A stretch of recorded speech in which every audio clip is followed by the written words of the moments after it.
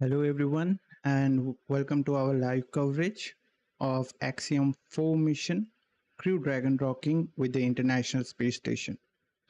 Axiom-4 mission launched from East Coast, that is from Pad Launch Complex 39A at NASA's Kennedy Space Center in Florida on June 25th, 2025, that is yesterday. If this is your first time here, hi, my name is Dipto Mitra, performing the commentary for today's docking event of Axiom-4 mission, and you are watching AstroYonder live. Roger, 0G, and I feel fine. Capsule is turning around. Houston, we see a nominal MECO. Welcome to space.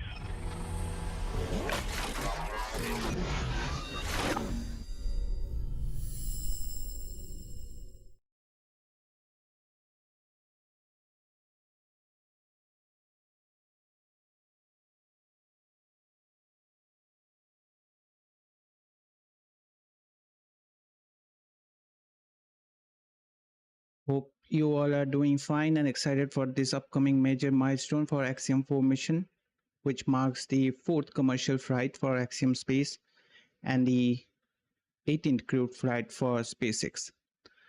After 7 times the launch got delayed, finally we had the much anticipated launch yesterday, and right now I'm pretty sure your excitement is hyped for the Axiom-4 docking with the International Space Station. Just a second, I had this Dragon to follow website here. I don't know why it's not showing. Well, there it is. Now we are super excited bringing you the coverage of Axiom Mission 4 docking with the International Space Station. Axiom mission launch marked the 406th overall launch and the 78th Falcon 9 launch of this year for SpaceX. After a journey of approximately 28 hours and 29 minutes, the Crew Dragon Grace with Axiom-4's crew member on board will dock with the International Space Station, which is approximately 2 hours 39 minutes from now. Now let's but before that, this mission is, let me tell you, this mission is for the Axiom Space, a commercial organization launching their fourth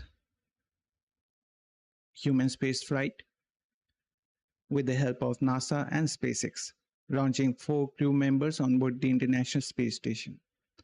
So far, SpaceX launched 17 crewed missions aboard its Dragon spacecraft, and with this one, it is the 18th crewed mission for SpaceX. And previously, they launched 66 crew members to and back from the orbital outpost. That number is going to rise now with a total of 70 crew members launched by SpaceX, including the ongoing Axiom-4 mission. Now, before we get into further details, and we are closer to the webcast to begin, we are just 6 minutes away from the webcast. On behalf of AstroYonder team, we express our heartfelt gratitude for everyone joining us on this docking event. We are truly fueled up by your presence and support that inspires us to work more hard and to meet your expectations. A big thanks to our amazing YouTube community for the encouragement that keeps our mission flying as we provide you deep dive launch coverages loaded with extensive stats and thorough insights.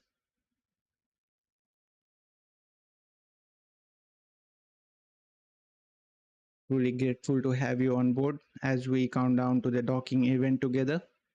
I would really appreciate if you guys could join the chat and let us know from where you are joining from.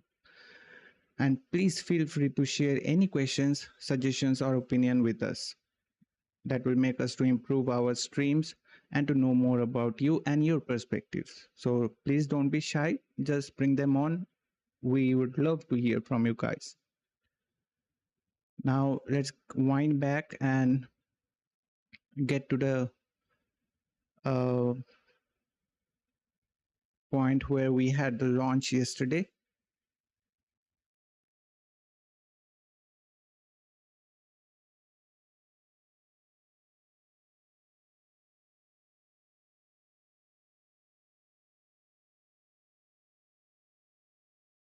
on Wednesday, June 25th at 2:31 a.m. Eastern Daytime, 6:31 hours UTC, Falcon 9 launched Space's Axiom-4 mission to the International Space Station from the historic Launch Complex 39A at NASA's Kennedy Space Center in Florida.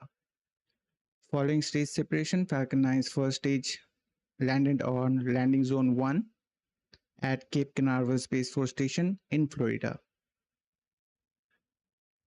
Now, just after stage separation and the boost back burn for the first stage, we got some spectacular views yesterday. That's what you will be going to see soon right now on your screen. Now, meanwhile, would like to welcome Zolz. I hope I'm pronouncing your name correctly. If not, my apologies. Thanks for joining us. I hope you will be enjoying the stream. And right now you can see this amazing view on your screen is a Falcon 9 boost back burn and stage separation plume interaction as Dragon and Ax-4 head towards the International Space Station. Now I will be providing you a technical details about the Dragon spacecraft, Dragon spacecraft docking with the International Space Station. Now let's learn a little bit about the Axiom-4 Mission patch. The Axiom-4 Mission patch is a powerful symbol of the unity connecting the United States, India, Poland, and Hungary in their shared journey to the International Space Station. Just a second, it's on loop. It will be keep repeating itself. So let's stop it.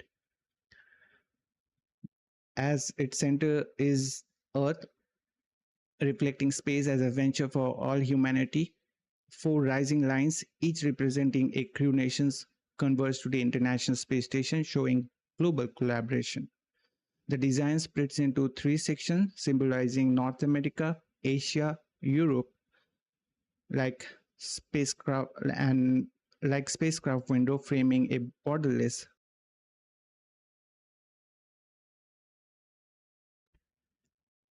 The 7-star highlights the inclusion of all the continents designated by the crew themselves, and the sleek geometrical patch captures the spirit of the modern exploration. And that's not all.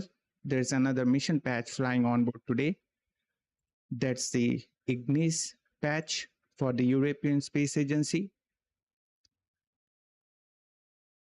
The Ingress patch representing Poland's role in Axiom Mission 4 to the International Space Station is a bold symbol of national pride and space ambition. Named after the Latin word for fire, it reflects the spark this mission brings to Poland's space journey. Designed with input from astronaut Sławosz Uznański, the patch features a red and white eagle mirroring Poland's emblem. Its wings shaped like the Orla-Perk mountain range, symbolizing strength and resilience. The eagle's tail forms a flame, and the second I, the alphabet I in Ingress, is styled as International Space Station, connecting directly to the mission's destination. And the overhead stars from the Scrotum constellation is a tribute to Polish astronomer Johannes Havelius. Now I guess we are about close to the webcast to begin, although it was 1 hour after from now, but I don't know, maybe SpaceX scheduled it in a wrong time, but they made it the right time. But as of now, it seems like there is no sound, but let's wait. If the stream is all right, I will be patching it for you guys. Now I will be glad to show you a time lapse of the International Dragon spacecraft getting close to the International Space Station as it approaches to the orbital outpost. I think the stream is well. I can hear the sound, so I will be patching it soon for you guys. Right now on your screen, you can see how the onboard cam view about the Dragon spacecraft looks when it approaches the International Space Station just before its docking.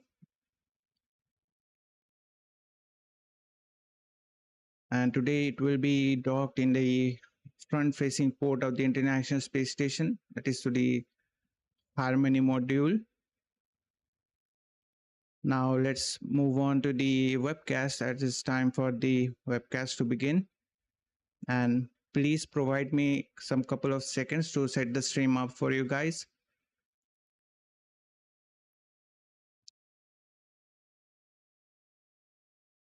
Don't worry, stream is not up as of now. They are still playing some pre-launch tune,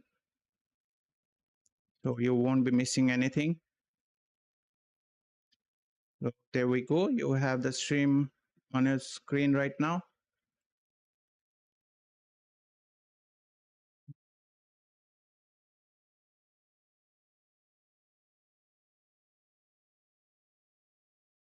Now, adding value to your viewing experience here at AstroYonder is our top priority. If you felt we somewhat achieved that, please consider liking this stream. It really helps others to find this stream out.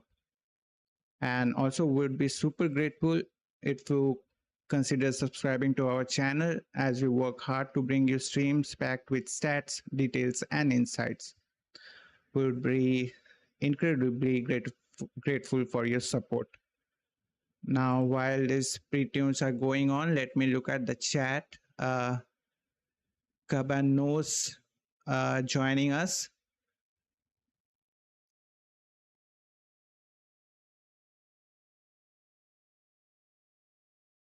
Cabanos, to your question, you can see it over here only. We are streaming that event itself. So you can see the docking to be happening here. And also, as well as I can tell everyone that I think if you guys are having X handle of your own, you can check out later on the SEN, S-E-N. They provide the 4K live views from the International Space Station. So I think they will be providing this docking event to be filmed in 4K, and it really looks marvelous. At least for personally, I feel so, and it looks far more better than like the in quality than better than the International Space Station cams, which are live always on NASA channel. So that SEN account, S-E-N, I'm again repeating, you can check that out on X handle. It really is they provide live views from the like International Space Station as well. And for docking event also, they provide the live views. So you can check that out later on. But right now, we will be streaming that as well. Continued coverage of Axiom-4 Mission, also known as Ax-4. Hello, I'm Paul Wizakowski, strategic space storyteller for Axiom Space, based out of Charlotte, North Carolina. And I'm Ronnie Foreman, a senior sales manager here at SpaceX. This webcast is a joint broadcast between NASA, SpaceX, and Axiom Space. Tonight, we'll all be walking you through the events of the Dragon spacecraft approaching and docking with the International Space Station. Our coverage today will continue through the welcome ceremony that awaits the Ax-4 crew once they are on board the ISS. The Ax-4 mission officially took flight yesterday, June 25th, when the Axiom Space crew lifted off from Kennedy Space Center's historic... While you are watching these live views, like the replay views of the launch, let me just interrupt you a little bit to provide you some updates. Some few minutes ago, we got an in-orbit event and the message from the 4 crew members. I hope they will be showing this on the live stream, although it was not planned previously, but they did it. So I hope they will be showing it on this live stream. And also just to remind you guys that today's this docking coverage, we will be followed by the hatch opening and the welcome ceremony. So right now, enjoy the stream. I'm still there with you. I will be providing some more insights during this stream For now, I am turning off my cam so that you can enjoy the stream in a more good way. Japanese Aerospace Exploration Agency astronaut Takaya Onishi and Roscosmos cosmonaut Kirill Peskov arrived at the International Space Station on Sunday, March 16th. So with that, let's head over to NASA's Zach Sheshki for a closer look at Dragon's flight to the International Space Station. Hello, Paul and Ronnie. It's great to be with you, and welcome Dragon Grace and the Axiom-4 crew aboard the International Space Station. I'm joining you from the International Space Station Flight Control Room here at NASA's Johnson Space Center in Houston, Texas. This is where mission operations are coordinated 24/7 to ensure the health, safety, and success of the orbiting laboratory, and it's an exciting place to be, especially on a morning like this. Right now, our flight control team behind me, led by Flight Director Allison Bollinger, and the Athena flight team is actively monitoring all systems aboard the International Space Station as we prepare to welcome Axiom-4.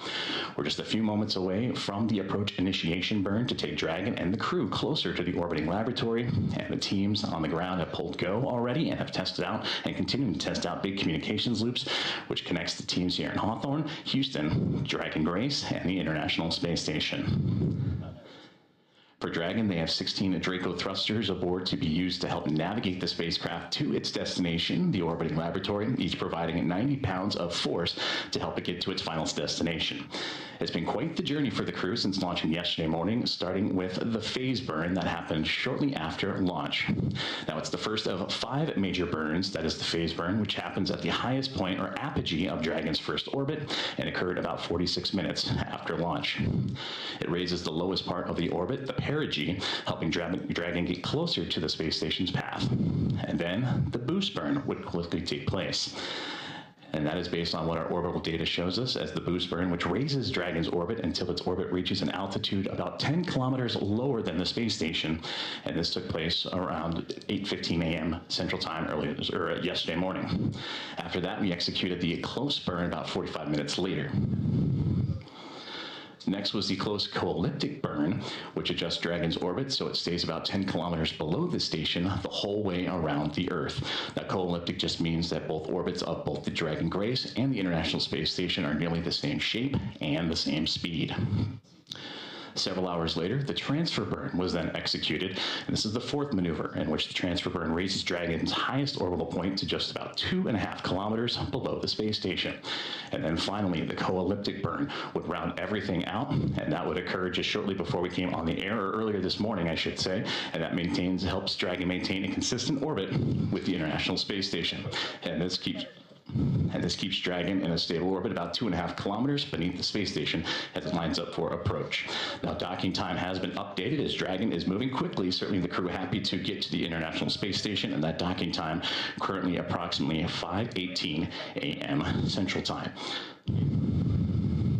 So that all sets things up for the approach initiation burn, and that's where Dragon begins its final climb in that stair step towards the orbiting laboratory. Now, this happens about 2.5 kilometers below and 7 kilometers behind the station. And about 45 minutes before all this happened, and just before we came on the air with you this morning, teams in SpaceX and Hawthorne, as well as NASA here in Houston, started integrated operations, working together to guide Dragon in. During this phase, they activate Dragon's navigation systems and turn on the C2V2, or Common Communications for Visiting Vehicles, a comm system that links Dragon with the space station crew. The approach initiation burn moves Dragon into a spot about 1/4 mile, 400 meters directly below the station. It also brings Dragon into a safety zone called the approach ellipsoid. And that is a large invisible oval around the station that measures 4 kilometers by 2 kilometers by 2 kilometers. Now, before entering the approach ellipsoid, Dragon must be on a 24-hour safe trajectory, which means if it lost control due to the thrusters, it wouldn't be able to drift into that area for at least a full day.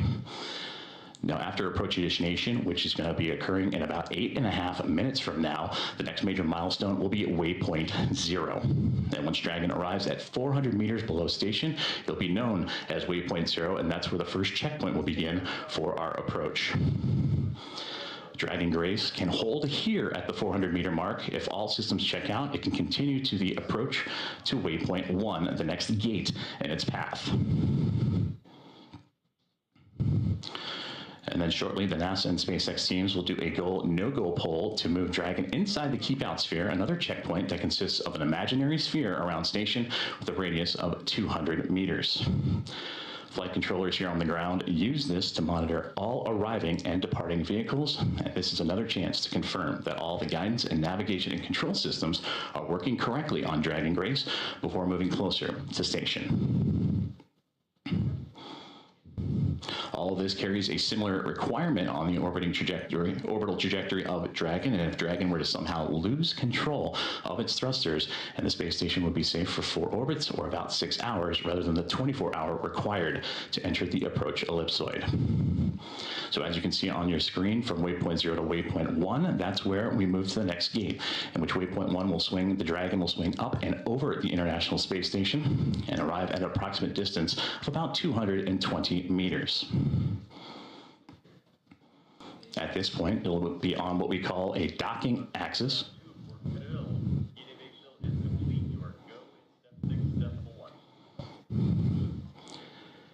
And at this point, it will be on what we call the docking axis, which essentially means it's just directly in front of the docking port for Dragon. And that's where the crew is heading, to the space-facing port of station, the Node 2 Zenith port on the Harmony module. And from there, that's where Dragon will be docked for all of our crew missions. And so far, this is where one of 2 docking ports and international docking adapters are located and installed for these new commercial spacecraft flights, as well as other future spacecraft that use the International Docking Standard. As Dragon Grace and the Axiom-4 crew continue to push forward and look to go right to the front step of the International Space Station, the next gate will be waypoint 2. And once Dragon is only 2 meters away at waypoint 2, the spacecraft focuses on aligning and fine-tuning its docking system with that international docking adapter on the International Space Station. From that point, we may hear out the call-out CHOP, which stands for Crew Hands-Off Point, and that happens a little less than 30 seconds or so before docking. At this point, any aborts will have to be done automatically by Dragon. And then from there, it's the moment we've all been waiting for the Axiom-4 team and the crew aboard the International Space Station, and that'll be the moment of contact, where the crew arrives to the space station and Dragon and the station make contact with giving us that final call and soft capture. And again, we are tracking for a approximate docking time of 5:18 a.m. Central Time, 6:18 a.m. Eastern Time. Once soft capture is made, the soft capture ring that connects the 2 will then retract until the sensors indicate it's time for the 12 hooks to drive in place to give us a hard capture and firmly secure Dragon to its new home and the space station. The Expedition 73 crew, namely Anne McLean and Nicole Ayers, aboard the International Space Station, got up earlier this morning, and they have already begun procedures to welcome the Axiom-4 team, and they will manually pressurize the vestibule or area between the Dragon hatch and the station hatch. And meanwhile, the umbilicals that provide the power and communications and data connections from there are being shared to be put in place. And then it's time for leak checks and hatch opening, which are currently lined up to come about 2 hours following the docking. And again, that docking time, 5:18 a.m. Central. When Dragon docks there, it'll be 5 spacecraft docked to the station with 11 crew members making its way on board the orbital outpost, and that'll bring the total number of visitors to the International Space Station to 288 since 1998. Many key milestones are coming up, and the crew aboard the International Space Station is looking forward to welcome Axiom-4. Of those milestones, we're continuing to monitor the approach initiation burn, and you can hear communication starting to happen between the big loop, and you'll hear it numerous times. It's coordinated ahead of this coverage, in which SpaceX and NASA teams coordinate a single line of communication for the 2 teams, as well as the Dragon spacecraft and the International Space Station. Part of the procedures to reach the milestones and the 4 crew members inside Dragon, they don their launch and entry suits to provide an extra layer of protection and pressure as they get ready for all these dynamic operations, and they should be able to be seated and ready to roll for the approach initiation burn. These procedures have the crew suited in their respective seats and the umbilicals plugged in to provide cooling and communications, and the suits are worn for the most dynamic parts of Dragon's journey. As we mentioned, the approach initiation burn coming up here in just a couple of moments.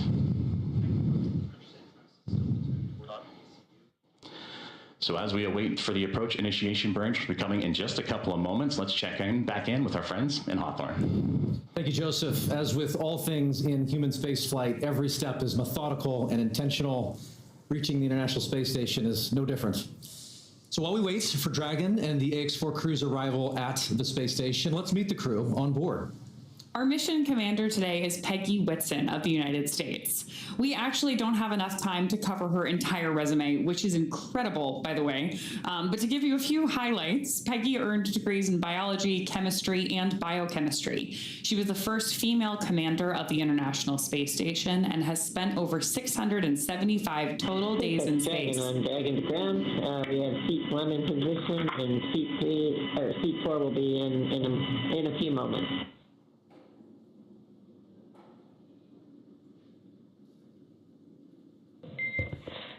And Peggy, I copy on Dragon to ground. Seat 1 is in position and seat 4 is almost there. I've got a quick update for you on the big loop configuration. ISS side is troubleshooting some audio packets with the C2V2 unit that's currently active. So I'll get back to you with more words when we have next steps there. Standing by. Thanks for the update. So we were just in the middle of talking about our commander, Peggy Whitson, when we heard her communicating here with our crew operations resource engineer at SpaceX Mission Control, which we hear called out as CORE over the nets. So our commander there, again, who was communicating with our team, has spent 675 total days in space so far. She's about to add some more to that. But so far, she has also logged 60 hours across 10 different spacewalks. She's a two-time commander for Axiom Space, having previously also served aboard AX-2. She was also just inducted as a member of the 2025 Astronaut Hall of Fame class. So congratulations, Commander Peggy. And seated beside her inside Dragon is our mission pilot Shubhanshu Shukla of India, whose call sign as a test pilot is Shuks. Representing the Indian Space Research Organization, or ISRO, Shuks is also an astronaut designate of India's inaugural human spaceflight effort, Gaganyaan, an Indian-built rocket and spacecraft. He was commissioned into the Indian Air Force Fighter Wing in 2006. He achieved the rank of Group Captain, in 2024, and has over 2,000 hours of flight experience aboard aircraft, including the Sukhoi 30, MKI, MiG-29, Jaguar, Hawk, and Antonov An-32. Our third crew member is mission specialist Sławosz Uznański-Wiśniewski of Poland. He's representing the European Space Agency as a project astronaut coming from the reserve class of 2022, much like Marcus Want, who served as a mission specialist on AX-3.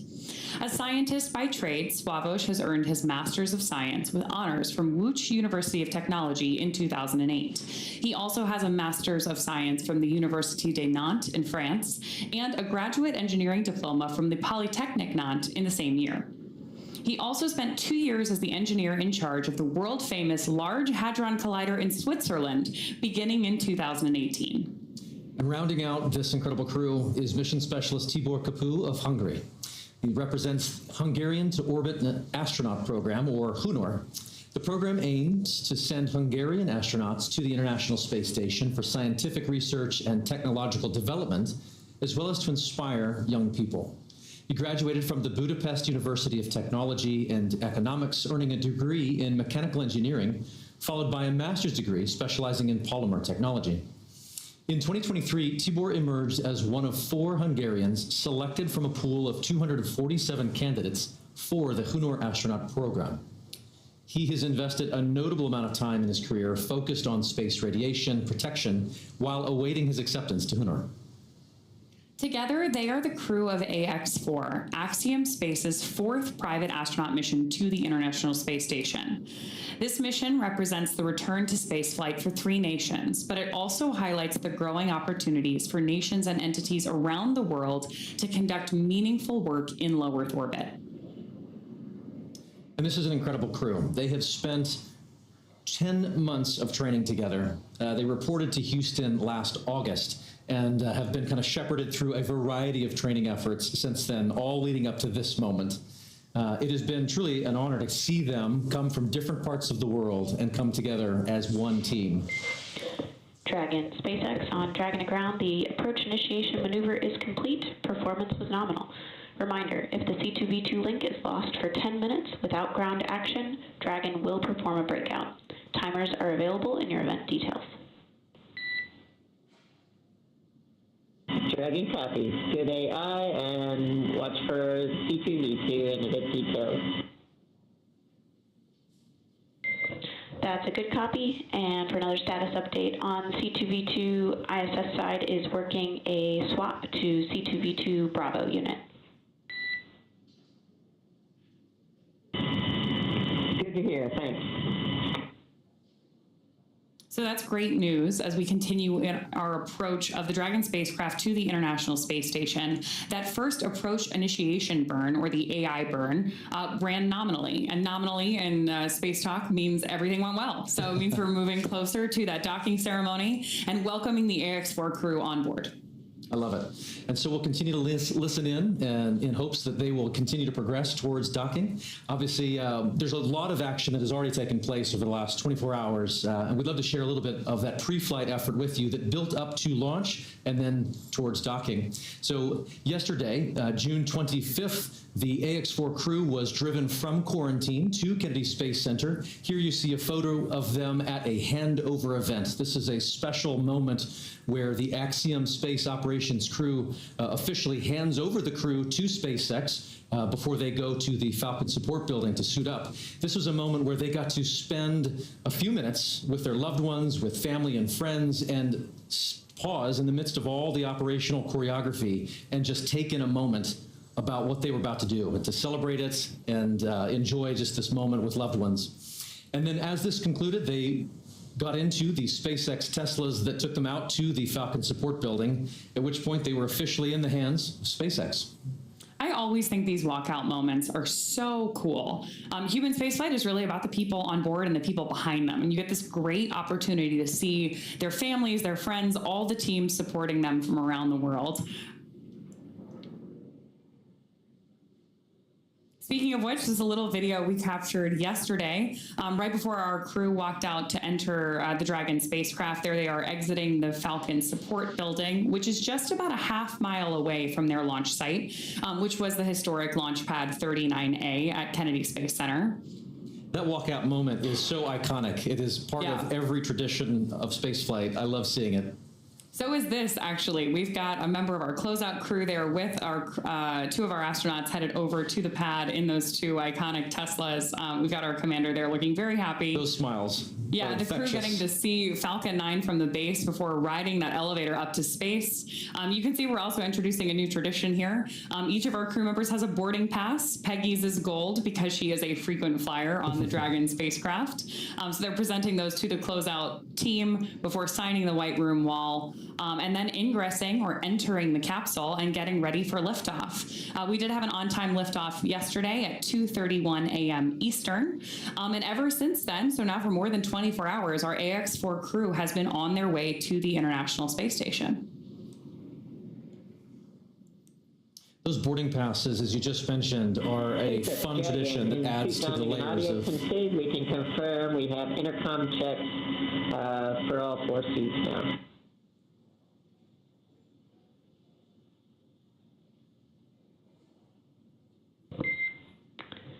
And Peggy, could you repeat your last? Just wanted to verify we had successful intercom checks, step 5.2, and suit donning and audio config, and we're just moving on. Okay, I copy successful intercom checks and suit donning and audio config complete and ready to move on. Good cut. So you'll hear us continue to talk from mission control here at SpaceX and the big loop, right? We've got NASA in the loop now too as we approach the ISS to our crew on board to perform comm checks. And SpaceX Dragon suit donning and audio config is complete for all 4 crew members. And to provide status updates. SpaceX copies. 4.010 suit donning and audio config complete for all 4 crew members. So that's particularly good news for mission control because one of the things that we have our astronauts do anytime we enter a dynamic phase of flight is put on those IVA suits. So when we talk about suit donning, they've been comfortable, right? Like we had those spacesuits on for liftoff, and hopefully we'll have some shots of liftoff from yesterday here for you in a moment. But we put those spacesuits on for liftoff, and then once we're safely in orbit, the astronauts can doff or take those suits off. But now that we're approaching the International Space Station again, we're going to don the suits, put them back on, because we're moving into that dynamic phase of flight. So we're getting some confirmation there from our crew to mission control that we're moving forward in each of these careful steps, preparing both the capsule and the Ax-4 crew for docking to the ISS. And these are all good call-outs. Yeah, great to hear. Yeah. Perfect. I love it. We were talking about Ingress just a moment ago. We'd love to show you shots of launch from yesterday. The teams at Kennedy Space Center, the SpaceX teams and the NASA teams, we're able to get some great shots of this Falcon 9 and Dragon lifting off. This was also the second liftoff and landing for our booster yesterday, so pretty exciting to see that flight-proven launch vehicle once again flying from 39A. And there you have it, Grace taking to the air for the very first time. That's a good point, Paul. This is our fifth and final Dragon in the fleet, which received its name yesterday from our commander, Peggy Whitson. Great shots of our crew there on their way up to space yesterday.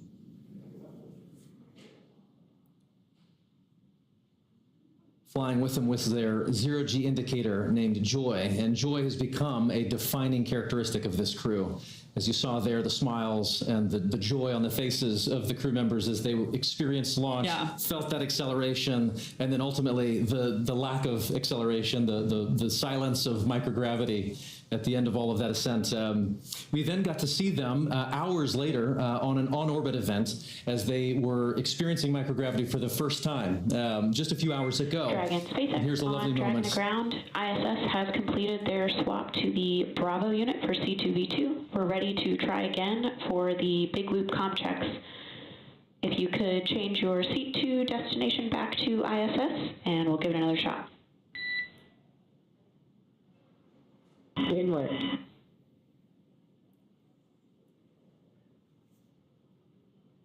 So, hello, myself Dipto Mitra from AstroYonder team. Joining you back again just to provide you some updates. We did got some call out from the communication team based at Houghton, California, and with the Commander Peggy Whitson that the suit dawn and the comm checks for all the 4 crew members are completed. And also the issue that ISS was facing with the C2V2 communication loop is being resolved right now. The audio is visible, and right now ISS and the Dragon is on the big loop. Meanwhile, would like to welcome Mulugu Satyanarayana for joining us. And just to provide you a little bit of context about today's mission, that what milestones it brings with today's Axiom-4 mission getting docked with the International Space Station.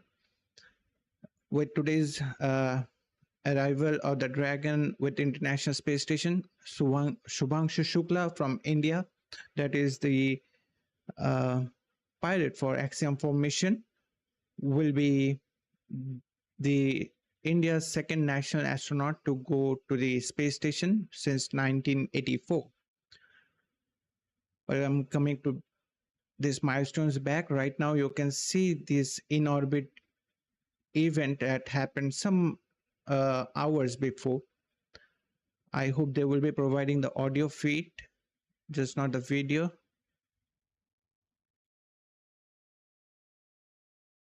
No, they didn't provide it. And right now, they are having the suit leak checks ongoing about the Dragon spacecraft for all the 4 crew members. And about the milestones for the Axiom-4 mission, I mentioned about the milestone that India will be achieving with today's docking of the Dragon spacecraft Grace, carrying the 4 astronauts for the Axiom-4 mission to the International Space Station. Now let's come to the next milestone is for the Sławosz Uznański and European Space Agency project astronaut will be the second Polish astronaut since 1978. Tibor Kapu will be the second national Hungarian astronaut since 1980. And about the commander, Peggy Whitson will command her second commercial, she is commanding her second commercial human spaceflight mission, adding to her standing record for the longest cumulative time in space by an American astronaut.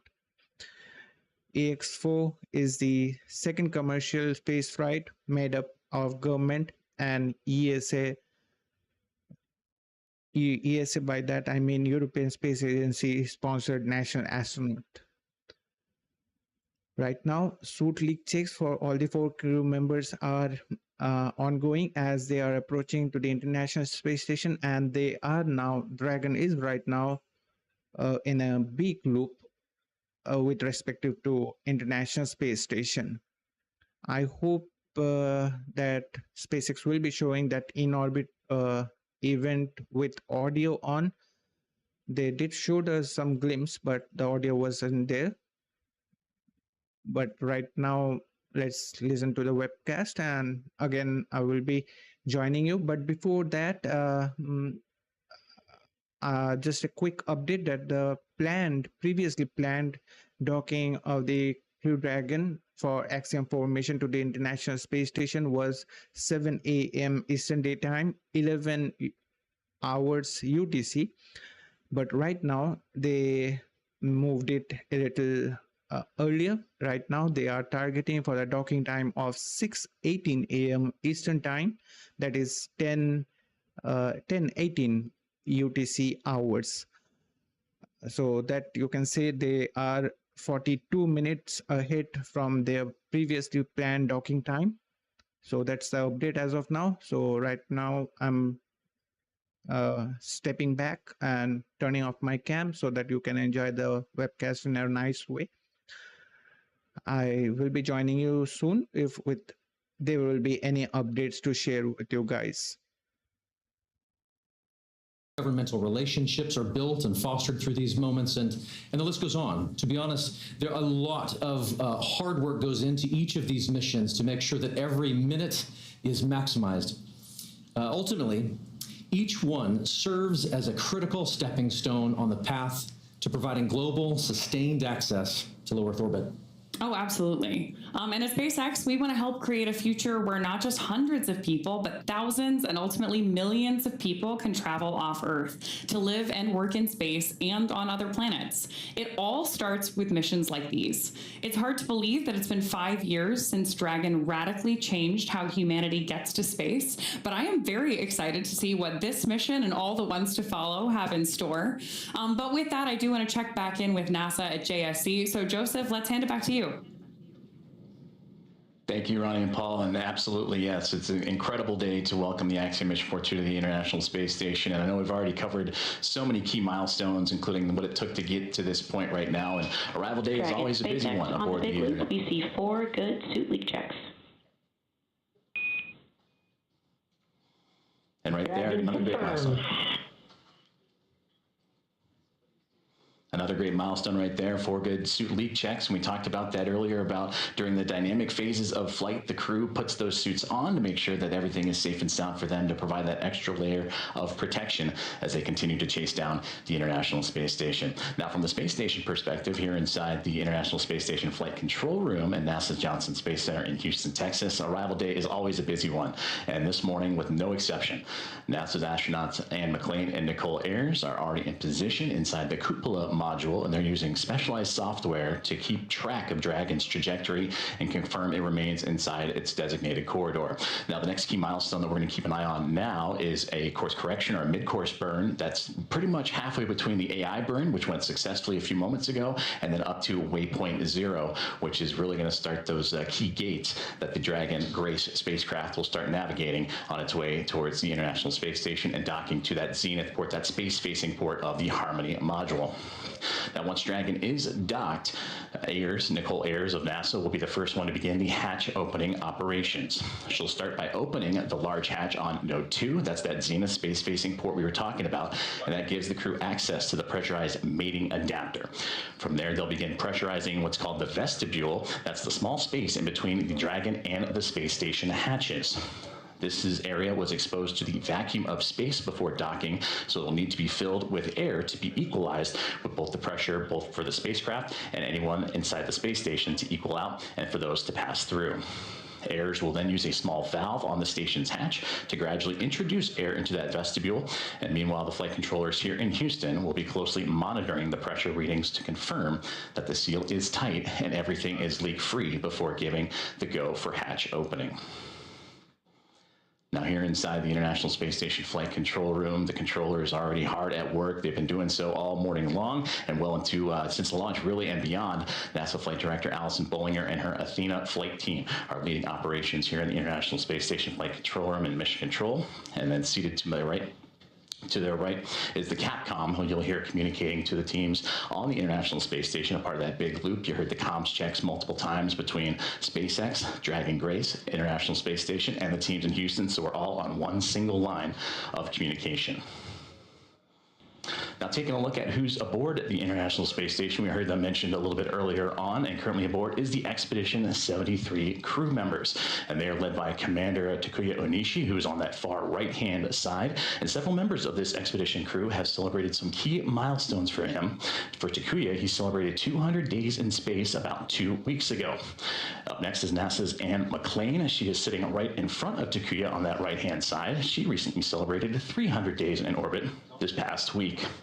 For Nicole Ayers, just on the other side of that Expedition 73 crew patch, she recently celebrated 100 days in space on Monday, and she and McClain are going to be the ones that are going to be monitoring the Axiom-4 team and Dragon Grace to the International Space Station.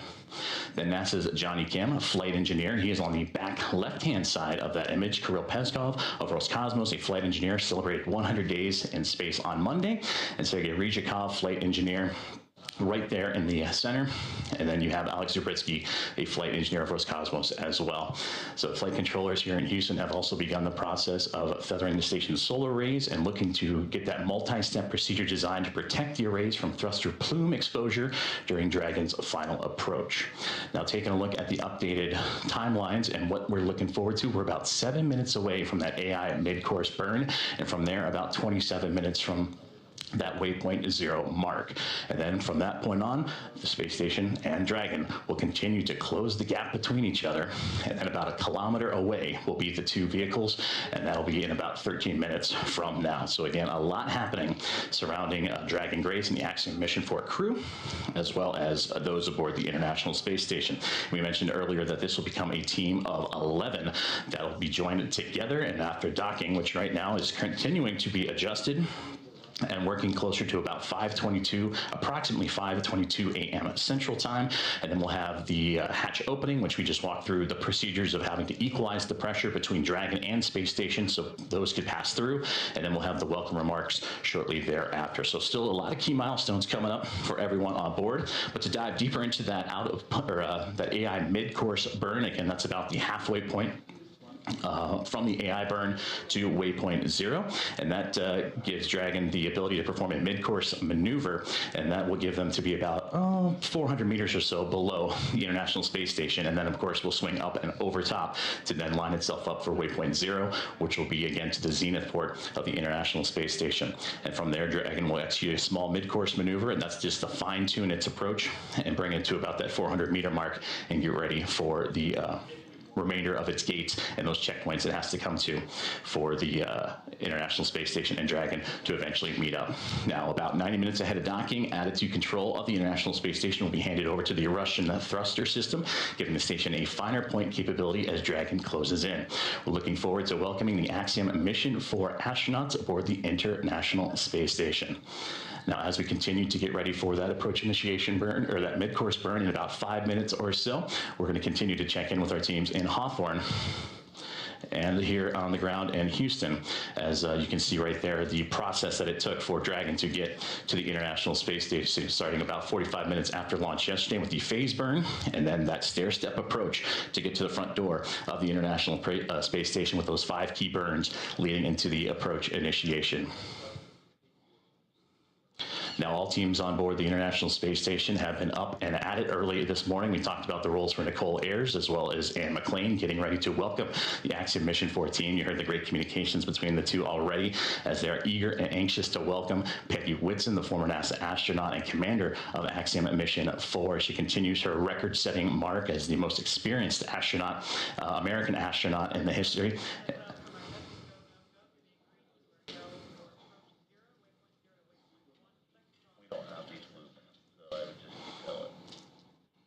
Currently listening into the loops of here, the teams on the ground as they're getting ready to do a go, no-go for waypoint 0, and Dragon's continued approach to the International Space Station.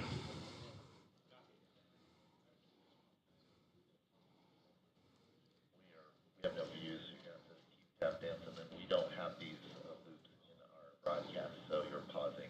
Let us know no loops in the broadcast. As we continue to follow along and continuing to tune in, we take momentary pauses just to listen to both the big loop of communications as well as the communications here in Houston and in SpaceX. As again, the team's pulling a go, no go for the International Space Station side of things to get ready for Dragon's arrival to the International Space Station. As I mentioned, once the mid-course maneuver is complete, it's then on to waypoint 0 and getting them to that 400-meter mark. And hopefully we can take a look at a little bit of that graphic of what's to come for the Dragon Grace and the team aboard Axiom Mission 4. And you see there, waypoint 0, about that 400-meter mark just outside the approach ellipsoid, that 400 kilometer by 2 kilometer by 2 kilometer invisible oval ellipsoid outside of the International Space Station. Hi everyone, myself Tibor joining again to provide you some quick updates. Right now we are waiting for a no-go poll for the AI mid-course burn that will make the Dragon spacecraft close to the waypoint 0 that you can see on your screen. That is about 400 meters away from the International Space Station, and reaching that waypoint 0, Dragon will loop have a hemisphere loop of just getting on the top of the International Space Station, considering the International Space Station's perspective, as because they are both are in space. You can't say there is any top or down direction, so it will be getting a hemispherical loop getting to the top of the International Space Station, and then will get more closer slowly with the help of super Draco thrusters, not super Draco, the Draco thrusters are aboard the Dragon spacecraft Grace. Now about the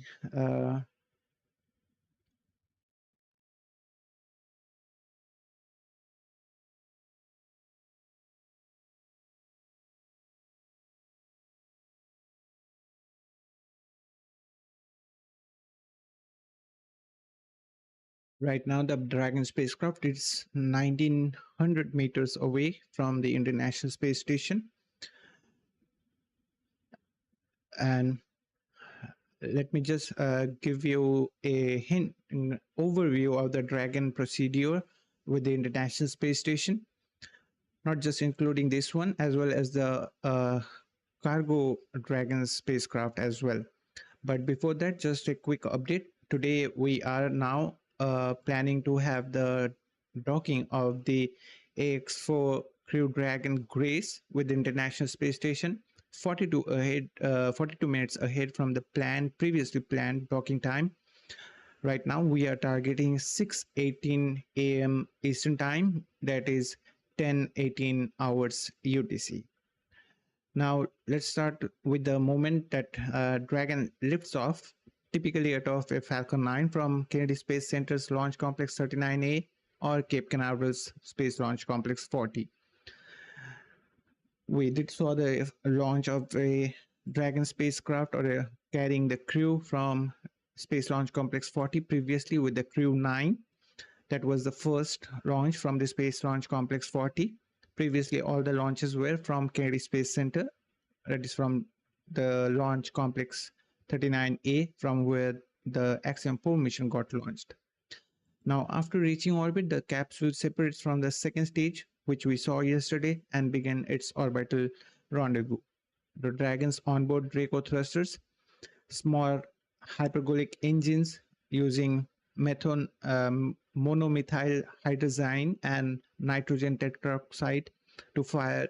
These are the fuels those Draco engines or thrusters uses, monomethyl hydrazine and nitrogen tetroxide, that will fire in precise bursts to adjust its trajectory. These thrusters will be also used today when they will be fine-tuning their trajectory, or you can say orientation, just to get close when they will be getting close to the International Space Station, so that they can dock with the International Space Station precisely with the docking port, that is a Harmony module. Now, these thrusters provide a delta V change in velocity needed to align Dragon's orbit with the International Space Station, which orbits it at an altitude of roughly 400 kilometers above Earth with an inclination of 51.6 degrees. Then it comes the real magic. Dragon uses its autonomic navigation system, which relies on a suite of sensors, including LiDAR. Let me spell it, LIDAR. That is also stands for light detection and ranging.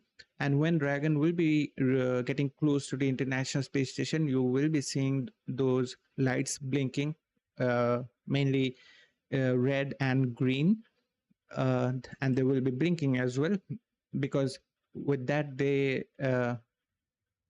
Dragon spacecraft can get that sense that how far it is, as they itself are called sensors. So also they uses the thermal imagers and star trackers to determine its position related to the International Space Station. The capsule's flight computers run complex algorithm to calculate its trajectory, ensuring it follows a predefined approach corridor toward the station. This corridor is a narrow conical path that keeps Dragon safely aligned with the ISS docking port.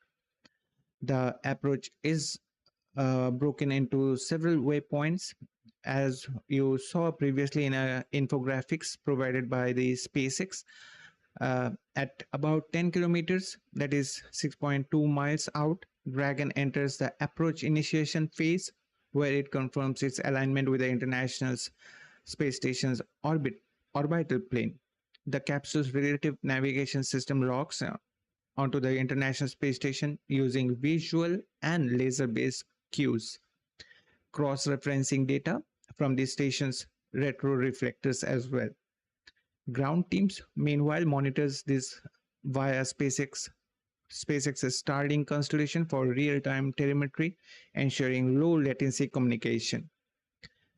As Dragon closes in around 2.5 kilometers, or you can say 1.5 miles, it enters the proximity operations phase. Here, the capsule monitors execute a series of burns to reduce its relative velocity to the International Space Station to near zero, a process called relative station keeping.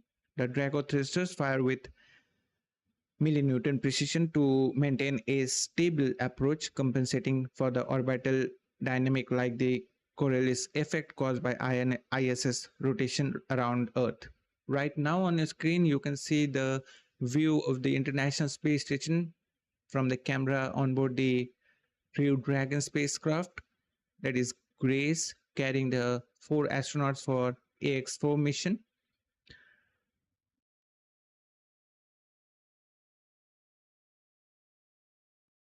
Now you can see some inside views from the Dragon capsule. This view you are seeing is with the 2 crew members on the front seat. That is the commander Peggy Whitson and the pilot Shubhanshu Shukla for Axiom-4 mission.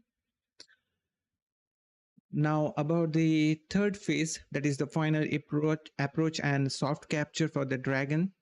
Again, we are getting the views from the onboard cam of the Dragon spacecraft.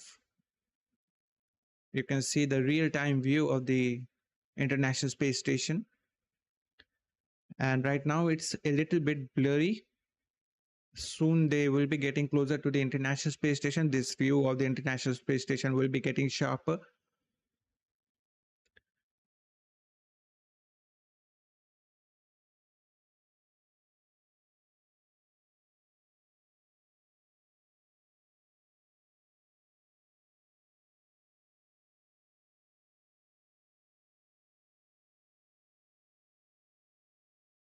Right now, Dragon spacecraft is just 1,000 meters away from the International Space Station.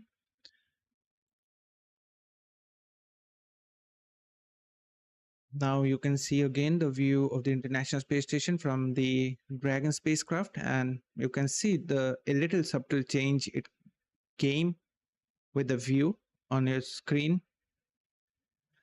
Now about the final approach and soft capture, I was mentioning for the Dragon's docking procedure with the International Space Station. And right now on your screen, you can see the telemetry got to be shown. Now, when Dragon is about 250 meters, that is equivalent to 820 feet from the International Space Station, it enters the approach ellipsoid, a virtual boundary around the station.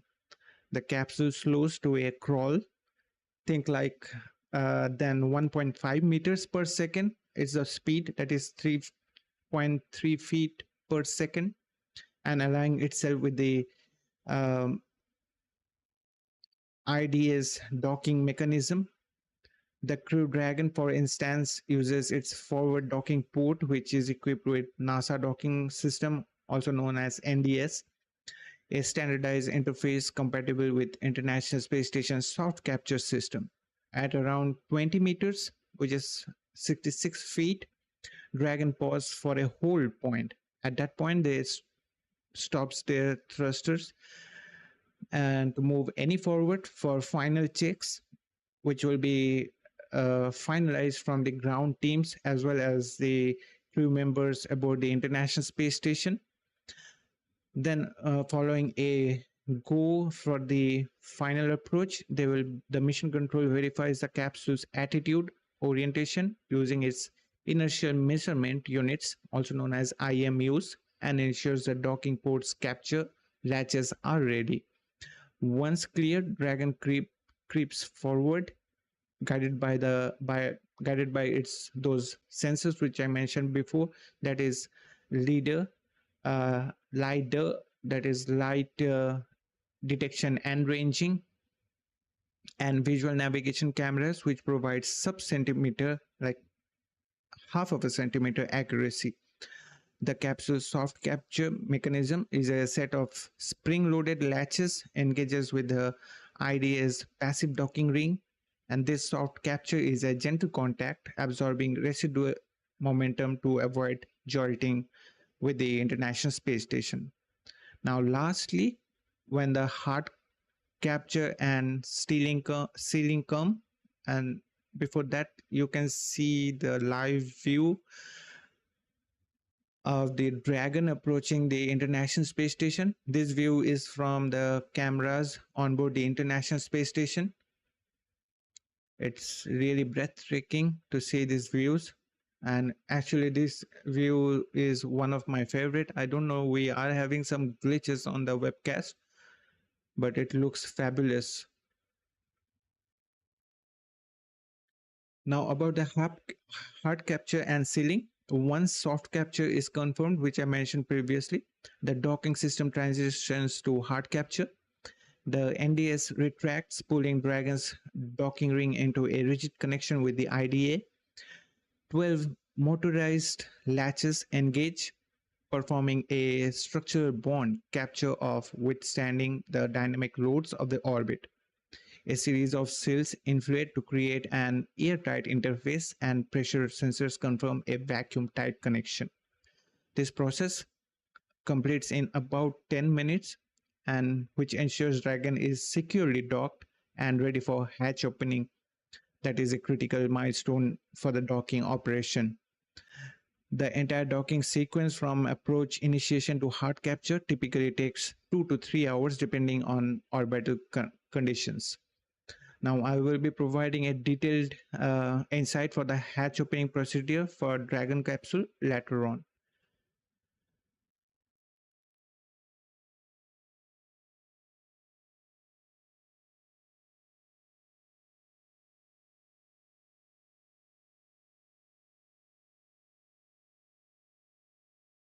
Now that no-go poll is complete, they got a go for the approach to the International Space Station for the Crew Dragon. They are right now approaching the crew point, waypoint 0, that is approximately 400 meters away from the International Space Station. But before reaching that, we have to go through waypoint 2 and waypoint 1. And now, right now, you guys enjoy the stream. I will be turning off my cam so that you can enjoy the stream in a more good way. I will be coming up in a while with some more detailed insights for the hatch opening procedure for the Dragon capsule. Till then, enjoy the stream.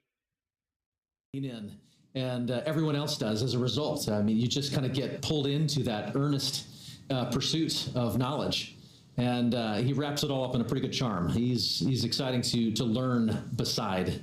You know, I for one found myself wanting to lean in and learn alongside him as an outsider here. But his curiosity is probably matched only by his love for exploration and being out in the unknown.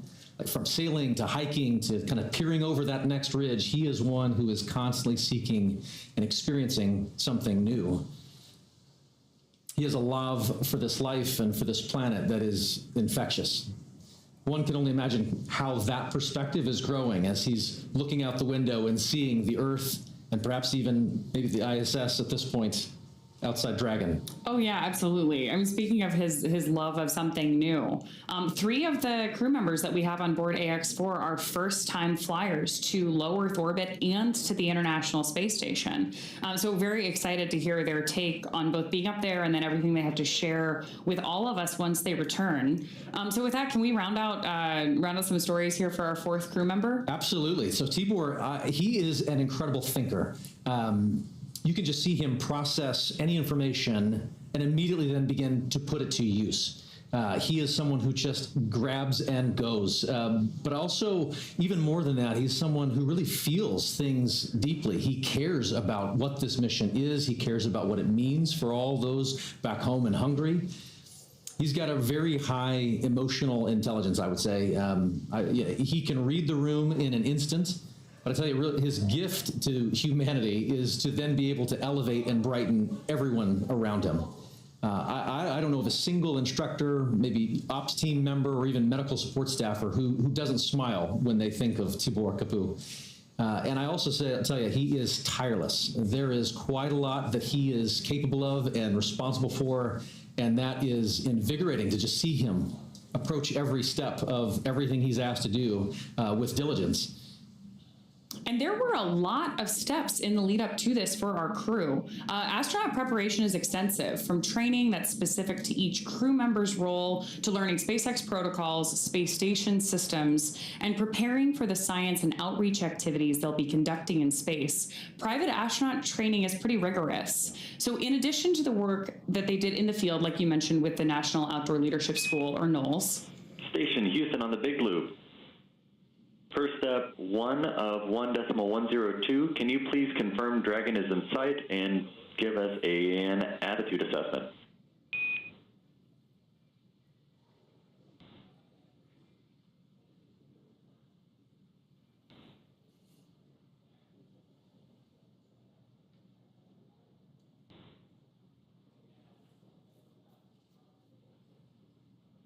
So we are standing by for that update there on the attitude of the spacecraft. Attitude, when we're talking about space travel, means the position of the spacecraft.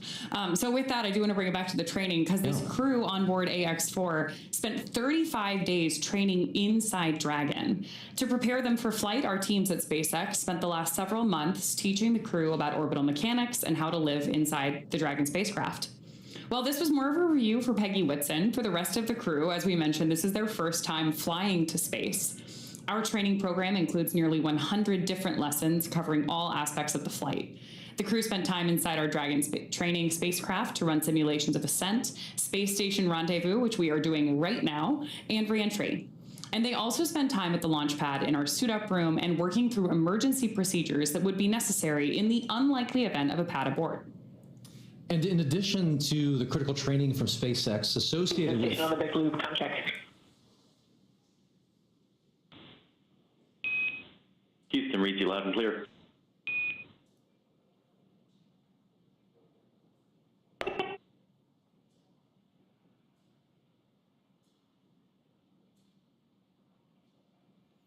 And as we were saying, in addition to the critical training from SpaceX associated with all of these dynamic phases of ascent and return, Axiom Space has facilitated a host of training efforts since August over these last 10 months to ensure that the crew and all of those who support them are ready Station for this Houston mission. on the big loop. We did not copy your last.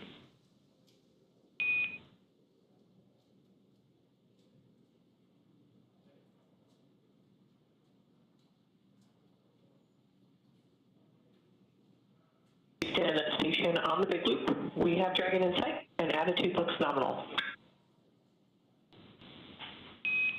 Houston copies. That's a good report. That is a great report. It's always nice to hear those confirmations, especially across the big loop, because we are coordinating so many teams for missions like this. Absolutely.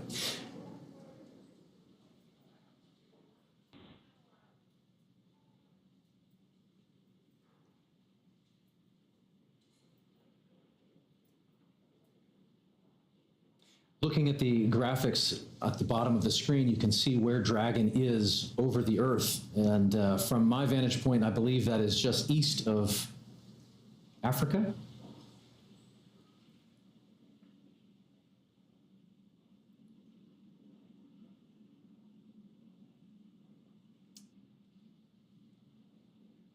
I think one of the things that's the most striking to me is that as we watch all these different visuals come into play, which again, we are bringing you whenever we have them. So when we've got good views, we're sharing them with you. We're really seeing how quickly Dragon is approaching the station. At 429 kilometers above the Earth, they are continuing to raise that elevation, that altitude, and get closer and closer to where they'll be working and living for the next 2 weeks. But again, these visuals just tell an amazing story of where we're going and what we're doing, where low Earth orbit is. It is hard to really comprehend and wrap your mind around the idea of living off planet, and yet visuals like this start to help you make that real. Oh, absolutely. And hearing commentary like we did earlier from that on-orbit check-in, it was great to hear how quickly even the crew was saying they were learning how to do things in microgravity, especially because we have so many first-time flyers on this mission. Hopefully, first time, but not the last. We have a repeat with our commander, Peggy Whitson, as well.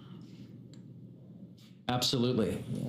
A little bit of joy goes a long way, and overcoming some of those probably initial sensations and adjusting to microgravity. Shubhanshu had mentioned that it was taking a minute to kind of collect himself and find his space legs, but clearly they are all in good spirits and getting ready to get very active on board the International Space Station. Which I'm sure will also be like an acclimation process, right? Absolutely. They've gotten used to Dragon. They've been in flight now for more than a day. All told, from launch to rendezvous at the station, we're looking at about a 28-hour flight. The time is somewhat dependent on the relative position of the International Space Station to our launch site at the time that we launch.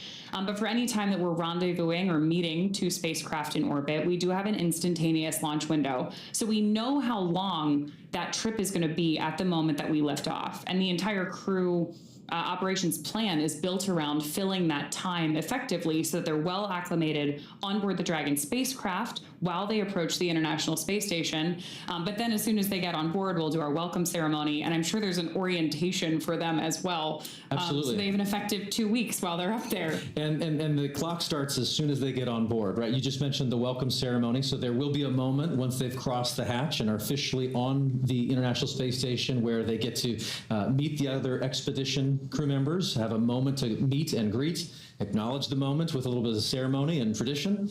There might even be some pinning of astronaut pins to go around. But then they get right to work. Certainly, I know that there are steps where they take to just kind of acclimate to the station, where the commander is going to take them around and make sure that they're clear on roles and responsibilities. But then again, the red line begins, and they are chasing it for the next 2 weeks, trying to accomplish a host of research efforts and outreach events. It's a full couple of weeks ahead of them. We also have a full couple of hours here ahead of us before we get to that part. Yes. We are less than a minute away from approaching waypoint 0. So I do want to check back in with NASA. Joseph, why don't you give us an update on where our spacecraft is relative to the ISS? Thank you very much, Ronnie and Paul, as we here in the teams at the International Space Station Flight Control Room tracking the arrival to waypoint 0 for Dragon Grace and the Axiom Mission 14, which they have just now hit that mark, which means approximately 400 meters directly below the station. And we can see those wonderful views now, and you can really see that high resolution of Dragon Grace continuing its methodical approach to the International Space Station. We're still tracking a docking time of about 5:18 a.m. Central Time, 6:18 a.m. Eastern. And you mentioned the hatch opening, and then as well as the welcome remarks shortly to follow. Hatch opening roughly about 2 hours or so after the initial contact and capture.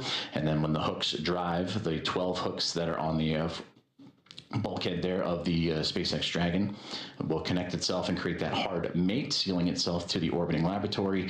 And once the pressure checks and seals will be done, then everything will be pressurized and ready to go. So waypoint 0 has been achieved, and now they're making their way onto waypoint 1. But you heard earlier on the loops that they have received the go to proceed past waypoint 1 and head straight onto waypoint 2. And that means they'll continue to swing up and above the International Space Station. And then what would have been a pause at the 220 meter mark, they'll continue to press forward and look to get to about waypoint 2. And waypoint 2's arrival will be just right on the doorstep of the International Space Station, Dragon, about 28 meters away. Big loop approach 0 has started, and the trajectory has converged on waypoint 1. Expect arrival at waypoint 1 at 10:09 Zulu.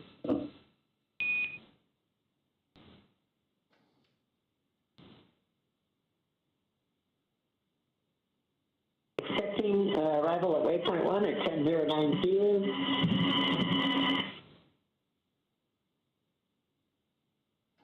And there you heard it right there, that they are continuing to move on along and get ready to approach what would be waypoint 1, which that milestone will be in about a little less than 40 minutes from now. As you see right there on your screen, the Dragon Grace spacecraft continuing its methodical approach to the International Space Station. And of course, the 7 members aboard Space Station right now, looking forward to welcoming Commander Peggy Whitson, pilot Shubhanshu Shukla, as well as mission specialists Sławosz, Uznański-Wiśniewski, and Tibor Kapu to the orbiting laboratory. And a welcome back to Commander Peggy Whitson. This will be her 5th time in her 5th space flight. All of her space flights, what are the previous 3 with NASA, and now 2 with Axiom Space, all key components and key missions involving the International Space Station.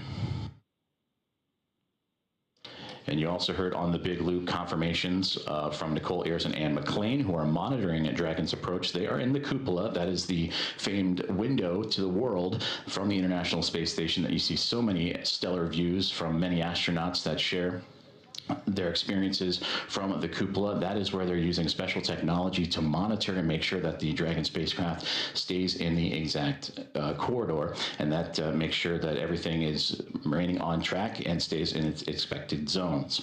Now, as we continue to march towards waypoint 1, and again, they will bypass waypoint 1 unless they need to make that pit stop to make sure everything is fine-tuned and ready. Once Dragon continues through waypoint 1, waypoint 2, and then eventual capture, Nicole Ayers will be the primed NASA astronauts to start the hatch opening process. And that'll begin by opening the large hatch on the Node 2 Zenith port. That is the port facing outer space, and that gives them access to the pressurized mating adapter. And there, Ayers and McLean and company will then move in and make sure that everything is sealed up once checks have been done and the relative dampening motion has been removed between Dragon and its connection to the International Space Station. And Ayers will pressurize the vestibule, and that is the small space between the hatches of the Dragon spacecraft and the space station. Now, that vestibule has been exposed to the vacuum of space, and that was all due to prior to docking. So the crew will need to fill it with air to make sure its pressure is nearly equal with the atmospheric pressure on Dragon and in the station. That pressure, similar to what we experience here on Earth at sea level, about 14 psi is what they need to bring it up to, again, from the vacuum of space.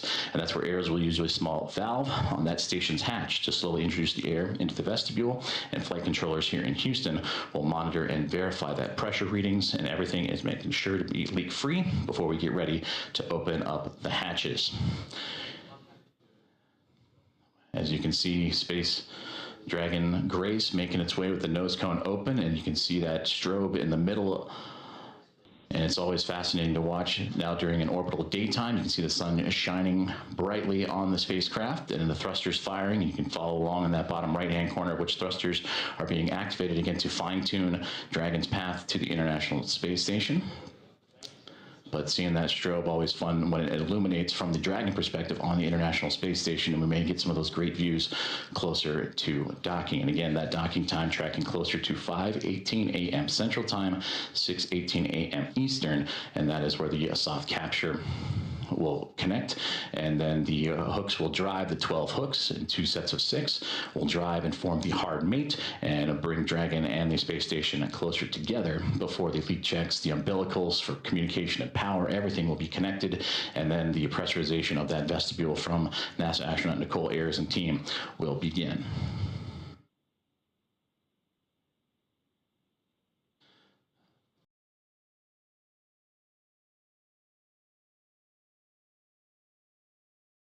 Hi everyone joining us for this live coverage of Axiom-4 mission docking with the International Space Station, carrying 4 astronauts on board the Crew Dragon Grace, making its maiden flight for the first time.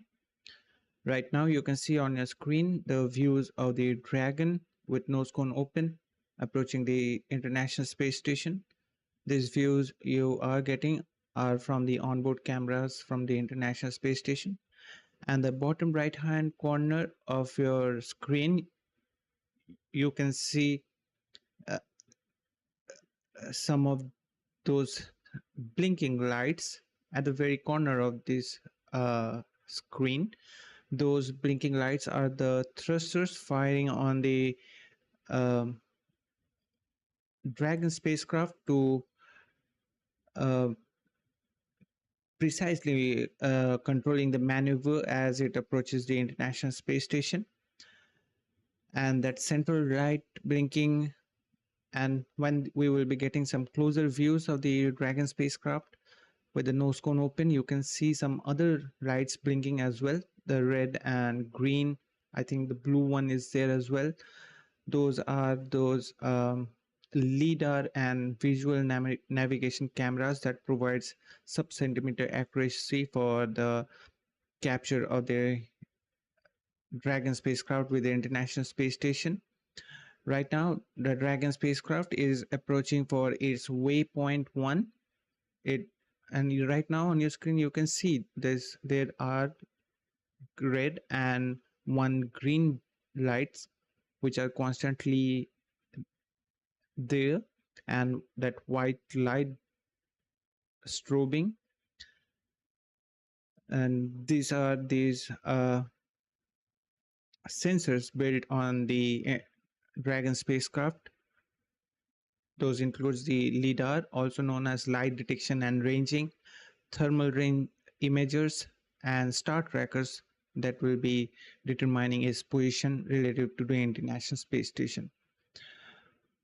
Today, the 7 crew members on board the International Space Station are preparing for the 4 crew members to be getting aboard the International Space Station. Out of these 4, Peggy Whitson, the commander, is a veteran one, but all the 3 others are the rookie astronauts.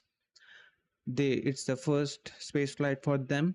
For Sławosz Uznański-Wiśniewski, India's Shubhanshu Shukla as a pilot for the Axiom-4 mission.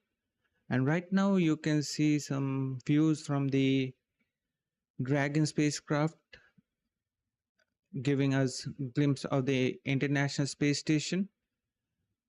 And previously you saw these views. That time the International Space Station looks a little bit blurry, but right now it's getting sharp and prominent. It will be getting more prominent and more sharper as the spacecraft gets closer to the International Space Station. So about the crew members, the commander is Peggy Whitson, who is a veteran one, and the pilot Shubhanshu Shukla, and 2 mission specialists, Tibor, Kapu, and Sławosz Uznański-Wiśniewski. They are all rookies astronauts flying for the first time to the space. And aboard the International Space Station, we right now have 7 crew members. After joining of the 4 crew members from the Axiom-4 mission, that will be a house of 11 crew members on the orbital outpost. And for today's docking procedure from Expedition 73, which is now commanded by Takuya Onishi from Japan, from JAXA to be precise. He is the commander right now of the Expedition 73. But today's docking procedure will be overseen by Nicole Ayers and Anne McLean. They are all geared up. They are monitoring with the ground system for the Dragon as it approaches to the International Space Station.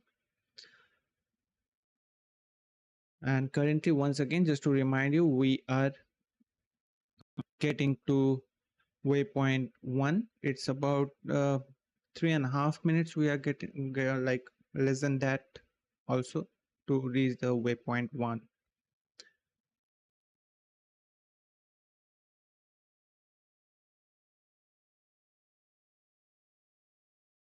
And that waypoint 1 is 220 meters away from the International Space Station.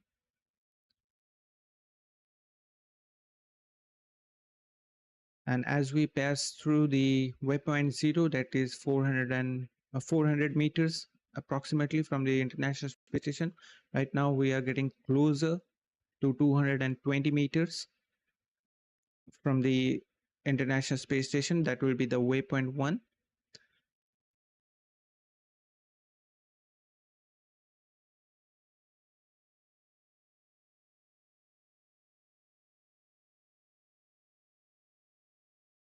And after reaching the waypoint 1, we will be having again a go no-go poll from the International Space Station, as well as the ground team based at the Hawthorne, California, and the Mission Control Center based in Houston for International Space Station.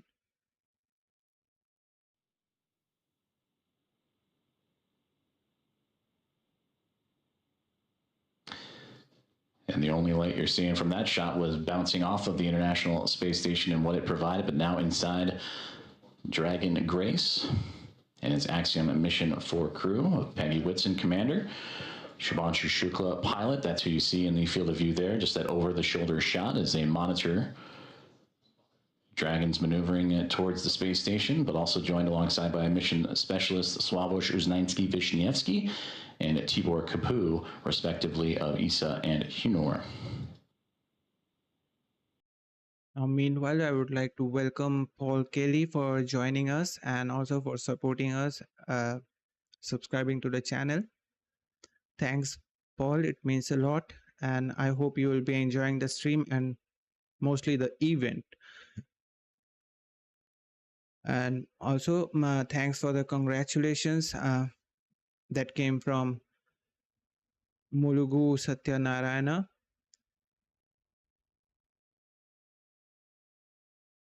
Meanwhile, I would like to request you guys, those who are joining us right now, if this stream fuels your love for space, kindly consider providing a like to this stream. That will really help this stream to get discovered by others, so that some other space enthusiasts can join us just like you.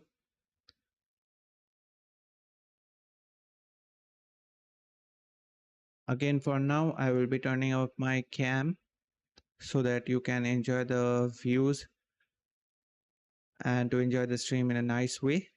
I will be coming up with any updates that to be shared with you guys. As of now, just to remind you, we are approaching to the waypoint 1 as we just crossed the waypoint 0. And right now you can see the ground teams from the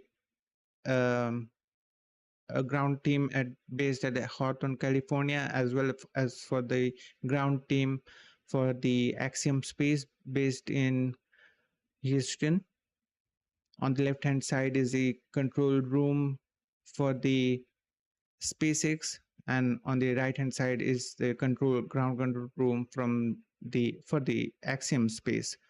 They both are coordinating with the NASA's flight control room for the International Space Station for a seamless and a meticulous capture of the Dragon spacecraft with the International Space Station. So with that, I will be turning off my cam and I will be joining you soon with any updates to be shared with you guys. Meanwhile, enjoy the stream.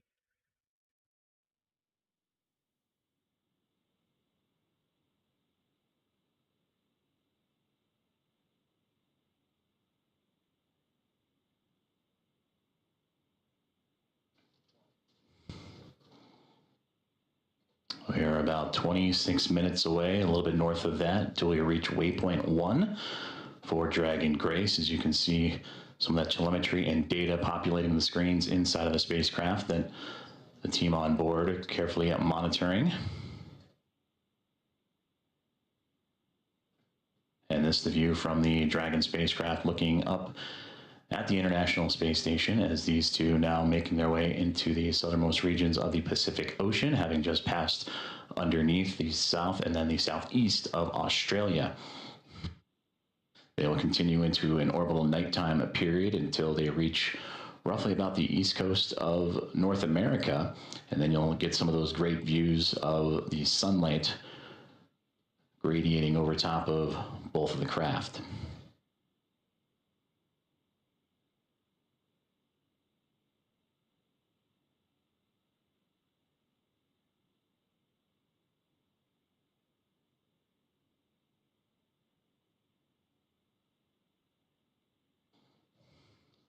So far, everything performing nominally for the SpaceX Dragon Grace spacecraft as it continues its push towards the International Space Station, and what's been quite the journey for them. You heard earlier that this, since launch, all the way up to the anticipated docking time will be about a 28-hour process, 28, 29 hours or so. So a lot has happened in a short amount of time as the teams in Hawthorne, California on the left and the teams on the right-hand side in Axiom Space working together with those here in Houston.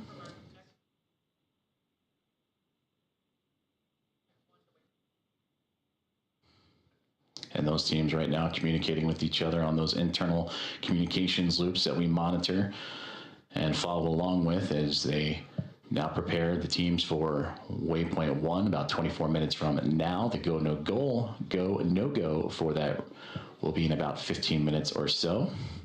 And we'll keep an ear out for those comms as, again, Dragon's starting to slow down its approach towards the International Space Station, a very methodical journey that all started shortly after launch, what was yesterday morning at 1:31 a.m. Central Time, 2:31 a.m. Eastern.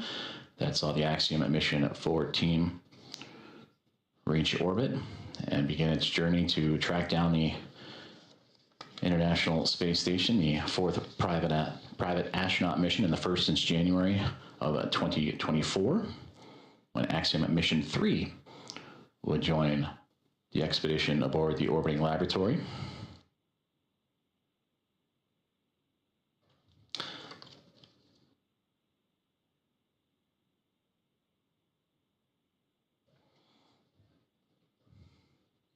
on board the International Space Station, the crews, they were up and got right into preparing for Dragon's arrival. NASA's Ann McClain and Nicole Ayers, who you've heard at times on the big communications loop talking to all parties. They are in the station's cupola using specialized software to track Dragon's approach and making sure it stays in the expected zones with that orbital nighttime currently enveloping the station and the Dragon spacecraft. They're keeping a close eye, and of course from the space station perspective, and we'll see it as we receive video communication, that strobing effect, that strobe light on the front, and that forward nose cone of the SpaceX Dragon to help illuminate its path and help keep track.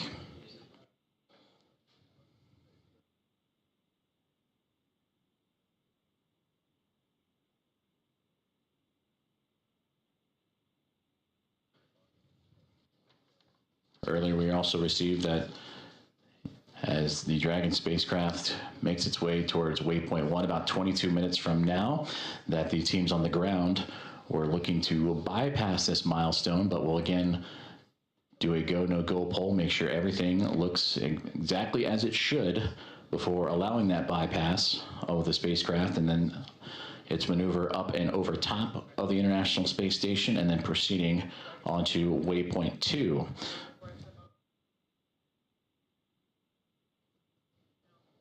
And a great graphic of the International Space Station, and just below it, the Dragon spacecraft is, again, they are making their journey across the Pacific Ocean, traveling over 26,000 kilometers an hour and 420 plus kilometers above the Earth's surface.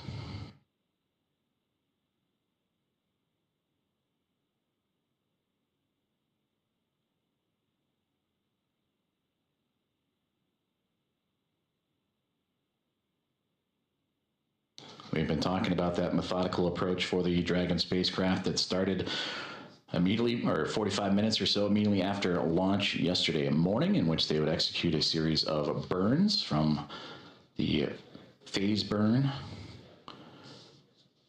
to the boost burn, co-elliptic, or close burn, transfer, and co-elliptic burn. Those 5 burns allow for the stair-stepping of Dragon to climb up in altitude, but also to close the gap, the distance between the International Space Station and the spacecraft itself. And that is what's led us up to this morning. The approach initiation burn started just shortly after the start of this broadcast, in which Dragon, in integrated operations with SpaceX and NASA working together with Axiom Space, all monitoring closely as Dragon Grace continues its way towards the orbiting lab, and looking to turn a crew, the Expedition 73 crew of 7 into a total of 11, a full house above the orbiting lab.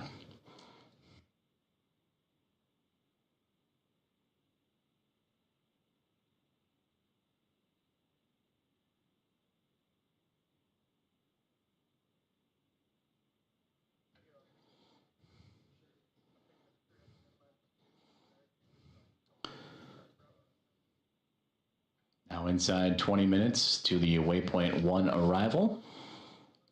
And about 10 minutes or so, the teams here inside Houston, as well as and SpaceX in Hawthorne, California, will continue to monitor and do the go, no go for waypoint 1. And if everything is on track, they'll continue to proceed through waypoint 1 onto waypoint 2. And waypoint 2 has them right on the doorstep of the International Space Station, about 20 meters out when they arrive to that waypoint, a little more than 65 feet away.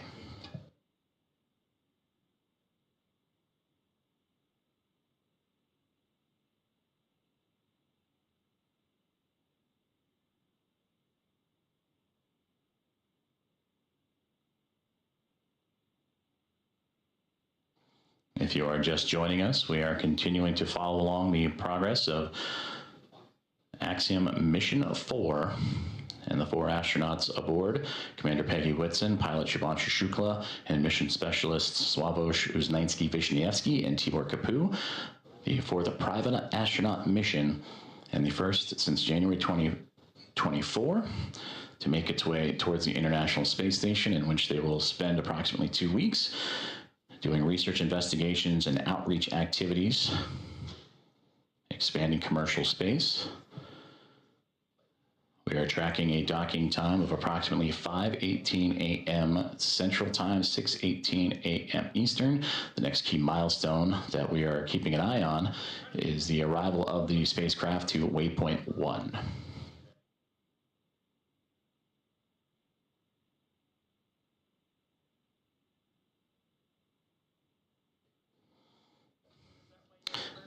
And to gain perspective, Waypoint 1 will be about 220 meters away between the Dragon spacecraft and the International Space Station. And that's the second checkpoint. They have already reached Waypoint 0 to begin this process. Waypoint 0, Waypoint 1, and then on to Waypoint 2, which we mentioned is about 20 meters away.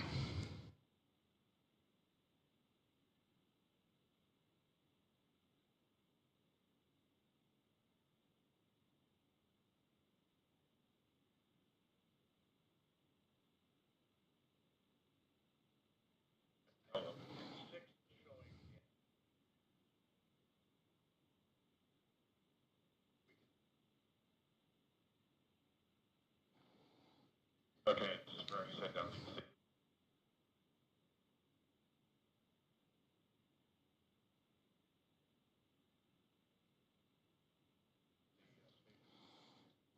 Great views there from the International Space Station, looking at the Dragon Grace spacecraft, that strobe light illuminating its path, as well as the port and starboard side lights. The red and green that you see on your screen is both the International Space Station and Dragon Grace in an orbital nighttime period. They're actually crossing over the Pacific Ocean, about to cross over the equator, and then eventually make its way over the west coast of North America.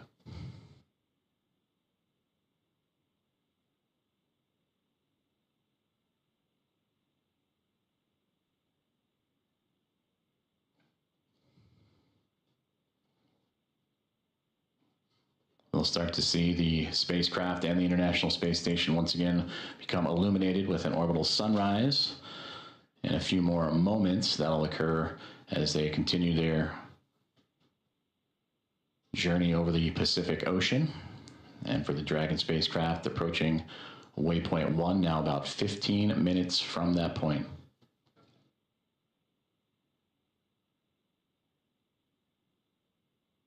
And we'll continue to bring those great views as you see that slow and steady progress of the Dragon vehicle as it continues to track down the orbiting laboratory. And on your screen, you see the speed and altitude, where it is over the Earth in current relation. But on that far right-hand side, that's the thruster firings. And you just see those illuminate every so often as Dragon continues to fine-tune its path towards the International Space Station.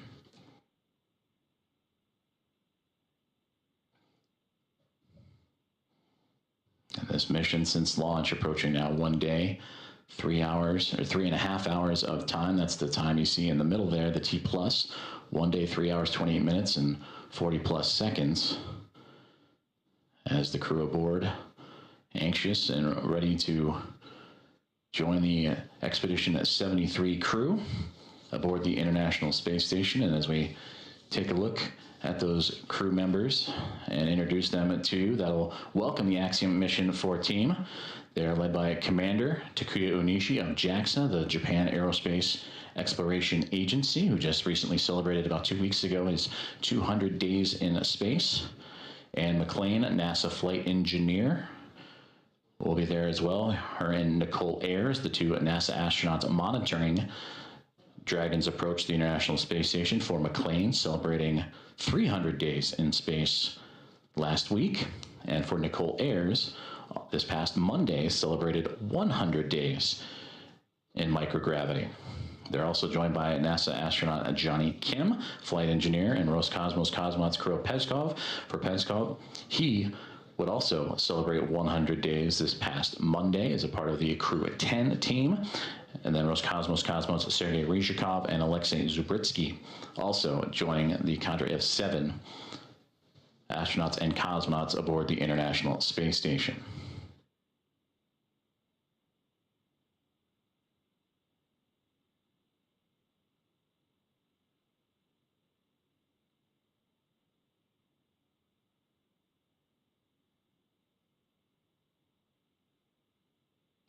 We mentioned earlier this is the 4th private astronaut mission to the International Space Station, and the first since January of 2024 since Axiom Mission 3 from the Axiom Mission 1 now through Axiom Mission 4. The International Space Station will have welcomed 14 different private astronaut crew members representing 111 different nations, and showcasing how these private astronaut missions truly expand access to the space station for more nations, people, and opportunities.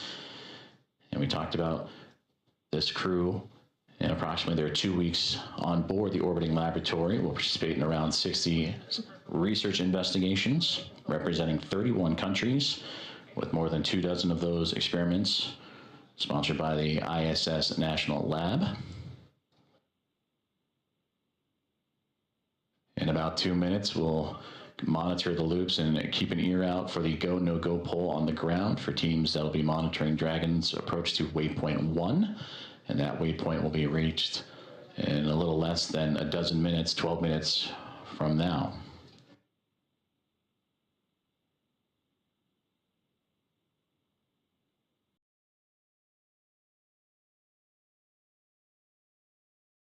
Hi there, myself Deeptu Mitra, joining from AstroYonder team, just to provide you some quick updates. Right now, we are waiting less than 2 minutes away from a go, no-go poll for the Crew Dragon to approach the waypoint 1, which is 220 meters away from the International Space Station. And upon having a go, they will be through the waypoint 1 to the waypoint 2. And that waypoint 2 is just 20 meters away from the International Space Station. And after that, they will be getting closer to the International Space Station with a very low speed for this I'm saying for the Dragon spacecraft, for a soft capture of the Dragon spacecraft with the International Space Station. Upon having a soft capture, we will have a hard capture with those 12 latch hooks up there at the docking adapter on the International Space Station. So right now we are waiting for that go no-go poll for the waypoint 0.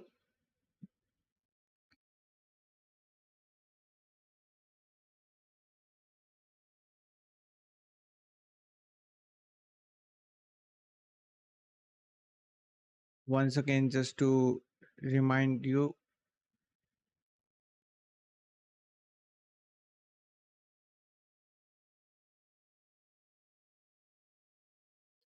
so we have an update that the docking time has been adjusted. Previously, it was at the very inception, it was 7 a.m. Eastern Time, 11 hours UTC.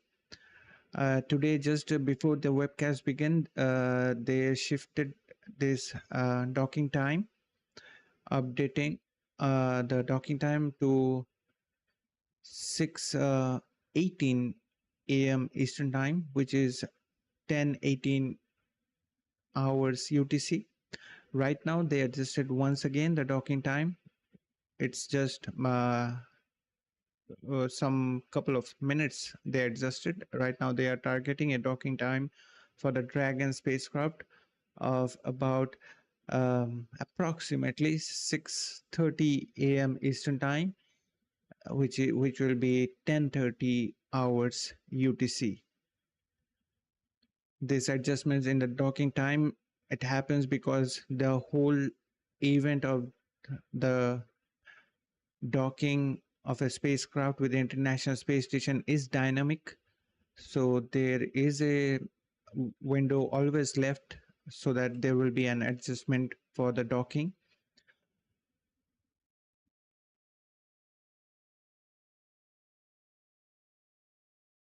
Once again, just to remind you, the new targeting docking time for the Crew Dragon Grace for the Axiom-4 crew on board is 6:30 a.m. Eastern Daytime, 10:30 hours UTC on June 26, 2025. That is today.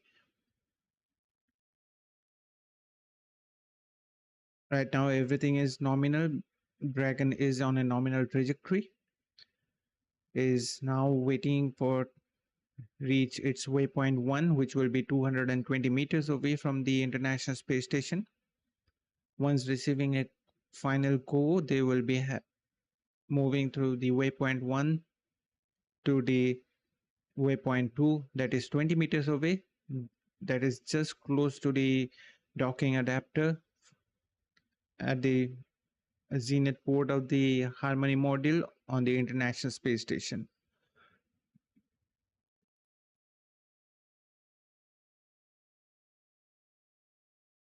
Now, meanwhile, just let me once again to mention all the milestones with this Axiom-4 mission will be getting achieved once they will be getting docked with the International Space Station. For India, Shubhanshu Shukla, being the pilot of Axiom-4 mission, will be the India's second national astronaut to go to space since 1984 and will be the first one to visit the International Space Station. For Sławosz Uznański-Wiśniewski, the mission specialist from Poland and representing European Space Agency project astronaut, will be the second Polish astronaut since 1978. While Tibor Kapu will be the second national Hungarian astronaut since 1980. And lastly, the commander, Peggy Whitson, will command her second commercial human spaceflight mission. When it's not will, again, I'm saying it mistakenly. She is commanding her second commercial human spaceflight, adding to her standing record for the longest cumulative time in space by an American astronaut. Worth mentioning, Ax-4 will be the second commercial space flight mission made up of government and European Space Agency sponsored national astronaut. Together, they will be accomplishing a huge numbers of experiments on board the International Space Station. Each of the members will be doing some of the experiments which are just meant for their country and the organization they are representing. And apart from that, the whole crew for the Axiom-4 mission, they will be doing some of the experiments that will be just for the Axiom Space organization and for the partners of the Axiom Space mission. Axiom Space, sorry. And right now you can see those strobe lights blinking with the nose cone open from the Indian Dragon spacecraft.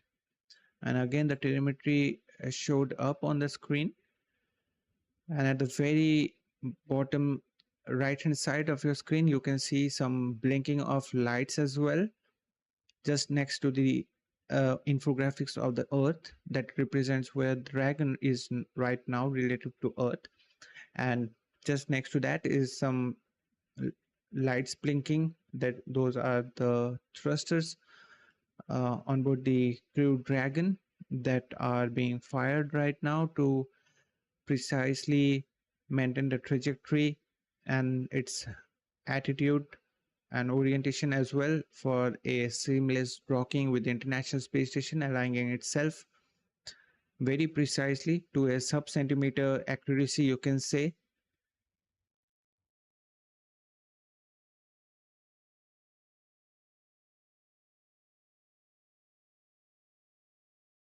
On board the Dragon spacecraft, there are numerous sensors for its autonomous navigation system, which relies on various sensors, as I mentioned, including LiDAR, which stands for light detection and ranging, thermal imagers, and star tracker to determine its position related to International Space Station. And out of those, you will be seeing in a while, and you saw it previously, there are some green lights and red lights on the front of the Dragon spacecraft. But to be true, I don't know which one is for which sensor. But altogether, they have the LiDAR, thermal sensor, and thermal imager and star tracker to find the exact position relative to International Space Station.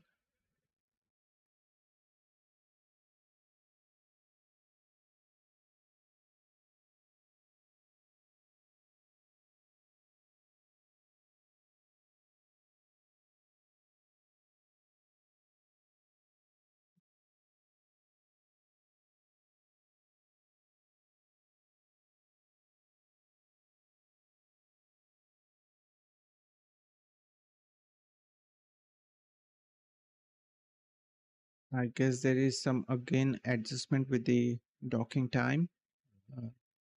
Locations there on the big loop between the teams in Houston and SpaceX, talking to Dragon Grace and the confirmations of the updated docking time. You heard the words 10:30. That's 10:30 Zulu, which Central Time is 5:30, as we had mentioned, 5:30 a.m. Central, 6:30 a.m. Eastern, as we return to that exciting view from Dragon looking up at the International Space Station. You can ever so faintly see the solar arrays coming into view, and that strobe light illuminating the radiators, which are right along that central portion and angling upward. So the docking time remains the same with the third adjusted docking time, that is 6:30 a.m. Eastern Time, 10:30 hours UTC. We are getting close to the International Space Station. You just saw some faint views of the International Space Station, as right now the Dragon as well as the International Space Station is in an orbital nighttime, and it will be coming right now. You can see slowly it's getting visible.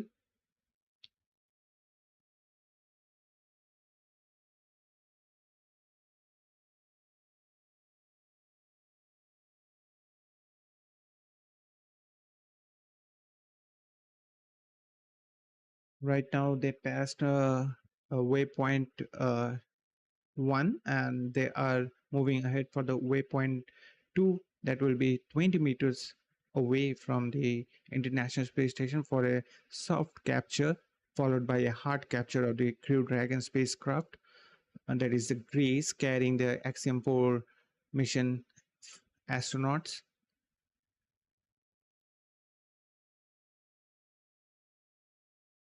Once again, the docking time remains the same, that is with the third adjusted docking time for today, that is 6:30 a.m. Eastern Time, 10:30 hours UTC. And right now, slowly the orbital night time is fading away. With that, you can see some clear views of the International Space Station. These views on your screen right now are from the onboard cameras on the Crew Dragon spacecraft. You can already see this ISS shining from the sunlight. We are getting a orbital sunrise there. Just for a quick knowledge, International Space Station revolves the Earth with approximately a period of 90 minutes.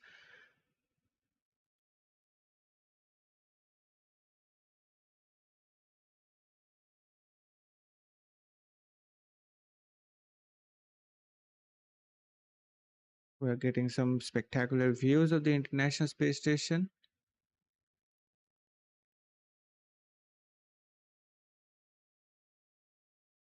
What this white thing is flowing away?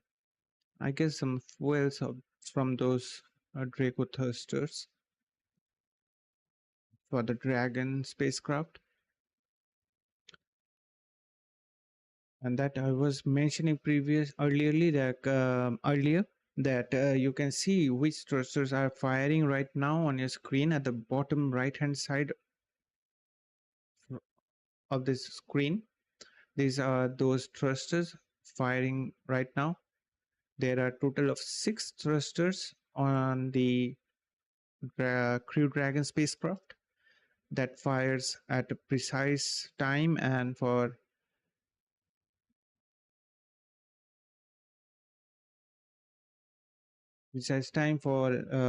a perfect alignment with the International Space Station. We are approaching to waypoint 2 that will be 20 meters away from the International Space Station. And with that, Crew Dragon will be approaching for the soft capture, followed by the hard capture of the spacecraft. And once the spacecraft will be performing, like getting done with its soft capture, I will be providing you a detailed insight that how a Dragon hatch opening procedure takes place.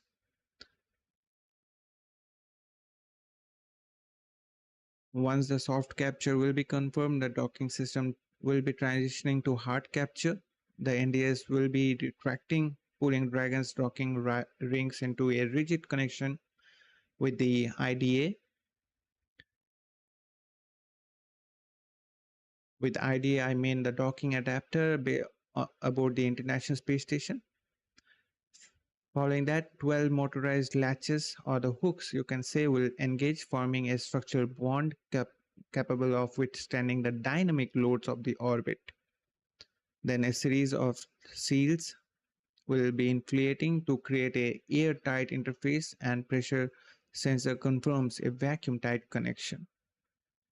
This process completes in about 10 minutes after the soft capture, which ensures Dragon is securely docked and ready for hatch opening. The entire docking sequence from when the webcast started to the approach initiation to the hard capture typically takes 2 to 3 hours depending on the orbital conditions. And for that very reason, as it is depending on the orbital conditions, we did adjusted our docking time today, previously which was slated for 7 a.m. Eastern Time, 11 hours UTC.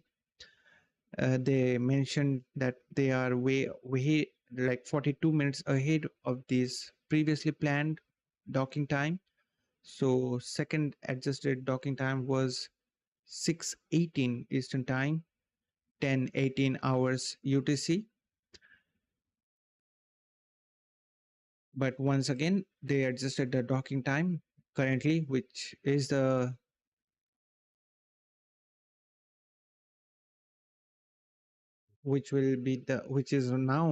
being followed is the docking time of 6:30 a.m. Eastern Time, 10:30 hours UTC.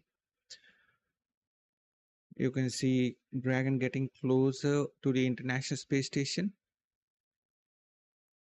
Right now on your screen, you can see a view of the Dragon spacecraft with nose cone open, being illuminated by the sunlight as it's getting orbital daytime at the orbit, and you can see those thrusters firing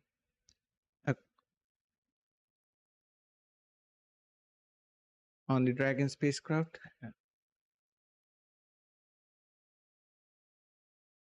As of now, the Dragon's trajectory and attitude is nominal.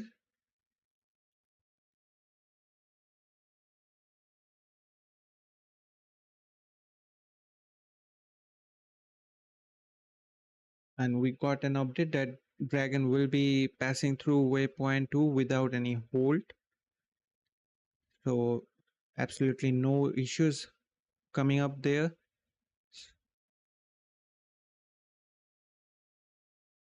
Today on board the International Space Station, the Expedition 73 crew members and McLean and Nicole Ayers are monitoring the docking procedure for the Crew Dragon race carrying the Axiom-4 astronauts.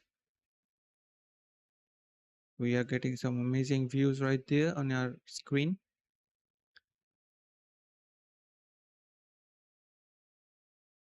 Whoever is controlling this camera view aboard the International Space Station made it zoomed so that we can get a good view of the Dragon.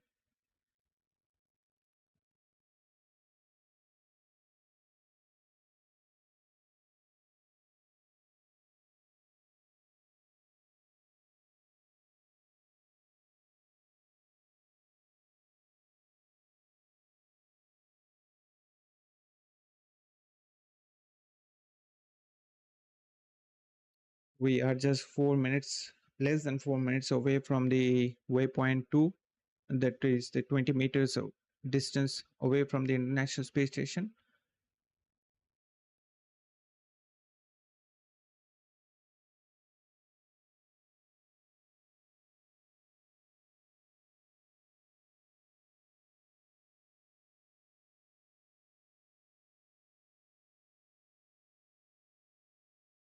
And once the waypoint 2 will be passed through, the astronauts must be having their visors on. That is to be closed, to put their visors to be closed, and they won't be able to have any manual control on the Dragon spacecraft. That calls a technically hands-off period for them. Although Dragon is capable for autonomous docking from the point it gets separate from the second stage after its launch, but the crew have an opportunity to control the Crew Dragon manually. But after reaching the waypoint 2, that's called the hands-off period, the crew won't be having any, like, although they can have, but technically they are not allowed to have any manual control for the Dragon spacecraft. That time, every operations aboard the Crew Dragon will be taken care of by the ground mission control team based at the Hawthorne, California, as well as the Axiom Space ground team at the Houston.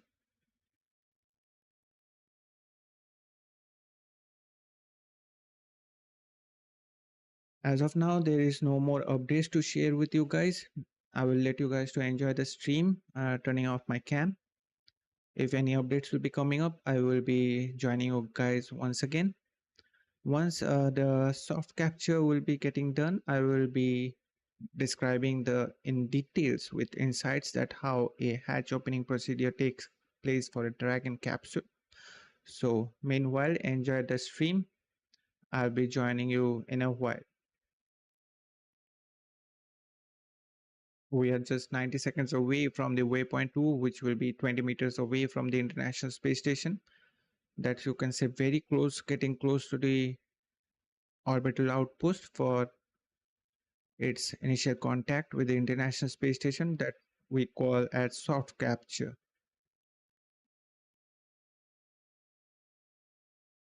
So you guys enjoy the stream.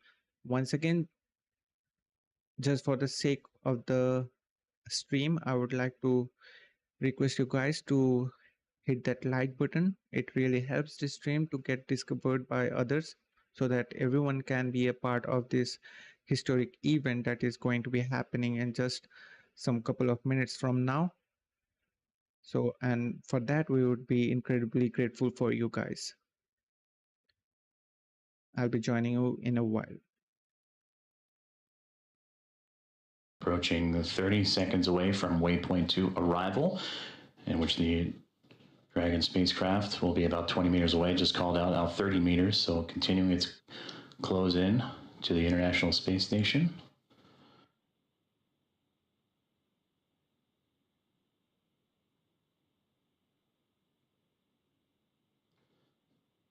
Dragon Grace now 25 meters away.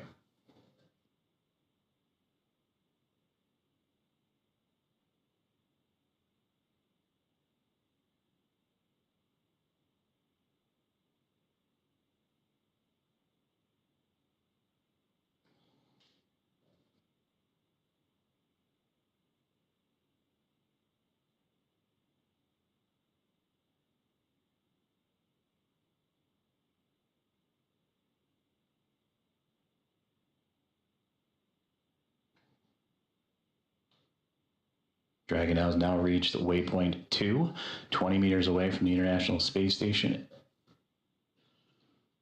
and will continue its approach to the International Space Station.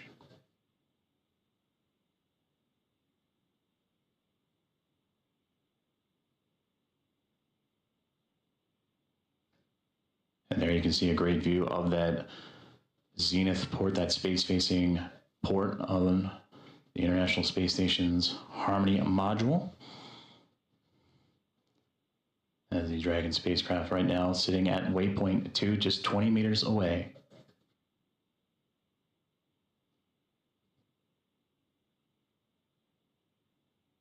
Houston, station for step 4 in block Bravo. Dragon attitude is as expected. Houston copies.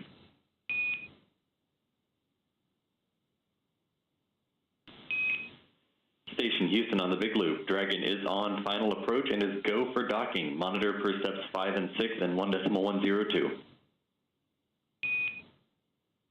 Houston copies, monitoring for steps 5 and 6.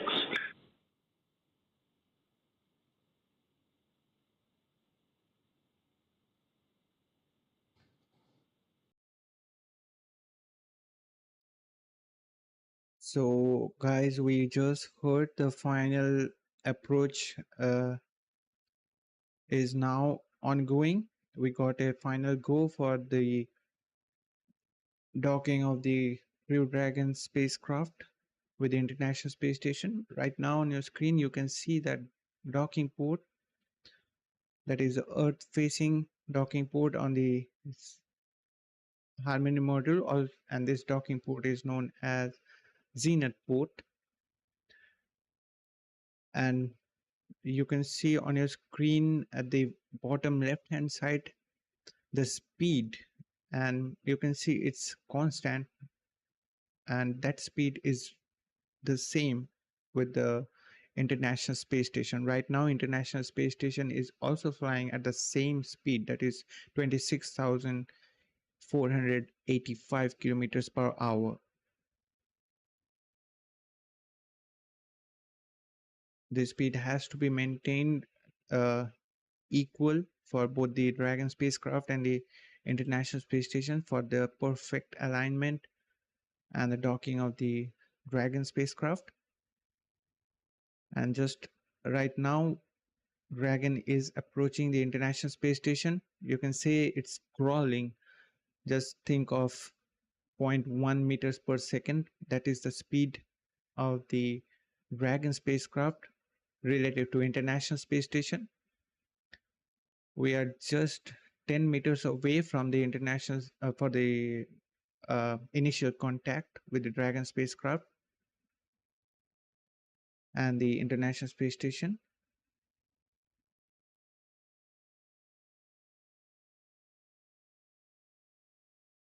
For today at the waypoint 2, we didn't had any hold point.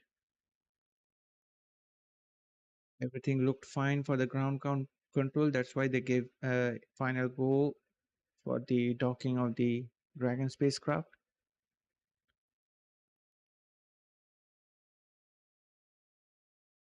Right now, the Crew Dragon spacecraft is guided by its LiDAR, that is the light imaging and light detection and ranging sensors, and visual navigation cameras, which provides sub-centimeter accuracy. We are just 5 meters away from the docking port, and we will be soon getting the visuals for the initial contact of the Dragon spacecraft. You can see still now those thrusters are firing for maintaining the proper orientation and alignment of the Dragon spacecraft.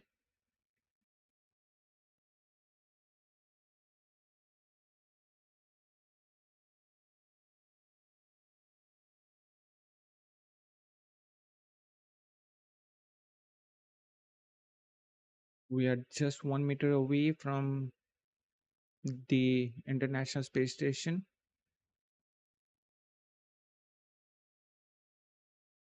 And there we are getting closer, and soon we will be getting the call out for Dragon to have the initial contact.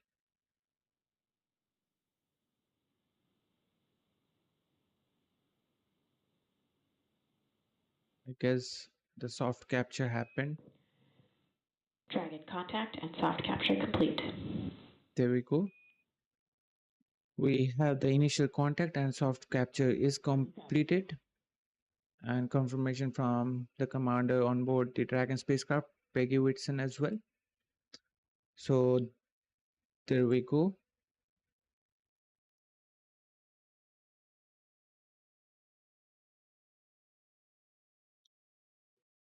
So the docking time stands for 6:31 a.m. Eastern Time, 10:31 hours UTC. That's, you can say, 29 minutes ahead from the previously set docking time.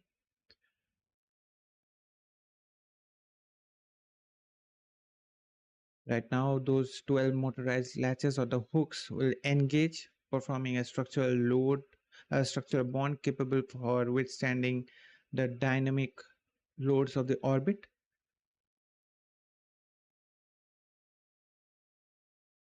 That will be firmly securing the Dragon with the station, and a series of seals will be inflating to create an airtight interface, and pressure sensors will confirm a vacuum tight connection. Once this process will be completed, Dragon will be officially securely docked and ready for hatch opening. Once again, we have a soft capture just a couple of minutes ago. Right now we are working for the hard capture. The soft capture or the initial contact happened at 6:31 a.m. Eastern Time, 10:31 hours UTC. Now we will be having this hard capture to be getting completed within 10 minutes from the time it had the first initial contact, that is the soft capture.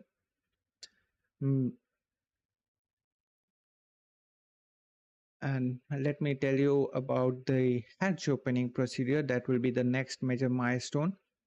And following that hatch opening, we will be seeing the crew for the Ax-4 mission getting aboard the International Space Station. After a couple of minutes, I think they will be providing us with the views from the inside cameras aboard the International Space Station, as the expedition crew members will be greeting the Ax-4 crew. Now about the hatch opening procedure, now that Dragon is docked, this is where critical things and technical things comes into play. The crew or the cargo Dragon as well transitions from capsule to the International Space Station, and it's a procedure steeped in safety checks and precise engineering. Once again, I'm just mentioning it for both the Crew Dragon as well as Cargo Dragon with supplies. The process follows similar and is they have to go through a strict protocol to ensure safety and maintain the ISS pressurized environment. If there will be any leaks, that can cause harm to the International Space Station as well. Just similar to those leaks we recently heard previously that was causing the delay for the Axiom-4 launch in the Zvezda module, the Russian segment. So that can cause a problem. So we have to be very much make things very much pretty sure that all things fall into pieces for the safety, both for the Crew Dragon as well as the crew members on board the International Space Station. Now post docking, once the hard capture, which we are waiting for now, will be confirmed, both SpaceX and NASA team performs a series of checks. Pressure sensors on the docking adapter and Dragon's docking port will verify that the vestibule, the small volume between the capsule's hatch and the ISS hatch, is sealed. The vestibule is pressurized to match the International Space Station's internal atmosphere, which is approximately 101.3 kilopascal, or you can say 14.7 psi, with a standard Earth-like mix of nitrogen and oxygen. Leak checks will be conducted using differential pressure sensors to detect any anomalies, ensuring no air escapes into space. For Crew Dragon, the astronauts inside will be still suited up in the SpaceX designed IVA suits. These are not extravehicular suits. That's why it is intervehicular suits, that stands for IVA. And during the Polaris Dawn mission, we did saw that modified suits which use the extravehicular suits for the SpaceX. Now, the crew will be monitoring the capsule's environment control and life support system, also known as ECLSS, which maintains the cabin pressure, temperature, which is around 22 degrees or 72 degrees Fahrenheit, and the carbon dioxide levels as well. Meanwhile, the ISS crew prepares the Harmony module's Node 2, which is the forward port, that is the Zenith port, ensuring its hatch is ready to open. And for that, today, the designated crew members from the Expedition 3 aboard the International Space Station are the Anne McLean and Nicole Ayers, who are doing all this task. Now comes the vestibule preparation. Following this final checks for the docking adapter aboard the International Space Station, the vestibules will be pressurized and will be prepared for hatch opening. Ground teams command Dragon's system to equalize pressure between the capsule's interior and the International Space Station. This is done by slowly venting nitrogen and oxygen into the vestibule, monitored by redundant pressure transducers. For Crew Dragon, the astronaut removes their suits and stows them, transitioning to standard flight suits. The ISS crew, typically stationed in the Harmony module, uses a control panel to monitor the vestibule status, ensuring all parameters, which includes the pressure, temperature, and humidity, are nominal. Then comes final moment where excitement builds. For Crew Dragon, the ISS crew initiates the hatch opening sequence. The Harmony module's hatch, a circular door about 80 centimeters, equivalent to 31 inches in diameter, is equipped with manual latching system. The crew rotates a series of hand wheels to disengage those latches, guided by procedures displayed on the tablets which they are having on the ISS onboard or the ISS onboard laptops. Generally, they use the tablets. Once the ISS hatch is open, the vestibule is exposed and the crew can access Dragon's hatch. Dragon's hatch is also about 80 centimeters wide. It is a lightweight composite structure with dual seal system to ensure air tightness. For Crew Dragon, the astronauts inside assist by releasing internal latches, often using a torque wrench to ensure smooth operation. During the preparation of the Crew Dragon, like today's Crew Axiom-4 mission, you saw maybe Shubhanshu Shukla driving a wheel kind of thing. It is the same torque wrench about which I'm talking right now. The hatch wing swings inward, revealing the capsule's interior. For Cargo Dragon, the process is similar, but the ISS crew handles both the hatches since the capsule is uncrewed. The hatch opening takes about 20 to 30 minutes, with constant communication between the crew and the mission control via S-band and Ku-band links. Then comes the crew to get inside the International Space Station. With both the hatches now open, the pathway between the Dragon and the International Space Station is clear. For Crew Dragon, astronaut floats through the vestibule into the Harmony module, often greeted by the ISS crew. We will be seeing that in just some minutes away from now, also known as the welcome ceremony. That is a ceremonial welcome. So right now the hard capture is complete. That's a good call out there.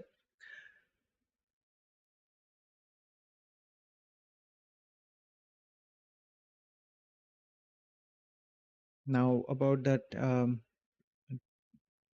crew getting aboard the International Space Station, I was talking. The capsules, the Dragon capsules, excuse me, I just have to hear.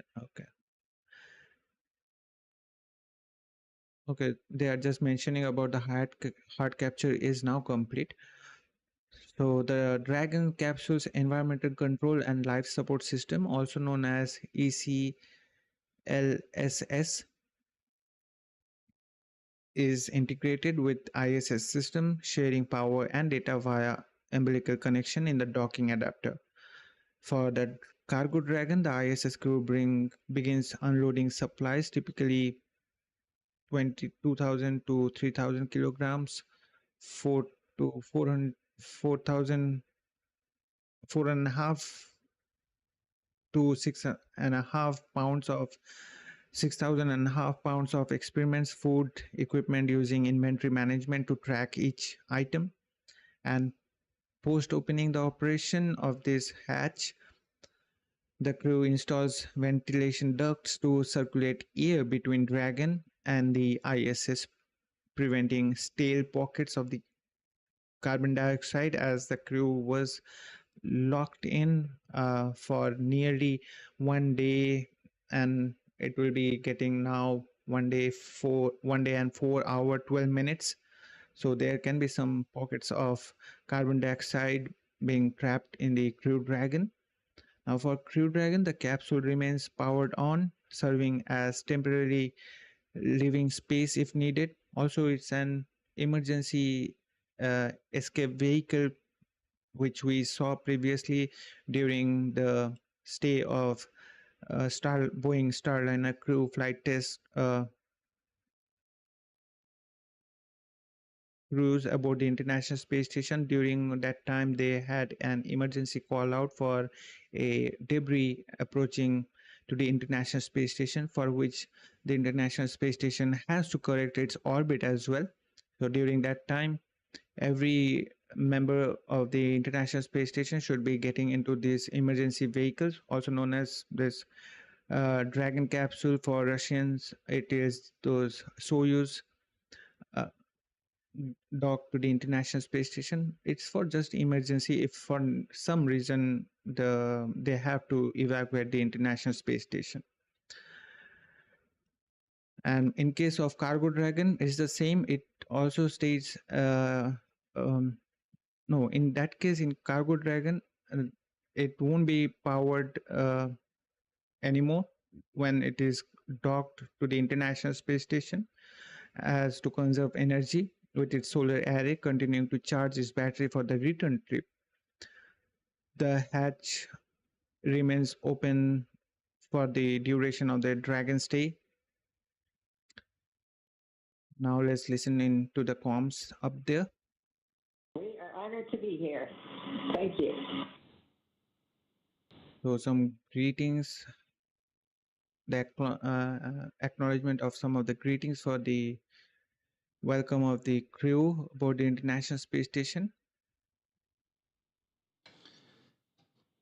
Very exciting moment for all those aboard.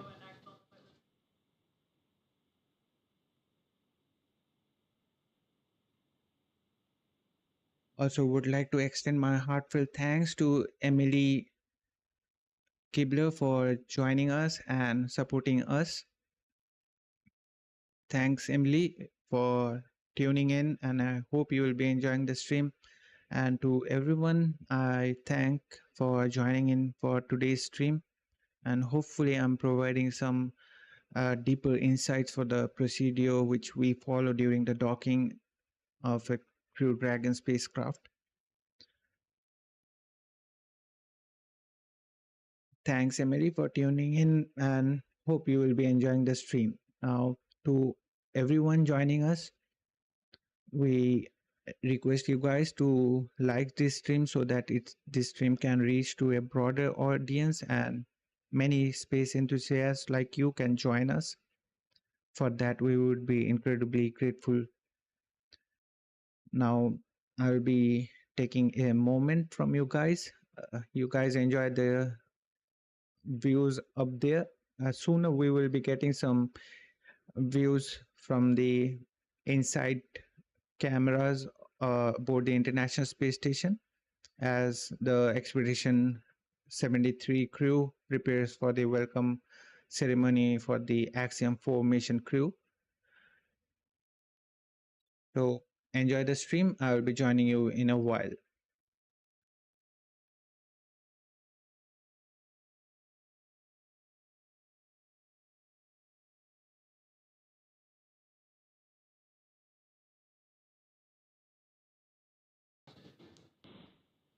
Contact between the two, between Dragon Grace and the International Space Station at 5:31 a.m. Central Time. And now that the hooks have connected, all 12 and umbilicals deployed, providing power and communications. Now the team inside the International Space Station, namely Nicole Ayers, is going to start beginning the hatch opening procedures. And now that we're docked, she will secure some hardware and then move right into those operations. And first we'll open the large hatch at the Node 2 Zenith, or the space-facing port side of the Harmony module. And that's what you see, similar to where that NASA logo is. That's the Harmony module that the pressurized mating adapter is jettisoning up into and connecting to the Dragon Grace spacecraft. And then from there, she'll traverse into that pressurized mating adapter and we'll begin pressurizing the vestibule, which is that small space between the hatches on Dragon and the space station. And we have talked about this has been exposed to vacuum prior to docking. And we'll need to fill that space with air to make sure that pressure is equal with the atmospheric pressures on Dragon and the International Space Station, also putting away some hardware in the process, including the docking across. And Ayers will use a small valve on the station's hatch to slowly introduce that air into the vestibule. And flight controllers here in Houston will continue to monitor the pressure and temperature readings inside and verify that everything is A-OK and leak-free before we get ready to open up the hatches.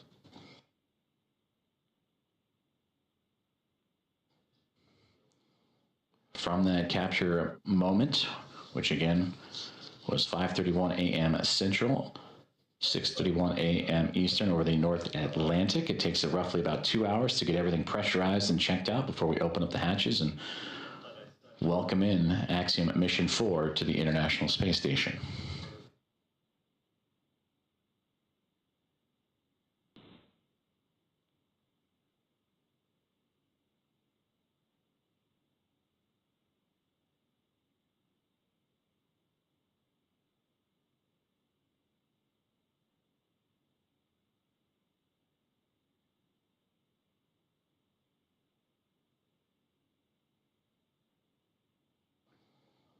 Commentator and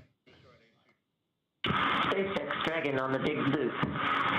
Com check on the cabin mic. Peggy, I have you loud and clear on the cabin mic on the big loop.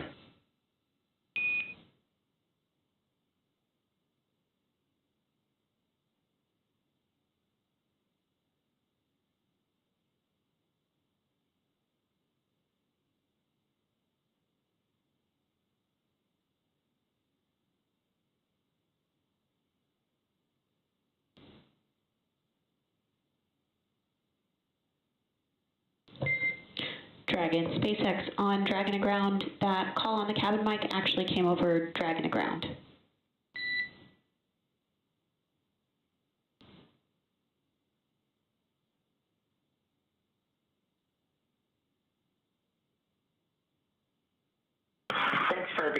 there. We reconfigured.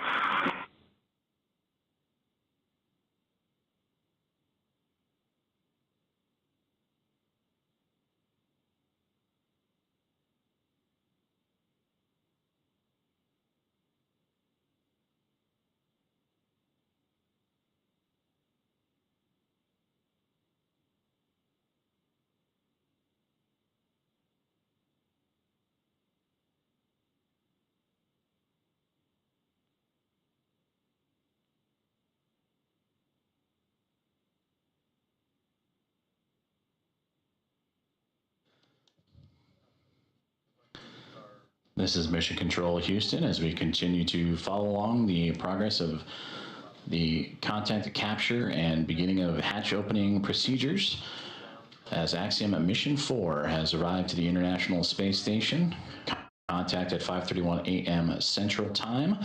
The soft capture and ring have been retracted and stowed away. The 12 hooks around the nose, the bulkhead there of the Dragon SpaceX connected to the pressurized mating adapter have latched on to create the hard mate. The umbilicals have been extended to allow for Dragon to run on power and communication lines provided by the International Space Station.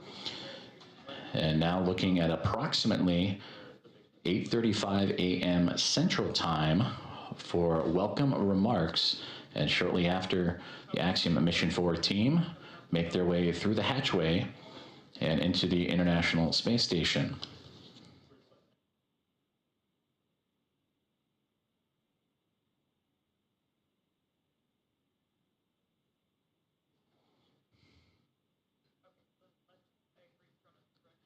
The docking procedures between the soft capture ring, the hooks, and umbilicals have been completed. On the big loop, node 2 overhead hatch is open.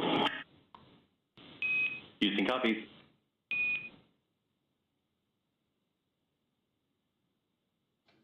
And a good call there down from NASA astronaut Nicole Ayers saying that she has opened up the hatch for the node 2 zenith way, the space-facing side of the Harmony module, to give her access to the pressurized mating adapter.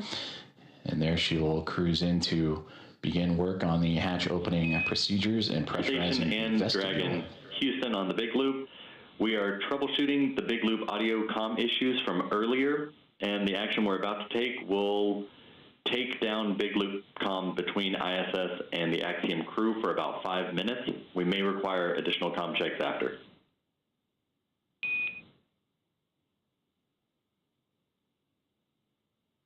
Station copies. Dragon copies.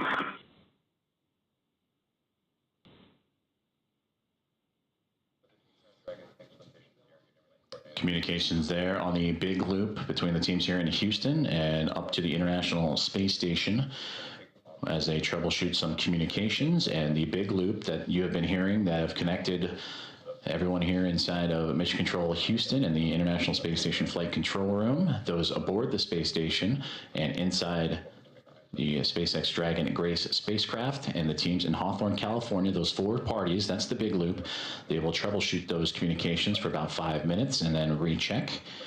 But you heard just prior to that NASA astronauts Anne McLean and Nicole Ayers have begun the hatch opening procedures, in which the large hatch at the Node 2 Zenith, that's the space-facing side of the Harmony module, has been opened, and that will allow for them to begin the hatch opening procedures and pressurize the vestibule, which is what, in addition to the comms checks, we will monitor, as Ayers will use a small valve on the station's hatch to slowly introduce air into the vestibule. It's the gap between the Dragon spacecraft and the International Space Station that has been exposed to vacuum.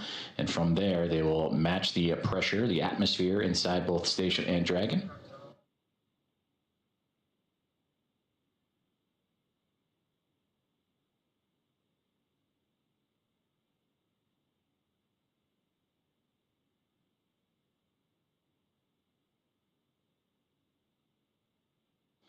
And this procedure for a hatch opening usually takes about 2 hours or so to perform leak checks and make sure every connection and everything is safe and sealed. On the big loop. In step 2.4, the time is 10:56. The 8-pass equalization valve is back closed.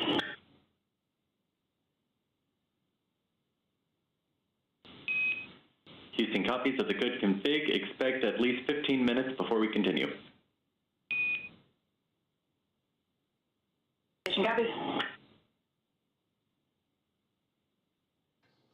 And that communication between the International Space Station and the International Space Station Flight Control Room, and you heard the word APAS hatch. That is the hatch, again, that they will be operating and looking to open up from the space station side. But in doing so, they will need to pressurize, as we've been talking about, the vestibule, and then allow for the atmospheres to match between the Dragon Grace spacecraft and Axiom-4 Mission crew, the vestibule itself, and the International Space Station, all equal throughout, to allow for the parties to pass through for the hatch opening and eventual welcome remarks. The contact for Axiom-4 to the International Space Station about a half an hour ago at 5:31 a.m. Central, 6:31 a.m. Eastern. And as they continue to configure the hatch opening procedures for NASA astronaut Anne McClain and Nicole Ayers, between the two of them, we'll continue to work those procedures, and we'll hear those communications throughout in anticipation of Axiom-4 and Commander Peggy Whitson making her return to the International Space Station, her 5th flight, 2nd as a member of Axiom Space and the commander of Axiom-4, and her previous 3 as a NASA astronaut servicing key missions to the International Space Station. And a big part of the coming up in November 25 years of continuous operations and humans on board the orbiting laboratory. And there she will welcome also first-time flyers and pilot Shubhanshu Shukla of ISRO, Sławosz Uznański-Wiśniewski of ESA, and Tibor Kapu of Hunor for Shukla, Uznański-Wiśniewski, and Kapu, representing India, Poland, and Hungary. This will be those nations' first time visiting the orbiting laboratory.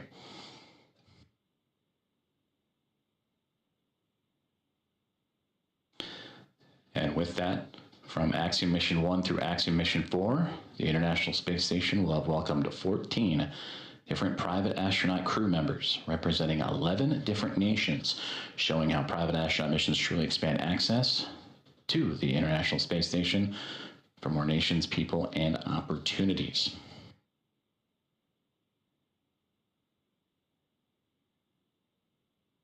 And on your screen, you see the clock counting upwards at the bottom, the T+, that is 1 day, 4 hours, 28 minutes, and now SpaceX Dragon.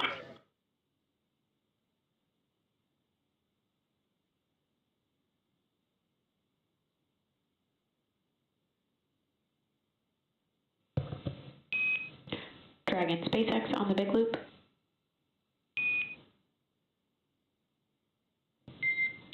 Dragon SpaceX ComCheck on Dragon ground.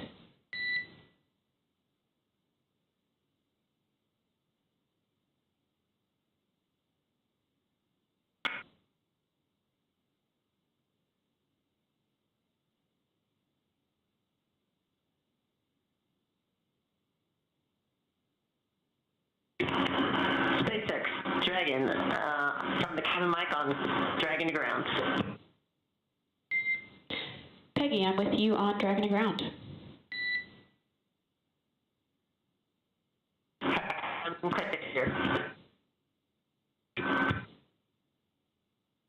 Did you call for me, or did I misunderstand?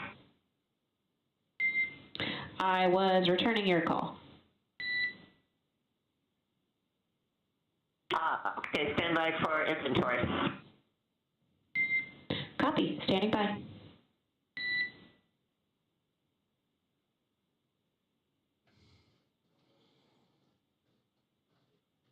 comm checks and communications there between the teams in Hawthorne, California and SpaceX and the SpaceX Dragon Grace spacecraft. As we heard earlier that they were troubleshooting some communications and looking to bring back on the big loop that connects the teams on the ground in SpaceX and NASA, as well as the teams in the International Space Station and the Dragon spacecraft itself.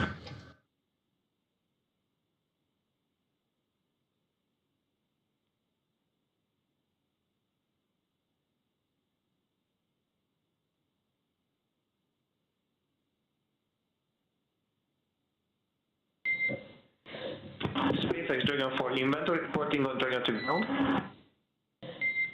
And I'm with you on Dragon to ground. We are about to enter a LOS period for about 4 minutes, so we'll need to stand by.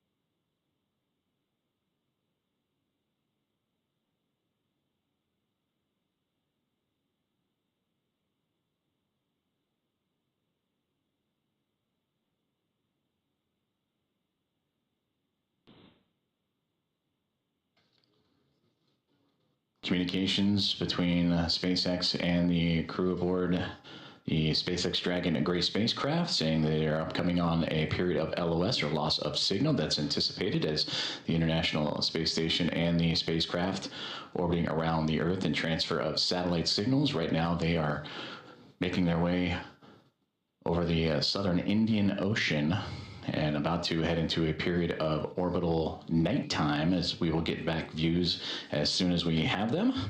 And again, the spacecraft carrying Axiom-4 Mission and the 4 private astronauts contact with the International Space Station at 5:31 a.m. Central Time, and expected to continue with hatch opening procedures as they have already driven the hooks, connected the umbilicals for power and communications, and NASA astronauts Nicole Ayers and Ann McLean working on those hatch opening procedures as we speak. And that will allow the crew to make its way from Dragon into the International Space Station, going from a crew of 7 aboard the orbiting laboratory to a crew of 11. And that'll be followed by welcome remarks at approximately 8:35 a.m. Central Time, 9:35 a.m. Eastern Time. Certainly an exciting moment for all of us here in Mission Control, but we want to check back in with our team over in Hawthorne as Axiom-Mission 4 has arrived to the International Space Station. For as many times as we have had the privilege of supporting crews headed to and from the International Space Station, I'm certain that it is an incomparable experience, something that unless you're on board, you can't possibly understand what it really feels like. Paul, and I'm confident that you and I cannot do it justice even attempting to tell everyone joining us today about it. So instead, we have invited Axiom Space's own commander, Michael Lopez Alegria, to share from his previous experiences. LA, MLA, or Commander, you've got a few designations, right? For those who may not know... How you doing, Paul? Okay, see you, Ronnie. Hey, it's good to see you as well, sir. Thank you for joining us this morning. Yeah, good to be with you. So for those who may not know, I've got to share a few stats here just to make sure people understand who we have joining us today on the show. You've flown to space 6 times, 2 of those to Dragon, on Dragon for Axiom Space. You've got a running total of, say, 296 days, 16 hours and 15 minutes, give or take or so, in space. You've conducted 10 EVAs over the course of your career, and when you're not in space, you're helping get others at Axiom Space to space, right? As our chief astronaut. Do I have all of that right? Sounds good. I'm not sure about the minutes and seconds, but everything else sounds right. That's awesome. Well, we want to spend some time with you and just ask you some questions about your experiences getting to the International Space Station. Obviously, you know a thing or two about Rendezvous and docking. So the first question is simply, we've just watched Dragon Grace dock to the space station. You've done this several times. What's the mindset for a crew at this point in the mission? So as we get closer and closer, you know, we're transitioning from the phase where you're basically waiting to get to the ISS, and you're laser focused, especially the last 220 meters from what they call waypoint 1 into docking. A lot of focus on what's being shown on the displays. We have several parameters that we're monitoring: closure rate, the what they call the corridor, etc.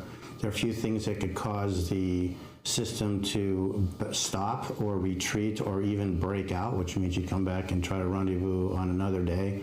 So that's really what's going on, at least technically, I guess, in your mind. Obviously, emotionally, it's a completely different story. You know, you've been in there, in these cases, their cases, they've been in there for, you know, almost 30 hours since launch. Not a ton to do. And so they're very eager, I'm sure, to get aboard the ISS and start working. So for you on your missions, say AX-1 and AX-3, what was this moment of the anticipation of the hatch opening? What was that like for you and your crew? You know, like a lot of spaceflight, it's very busy and you're trying to juggle a couple of different emotions. I mean, obviously one is you've got a lot to do. They're getting out of their suits, they're putting on their flight suits to get across, they've got some reconfiguration of the onboard systems to take care of. So on that plane, you know, you're sort of focused on the task at hand. But secondarily, you're thinking, again, a lot about, you know, what it's taken to get here, what is this going to be like when I float aboard the ISS for the first time. So there's an emotional component that is also pretty strong. A lot going on. So backing up even further, before you get to that kind of emotional moment of crossing the threshold, tell me a little bit more about the journey to get to that point. We on this end get to see launch, ascent, and then spacecraft separation. But after that, as you mentioned, you're kind of on your own. What are some of the hallmarks of your transit up to the station?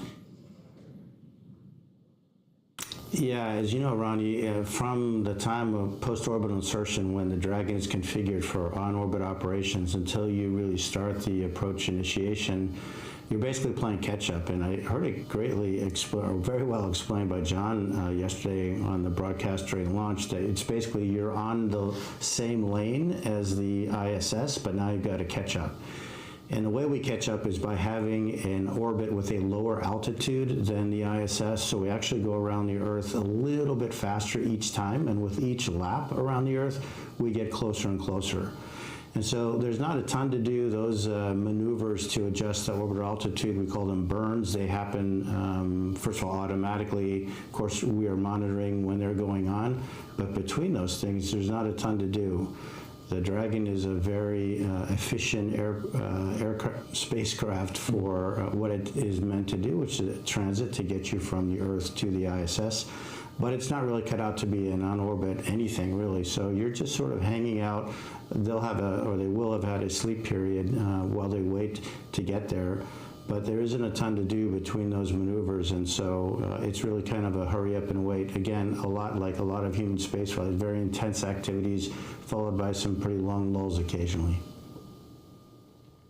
And so then when do you get to go from that free-flying, like transit mode to the rendezvous and docking phase? Yeah, so after that series of maneuvers to change the altitude, we start approach initiation. And I would say that the transition is really when the spacecraft starts pointing at the ISS. Until then, the attitude is really optimized for power and communications considerations, but when it gets beyond a certain point, it starts actually looking at the ISS, and then you start being able to pick it up in the displays through the forward-looking cameras that are on board. LA, you've described the moment of getting into microgravity as you've transitioned into another plane, another world, another moment. Can you share a little bit of that thought, that mindset as you transition from obviously the acceleration of launch into microgravity and being in that other world? I'd love to hear your perspective on that transition. Yeah, you know, Paul, it's interesting. I mean, it really is kind of like a parallel universe in a way. We all live our lives in 1G pretty much our entire lives. But when you make that transition, it really is a very different sensation. For the first time you feel it, you can't even believe it. I mean, it's a little bit like the zero-G airplane that we are trained in, but of course, instead of lasting 20 seconds or so, it lasts effectively forever.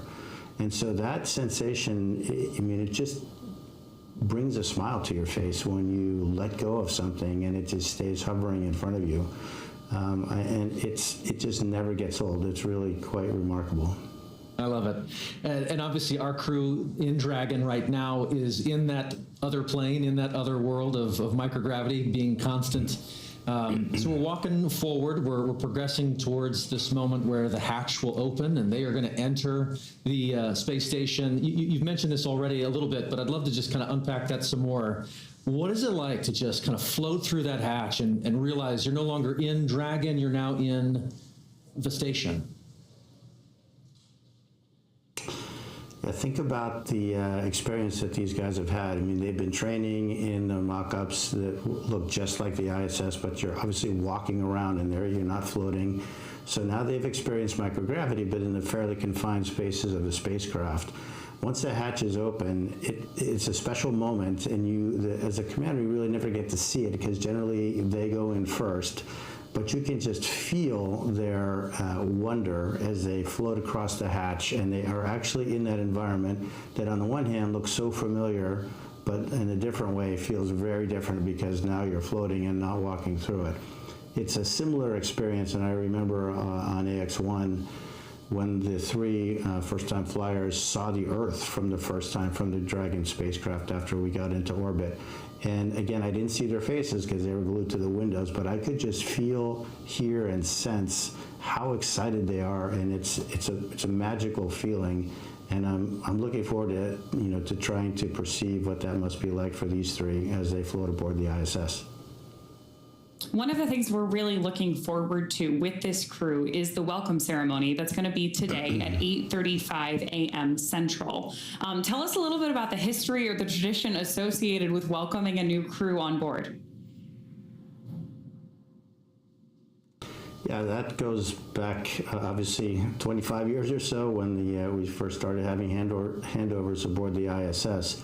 But recently what we've done is added a pinning ceremony to that, and that is where Peggy, as a commander, will provide astronaut pins to the three new flyers, Shuk, Slav, and Tibor. And those pins will have a number associated with them, which is the number of orbital astronaut they are. So they will be the 634th, 35th, and 36th humans to have orbited the Earth in the history of humanity. So when you think about it, it's a pretty small number considering humans have been around quite a while.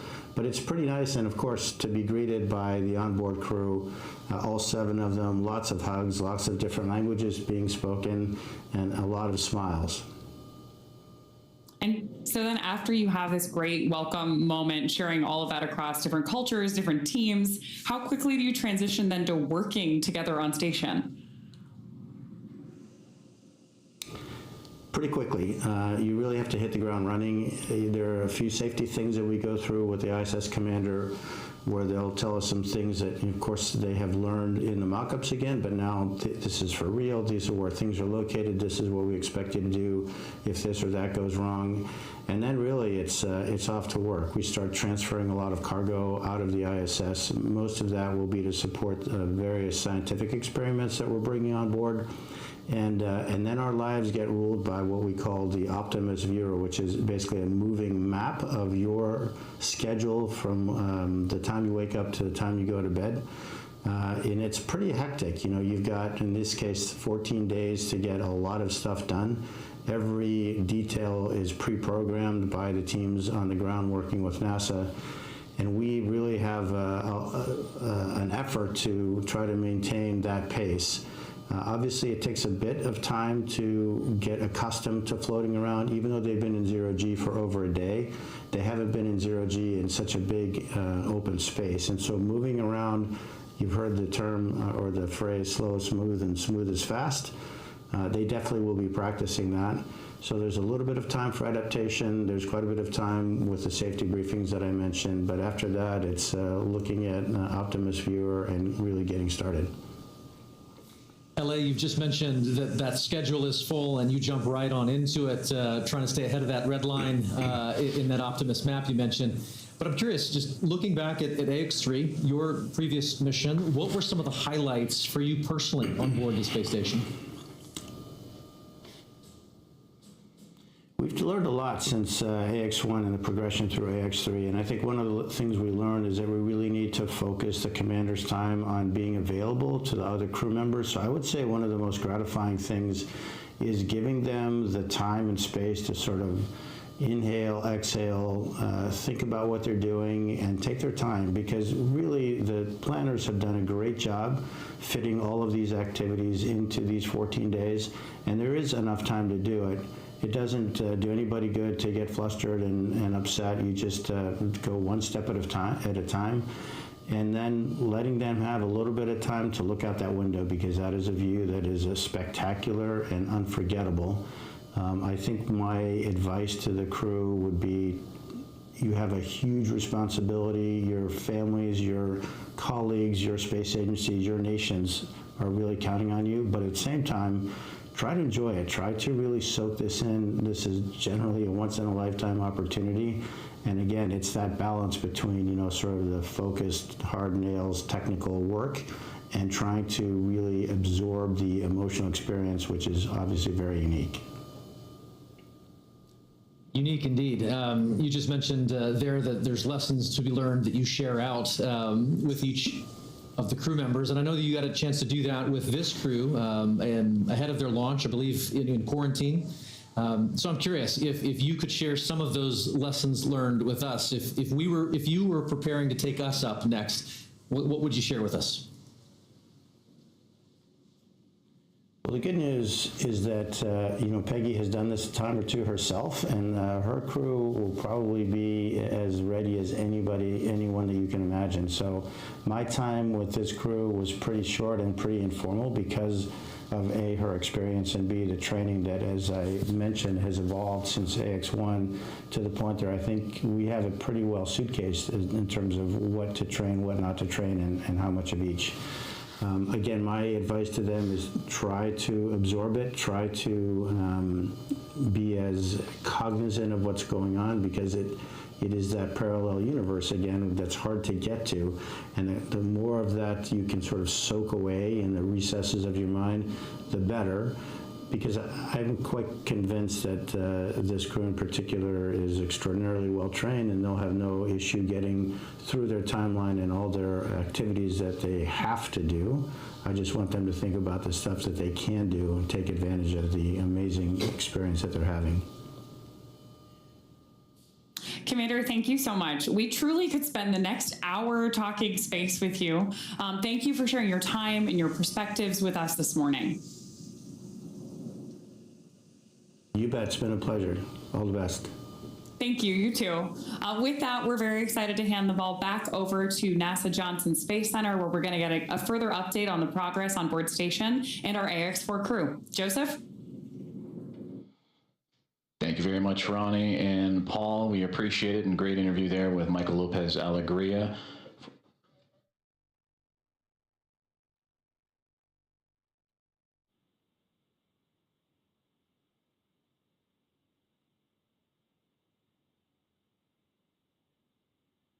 Dragon copies.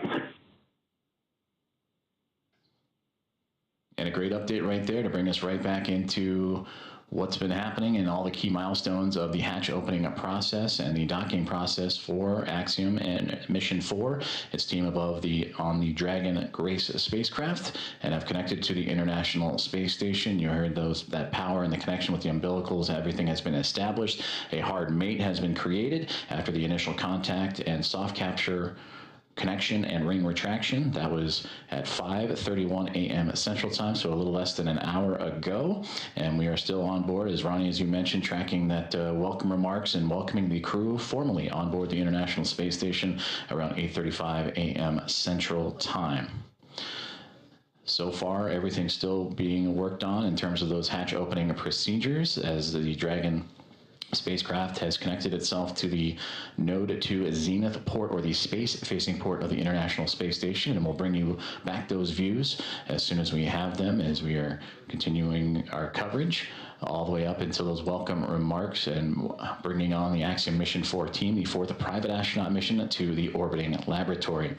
On board the International Space Station as we speak, as you heard, those comms checkouts and power and communications checkouts continuing to roll on along. NASA astronauts Nicole Ayers and Anne McLean, who monitored Dragon's progress throughout the morning, from the approach initiation burn all the way through to the contact and capture. They are beginning those hatch opening procedures, and we'll continue to look at the APAS hatch and the pressurized mating adapter. That's the space that separates between the International Space Station and the Harmony module and the Dragon spacecraft itself. And in there, those series of hatches, the APAS hatch is, and the vestibule, of course, is what needs to be pressurized to allow for the APAS hatch on the International Space Station side to be opened and stowed away. And then from that angle, then it will allow for the Dragon team to open up their side of their hatch. And once the pressure is equal between Dragon, the vestibule, and the International Space Station, that'll allow for the crew to come on board the orbiting laboratory and bring the crew, the Expedition 73 crew, which right now is a crew of 7, and welcome in their guests, Axiom Mission 4, and bring up the total to 11. There you can see on your screen the International Space Station and the Dragon spacecraft together orbiting over the southeasternmost portion of Australia, and they are in an orbital nighttime period right now, and that'll stretch on for another few more moments, and we hope to have those great views of the space station and the Dragon spacecraft once the sunrise and orbital daytime has returned. And again, tracking an 8:35 a.m. Central Time welcome remark, and shortly before then, you'll see the crew, and we'll have all that coverage and views of the Axiom Mission 4 team making its way into the orbiting laboratory. And again, a great interview there with Michael Lopez Alegria, commander, former NASA astronaut and commander of Axiom 1 and Axiom 3, and the ISS, the International Space Station, ready to welcome in Peggy Whitson, a former NASA astronaut, on her 5th flight, second with Axiom as commander of Axiom 2 and now of Axiom Mission 4, and bringing in pilot Shubhanshu Shukla of ISRO, Sławosz Uznański-Wiśniewski of ESA, and Tibor Kapu of HUNOR, each representing India, Poland, and Hungary respectively. It'll be the first time that those 3 nations have been on board the International Space Station, and that'll bring 14 different private astronaut crew members representing 11 different nations to the orbiting lab, showcasing the strength of private astronaut missions and how it expands access to the International Space Station at low Earth orbit for more nations, people, and opportunities. So we continue to follow along with the hatch opening procedures that Nicole Ayers and Ann McLean of NASA each working diligently through, and we'll continue to provide updates as they arrive.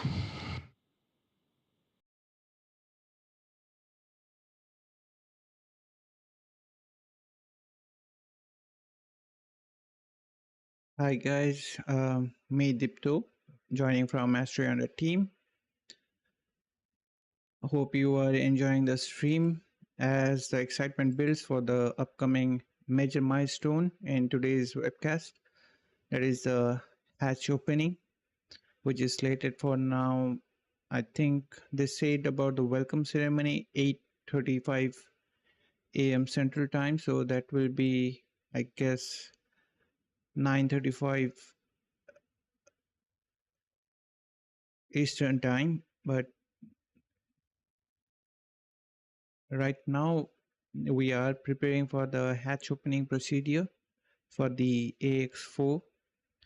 We are right now preparing the vestibule.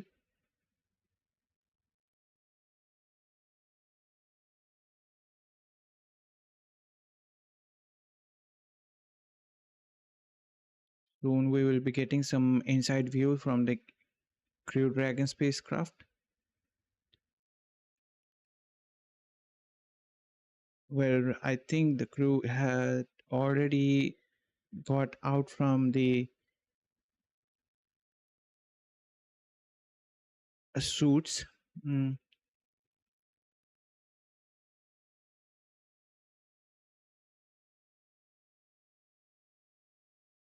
Currently, the International Space Station with the Dragon for the Axiom-4 mission, that is the Grace, being attached in a orbital nighttime. So I guess for that they are not providing any live views.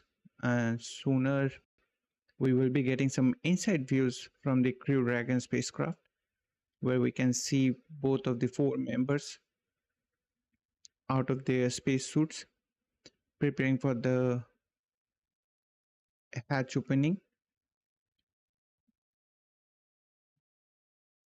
Meanwhile, right now aboard the International Space Station from the Expedition 73, Ann McLean and Nicole Ayers are preparing for the hatch opening at the International Space Station site. Also, they are monitoring the whole event of the Dragon from its approach to the International Space Station today.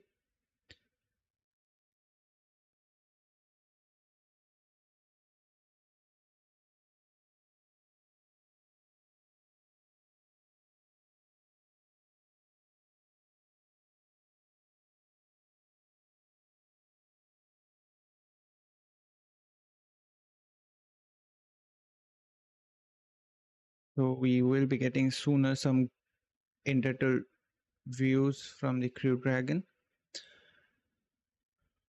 Both the international crew, there we go. We have the first live views from the International Space Station.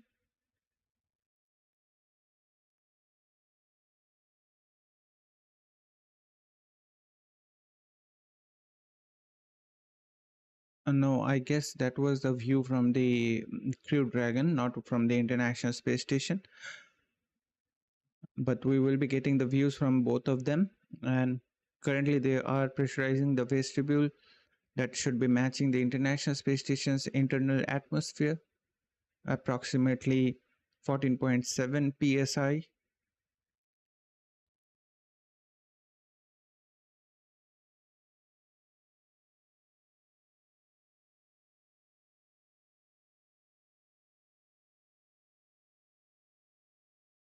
Around 9:35 a.m. Eastern Time, we will be having the welcome ceremony as well as the pinning ceremony, where Commander Peggy Whitson will be providing a badge, or you can say a pin, on each of the 3 crew members of the Axiom-4 mission, who will be the 634th, 35th, and 36th crew to visit International Space Station to date.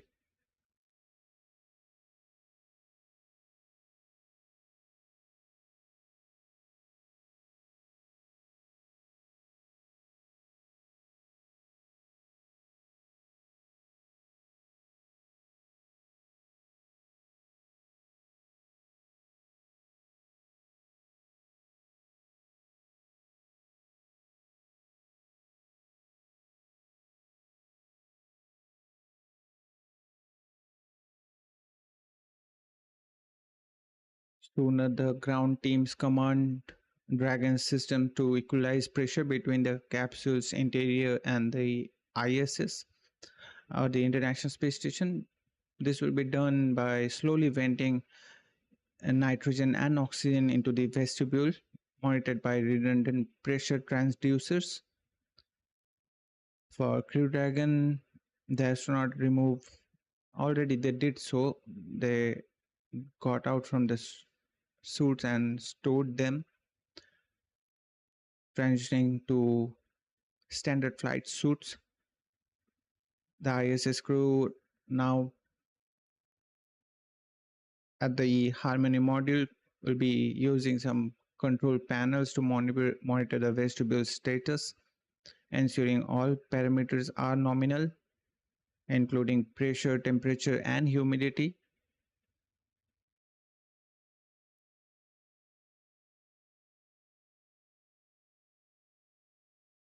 I hope they will be giving us some live views from both the inside of the Crew Dragon as well as the International Space Station.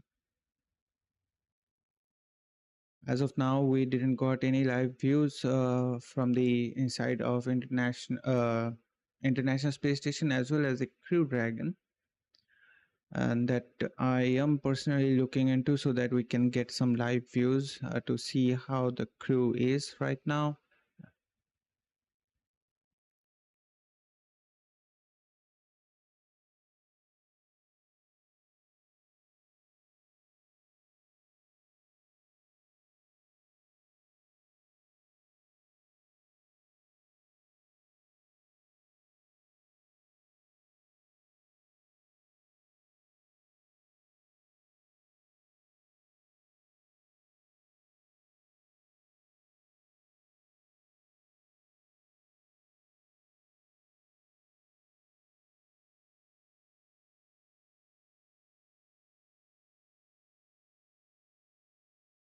Just to remind you guys, the docking or the initial contact or the soft capture, you can say, it happened at 6:31 a.m. Eastern Time, 10:31 hours UTC on Friday, June 26th. At 9:35 a.m. approximately, we will be having the welcome ceremony as well as the pinning ceremony that Axiom Space has started recently. Few minutes ago, we heard some words from the chief astronaut at the Axiom Space, that is Michael Lopez, who commanded the Axiom-1 and 3 mission.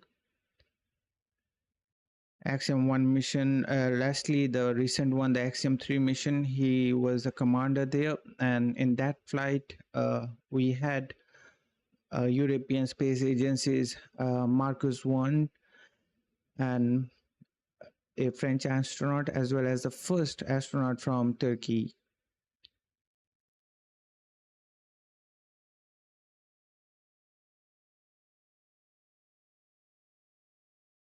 And just the alternate Axiom missions at the Axiom-2 and currently now Axiom-4 is being commanded by the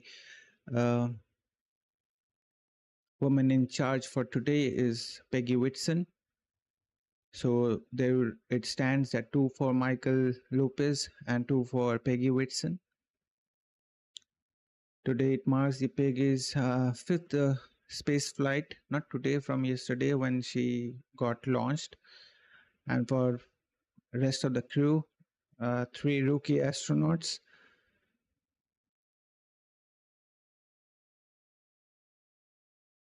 Representing India, Poland, and Hungary. They are having their first space flight. As of now, the leak checks have been completed and is confirmed that they are nominal.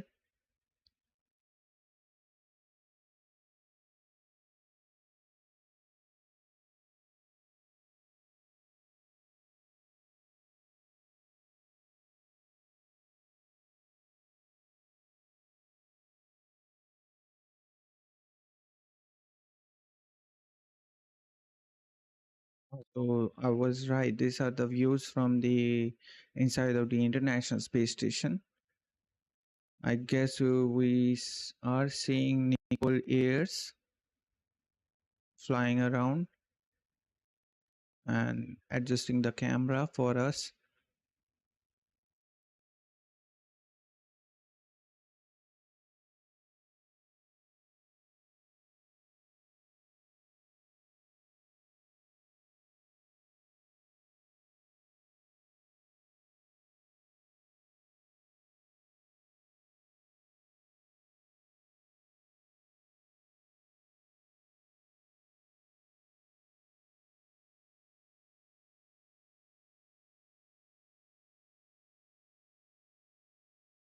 Right now, the ground teams are troubleshooting some issues with the C2V2 communication, which previously also occurred in today's approach of the Crew Dragon to the International Space Station.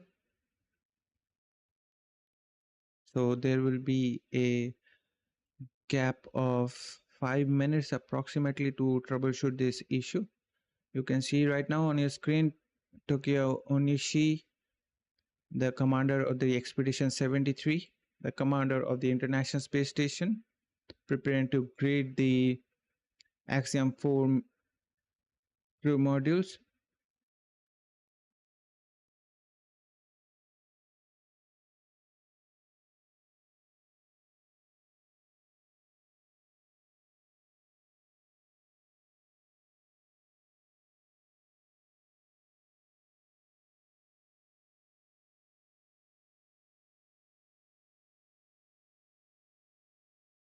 Right now at the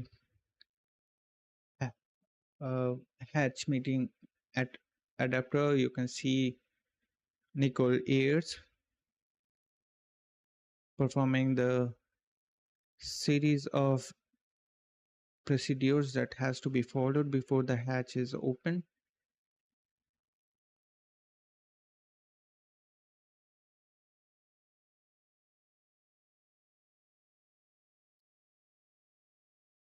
The Harmony module's hatch is a circular door.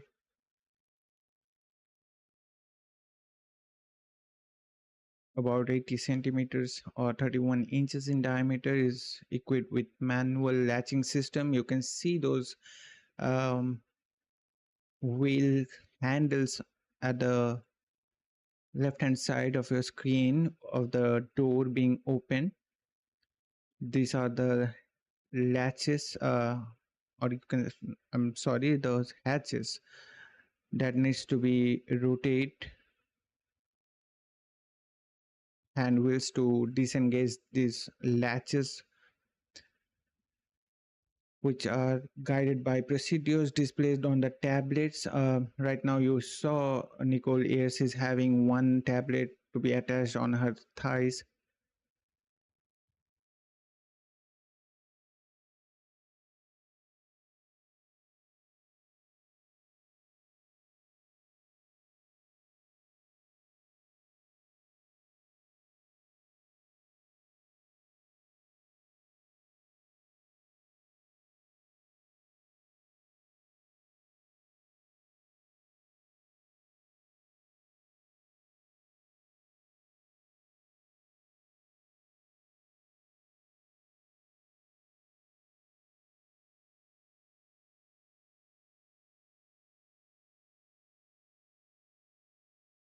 As we are getting closer to the welcome ceremony and the hatch opening, as you are already aware of the crew, but just let me introduce them once again. For the Axiom mission, commanding is none other than Peggy Whitson, a legend in spaceflight. She was born back in 1960. A 65 years old biochemist who holds a Bachelor in Science in Biology and Chemistry from Iowa Wesleyan and PhD from Rice University.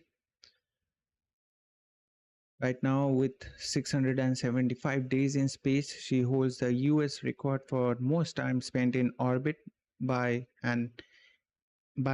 any American or woman, ranking 8th globally. Whitson began her NASA career back in 1986 and became an astronaut in 1996. Her first flight came in 2002 with Expedition 7, and she later made history as the first woman to command the ISS. That's also twice. Her 2017 mission on Expedition 51 set her a then record for the longest single space flight by a woman, that was 289 days, later surpassed by Artemis II, the future Artemis II astronaut Christina Scott. Whitson also holds the record for the most spacewalk by a woman, that is 10 extravehicular activities, totaling over 60 hours, and is the oldest woman to perform a spacewalk as well. Her resume spans leadership roles at NASA, including Chief Astronaut, Chair of Astronaut Selection Board, and the first ISS Science Officer. Also, it's interesting that she was named one of the Time's 100 most influential people back in 2018. After retiring from NASA back in 2018, she joined Axiom Space as Director of Human Spaceflight. In 2023, she became the first woman to command a private space mission with Axiom-2, and now leading the Axiom-4. Whitson is overseeing all mission operations, crew safety, and their 14-day science-filled stay aboard the International Space Station. And worth noting, this Axiom-4 mission is a jam-packed with the highest number of science and experiments for the Axiom space missions to date, including the previous 3 Axiom missions. Now, Peggy, also known for her high energy spirit, she enjoys bicycling, weightlifting, basketball, and water skiing. And I hope you guys if you are having an X handle, you may have seen that what songs they made on their playlist while they were flying for the International Space Station, and Peggy chose Imagine Dragons Thunder. So it really showcased her energetic spirit.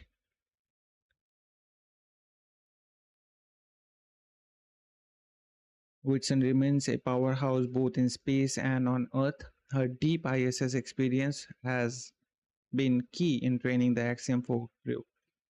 Also, we heard that from Michael Lopez that if she trained a crew, it's the best possible way a crew can be trained, making her steady leadership a major factor in mission success. Next up, we have the India's trailblazing pilot, Group Captain Shubhanshu Shukla, proudly serving as Axiom-4 mission's pilot. Born on October 10, 1985 in Lucknow, Uttar Pradesh, in India, the 39-year-old Indian Air Force officer is making history as the first Indian astronaut to visit the International Space Station and the second Indian to be in space since Rakesh Sharma's iconic 1984 flight, closing a 41-year gap in the nation's human spaceflight journey. Shukla's path to space began from his school, that is City Montessori School in Lucknow, followed by training at India's National Defence Academy, where he earned a BSc in Computer Science back in 2005. Commissioned into the Indian Air Force in 2006 as a fighter pilot, he rose to the rank of Group Captain in 2024. Backed by over 2,000 flight hours across various air spacecraft. He also trained at Russia's Yuri Gagarin Cosmonaut Training Center under the Gaganyaan program. That's India's first planned human spaceflight effort set to launch in the upcoming year. That's tentatively 2026 as of now. As Ax-4's pilot, Shukla is responsible for critical spacecraft operations during launch, docking, and undocking from the International Space Station. Being fluent in English and Hindi, he is not only bringing deep technical experience but also representing India's renewed space ambitions on a global stage. His flight is widely viewed as a stepping stone toward Gaganyaan, India's indigenous program, where he remains one of the 4 astronauts shortlisted by Indian Space Research Organization, that is ISRO. Beyond piloting, Shukla also will conduct several science research on behalf of ISRO and other Indian academic institutions. This includes studies on microbial behavior, muscle atrophy, crop resilience, and even the cognitive impact of screen exposure in microgravity. That's a key data for shaping future for long duration missions for the Indian initiatives for the Gaganyaan program. Right now, we have an update that the issues going on with the C2V2 communication channel is being resolved. So that's a good thing. Now coming to Shukla's introduction, his inclusion in Axiom-4 stems from a strategic 2024 agreement between ISRO and Axiom Space, finalized during India's Prime Minister Narendra Modi's United States visit, positioning India to gain critical hands-on experience in human spaceflight operations ahead of its own upcoming crewed mission. But it's a big deal for India because Indian astronaut Shubhanshu Shukla marks the return of India's first astronaut to space after squadron leader Rakesh Sharma participation in the Soviet Intercosmos mission aboard Soyuz T-11 back in April 3, 1984. And from India's perspective, the Axiom-4 is seen as a precursor to the Indian Gaganyaan mission. Next up, we have Axiom-4 mission specialist from Poland, that is Sławosz Uznański-Wiśniewski, representing Poland on Axiom-4 mission, a 41-year-old mission specialist born on April 12, 1984. He is making history as Poland's first astronaut since 1978, ending a nearly 47 years gap since Miroslav Hermaszki's flight. He got selected from over 22,500 candidates as part of European Space Agency's 2022 astronaut reserve. His flight reflects top-tier qualifications. He has a master's with honors from University de Nantes and Diploma de Engineer from Polytechnique de Nantes. He went on to complete a PhD in 2011 at University de Aix-Marseille, focusing on radiation tolerance system for space. His early career took off at STM Microelectronics in France, followed by a key role at CERN as a reliability expert and engineer in charge of the Large Hadron Collider between 2018 and 2022. He joined European Space Agency as a project astronaut in 2023, bringing that experience to Axiom Mission 4. Outside of science, Sławosz is an adventurer at heart, known for high-altitude climbs, remote travel, and sailing. He speaks Polish, English, and French, which helps him to connect easily with the international crew aboard the International Space Station. On board the International Space Station, he will lead 13 Polish experiments under the Ingress mission. Also worth mentioning, he is representing the Polish Space Agency, which is also known as Polsa. And those experiments which I was mentioning is in a collaboration between Poland, ESA, and Axiom Space. This includes testing AI technology in microgravity, psychological studies, muscle-free communication, radiation impacts on electronics, microgloon-based navigation, and Polish-developed noise sensors. His works aims to strengthen Poland's role in space research and help shape the future of space hardware design. And rounding up with the Axiom-4 crew's introduction, we have lastly the second mission specialist, Tibor Kapu, who is a 33-year-old, born on November 5th back in 1991. He is younger than me as well. And about the age hierarchy on this mission, Peggy is the most oldest, most youngest is the Tibor Kapu, and about less than a year of gap between two, that is pilot Shubhanshu Shukla and mission specialist Sławosz Uznański-Wiśniewski, being Sławosz being a little of 8 months older than Shukla. Now, Tibor Kapu becomes the third Hungarian in space with this mission, following Bertalan Farkas back in 1980 and Charles Simeoni in 2009, marking Hungary's long-awaited return to human spaceflight.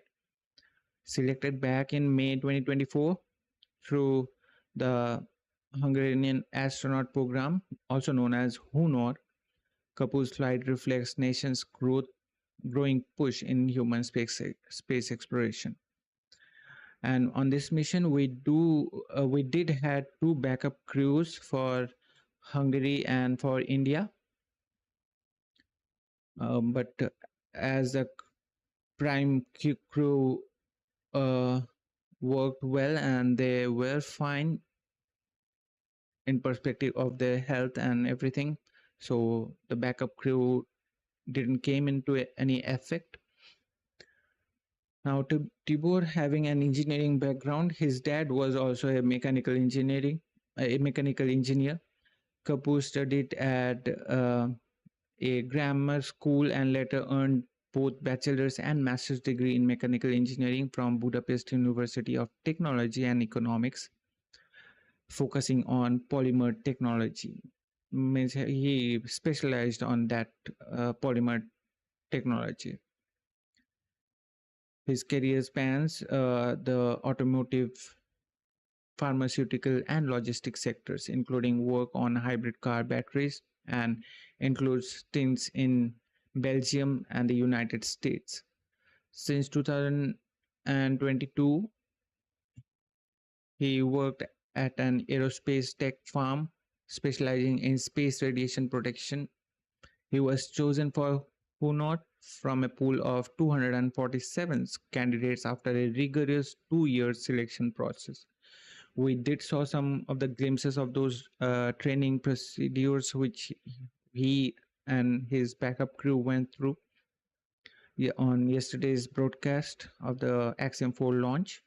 Today they didn't provide those visuals. His contribution aims to bolster Hungary's scientific profile in orbit and inspire future generation of researchers. He's been training in Houston since August 2024 with NASA, SpaceX, and Axiom teams to prepare for arrive aboard the International Space Station on his first flight.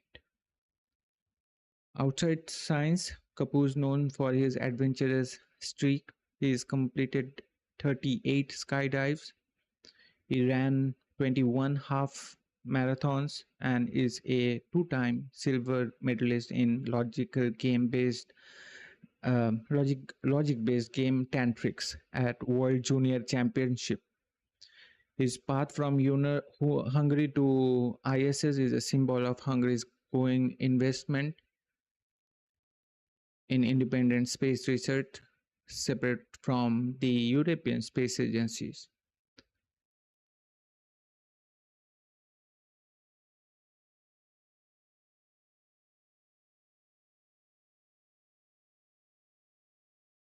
Right now, you can see that APAS hatch being open, being a part of hatch opening procedure. We did saw Johnny Kim from Expedition 73 documenting these events.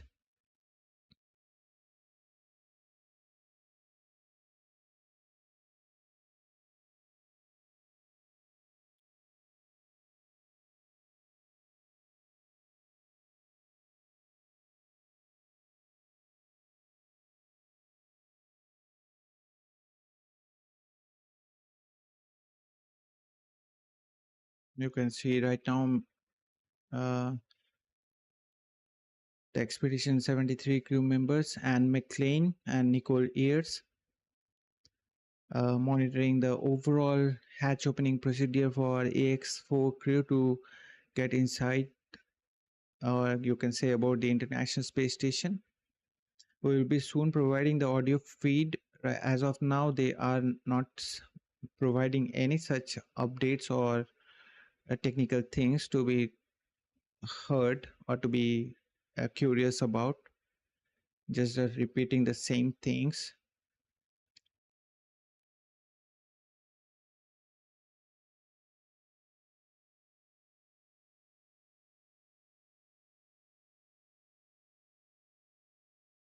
Also worth mentioning, the 0G adapter for the Ax-4 mission, a plush toy, is the Swan, named as Joy. And this name Joy was being suggested by Tibor Kapu, denoting his Axiom-4 team, who is a healthy and energetic team, which he remarked during a pre-press conference before the launch.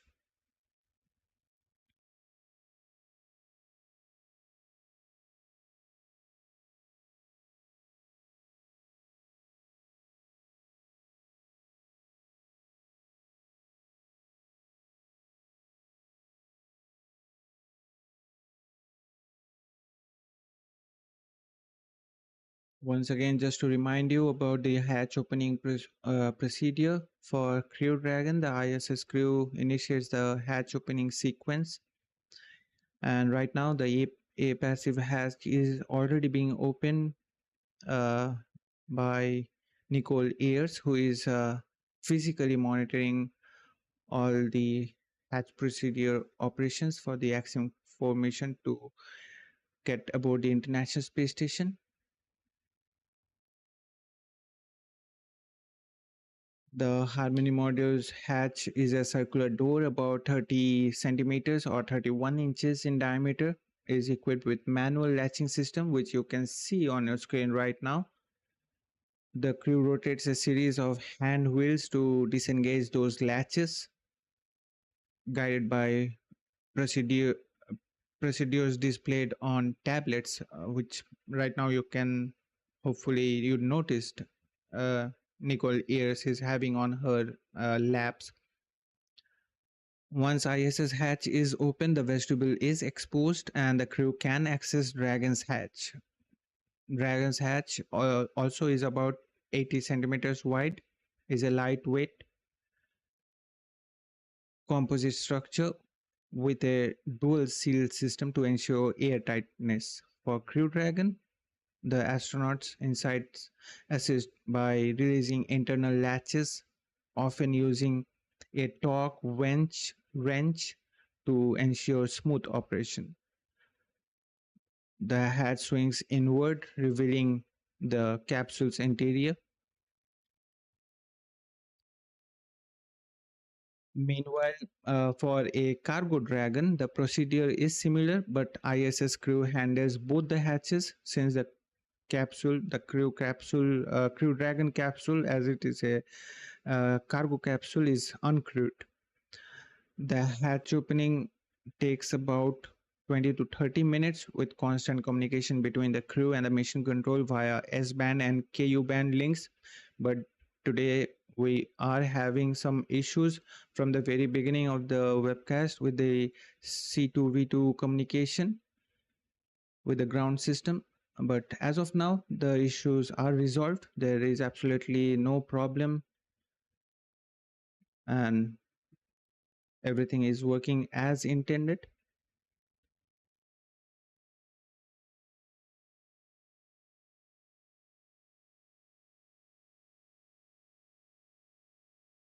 Now I will let you guys to have the mission audio feed, because although they are not having nothing to say, I just turned it on and you can see a complete silence is there.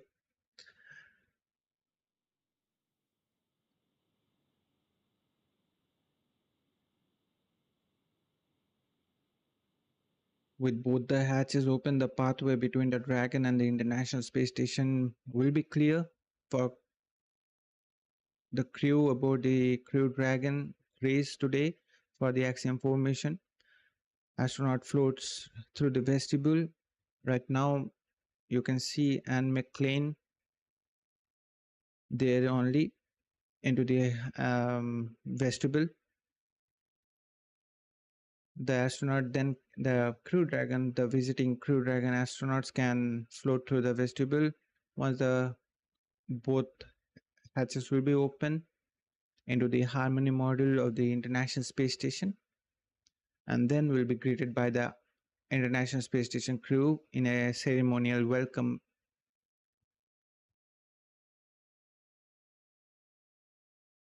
and recently Axiom Space had introduced a new way to have in this ceremony, welcome ceremony, that is also called as pinning ceremony, where there will be the commander in charge of the Axiom mission will be having some sort of pin which denotes some numbers on them,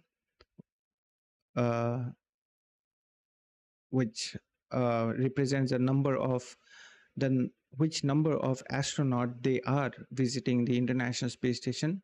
For today, Peggy Whitson will be pinning those pin on those suits of the other 3 rookie astronauts visiting for the first time aboard the International Space Station, and the number stands 634, 35th, and 36th astronauts. They will be visiting International Space Station.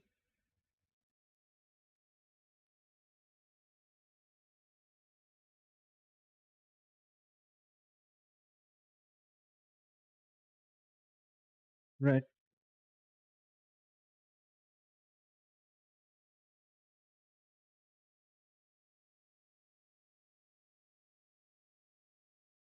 We are just moments away from the hatch opening. Some comms are now going on, so let me just put on the mission audio so that Axiom Mission 4 Commander Peggy Whitson radioing down to the team at SpaceX. They are awaiting the go for hatch opening. I'd imagine the crew aboard the Dragon Gray spacecraft anxious and excited to float into the International Space Station for the very first time.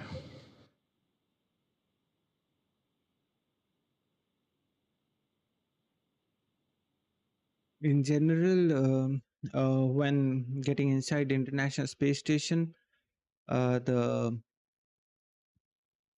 commander comes at the very end. Oh no, during the Axiom-4 mission, I did remember that Peggy Whitson commanding that mission, Axiom-4, she entered the space station being the first. But let's see today what will be the sequence. That's a part of helping mix the air between the International Space Station and the Dragon spacecraft.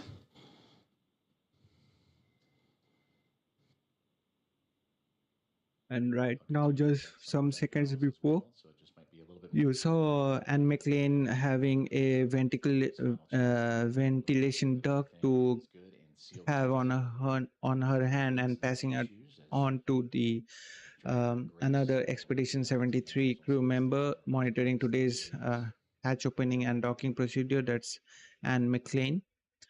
That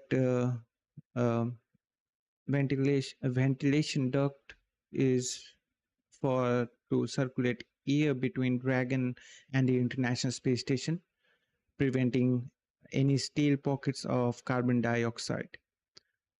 For Crew Dragon capsule, after the hatch will be open. Station is ready for Dragon hatch equalization. You just heard that about what I was talking. And Nicole Ayers communicating about that with the ground station.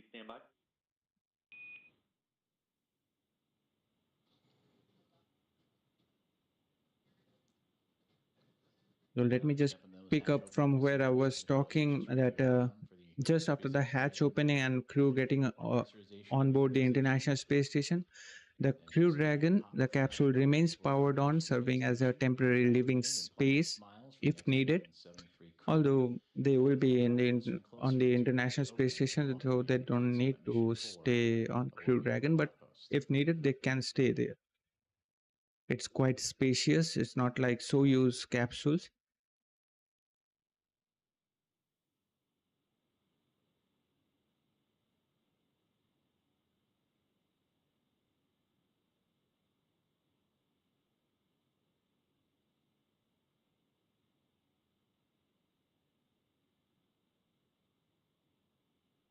We are currently standing by for a go for the hatch opening from the ground station. Meanwhile, here on the ground in inside NASA's Mission Control, the International Space Station Flight Control Room. Anticipation also building up as the room's starting to fill with NASA leadership, as well as the Athena flight team continuing to work through the hatch opening procedures.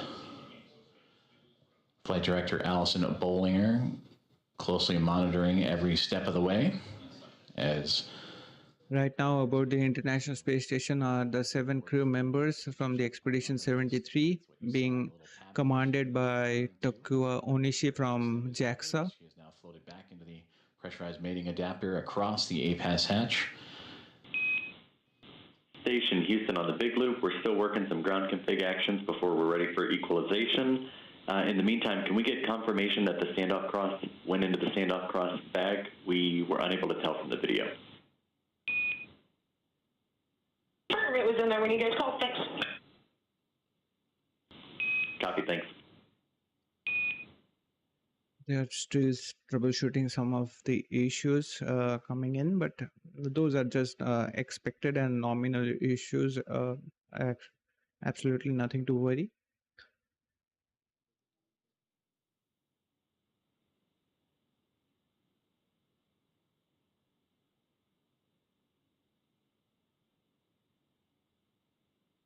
It's a huge moment coming up for 3 of the nations as they return to human spaceflight after a gap of, on an average of 40 years.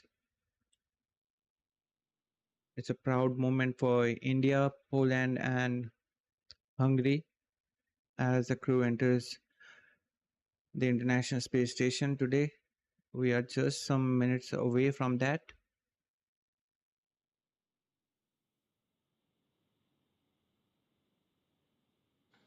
And what I was mentioning that upon entering the International Space Station, the crew members of the Axiom-4, then the total number of crew members aboard the International Space Station will be 11, a full house of 11 crew members.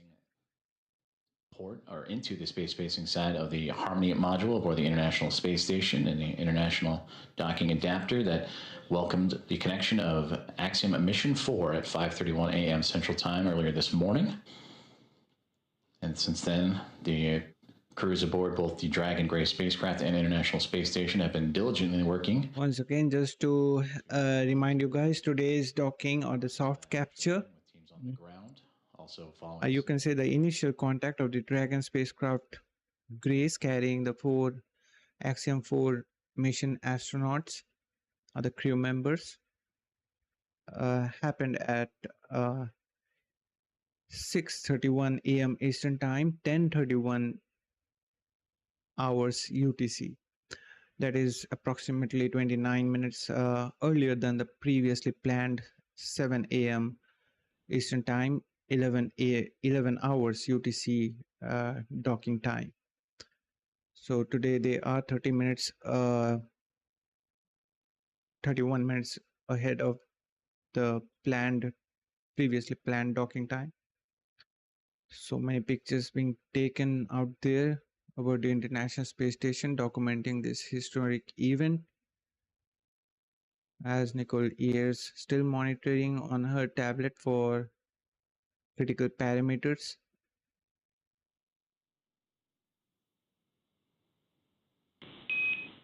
Station Dragon Houston on the big loop. Stand by for equalization. Expected to take 1 minute. So that pressure in equalization will take approximately 1 minute from now. I guess just after that, hatch opening will be occurring. Dragon copies 1 minute. Meanwhile, those of you joining us on today's webcast would like to have a request for you guys. If you guys consider liking this stream, it will be a great help for this stream to reach out to others as well, joining us so that we can celebrate this historic event all together. Mission 4 aboard the orbiting laboratory. For that, we would be super grateful.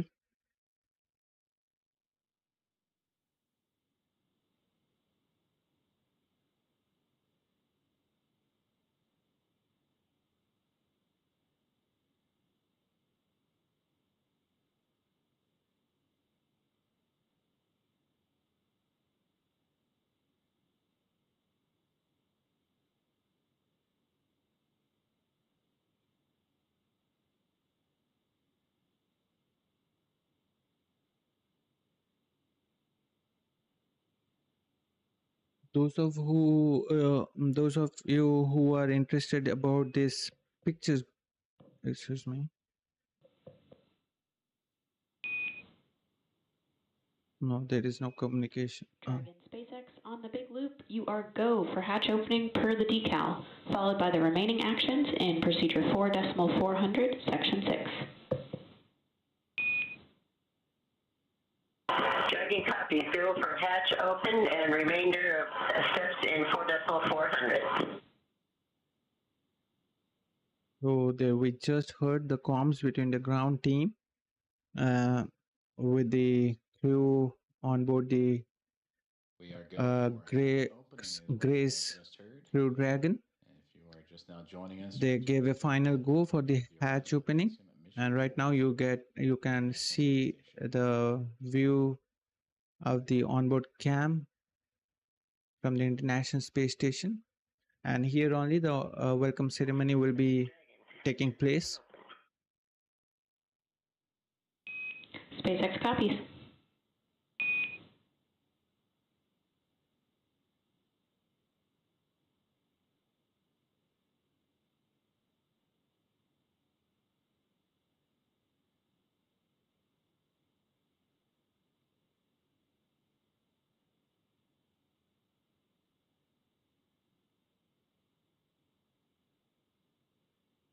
We are just moments away from the hatch opening and the Axiom-4 crew members to get inside the International Space Station.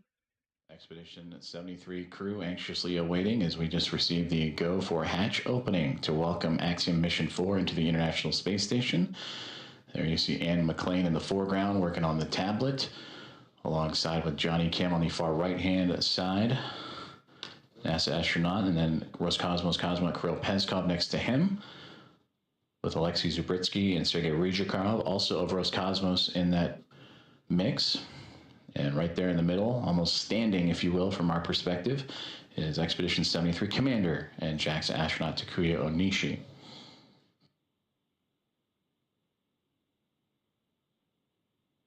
From this view, they are looking up. SpaceX Dragon hatch is open at 12:14, and we're requesting the go for the LIO change.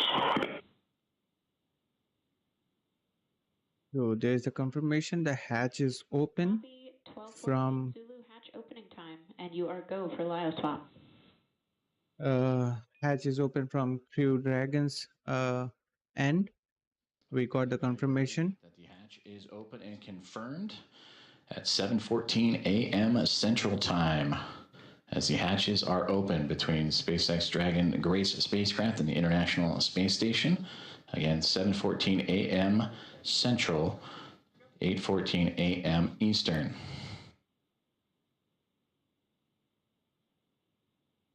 And you heard also the swaps of the LIO canisters. That's the lithium hydroxide cartridges that scrubbed carbon dioxide inside of the Dragon spacecraft on the ride to the International Space Station. Also, Nicole Ayers out of view, but if from this perspective, looking up, she is operating with the Axiom Mission 4 team to help refresh the air and cycle air between the two craft as they continue a few more procedures before floating across and into the orbiting laboratory for the first time. I guess those are sticking tapes or velcros, because you can see them. SpaceX on the big loop for LIO cartridge. Placing the tablets here and there, sticking them on the walls. How important it comes when it is in a space scenario. For clarification on your next action there, we're tracking LIO cartridge sealing per 2.102 step 6.5. Oh, okay. In my procedure, I had for the instructions on the decal for section.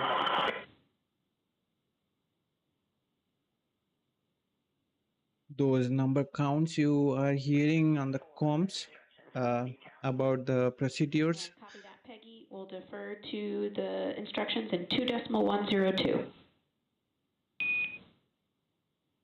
Okay, that's where we are. these are the procedures mentioned in the manual for both the International Space Station crew as well as the visiting crew, and they have to follow them, and they have the numbers next to, like, to denote them that what procedure has what number. And for those, you were hearing those numbers from the ground team communicating with the commander for today's Axiom-4 mission, Peggy Whitson.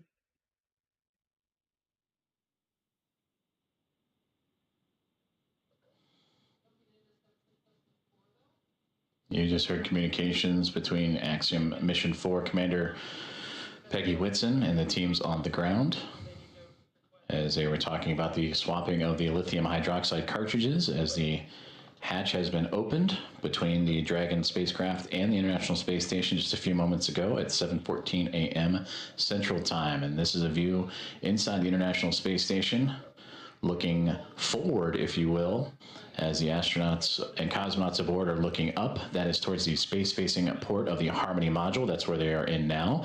If you were to keep going forward, if you will, that is the forward port, which currently is occupied by Dragon Endurance from a crew 10. And a great microgravity demonstration of the camera that Alexei Zubritsky is using to help document. Right now you can see the Expedition 73 crew anxiously waiting for the arrival of Axiom-4 mission.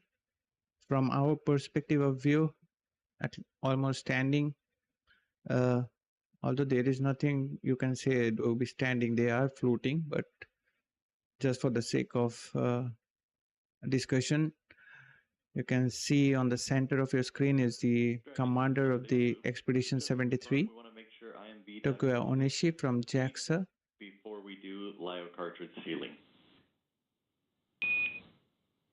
Yes, the IMV duct installation is complete. My bad, I didn't get it reported. Houston copies.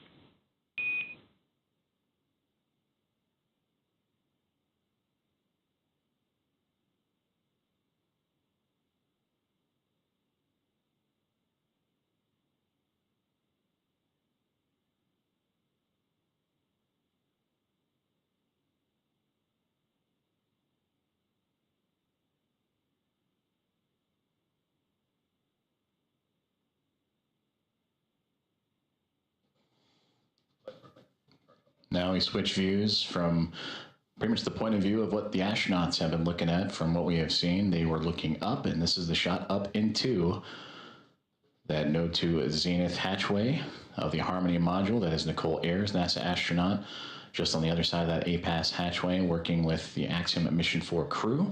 You heard them talking about IMV ducting and LIO cartridges. That IMV ducting helps mix the air of the International Space Station environment with the air inside of Dragon.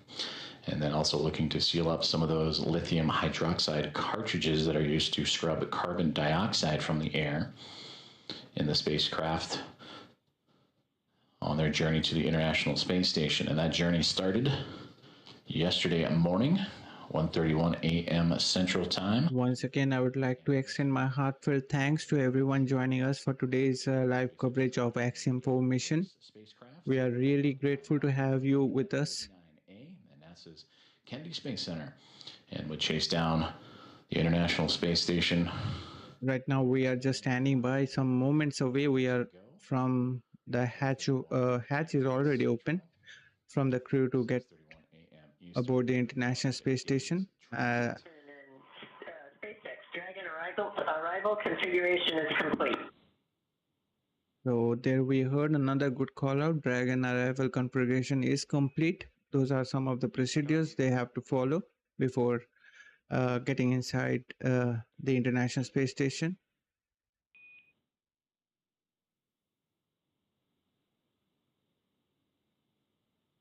Following the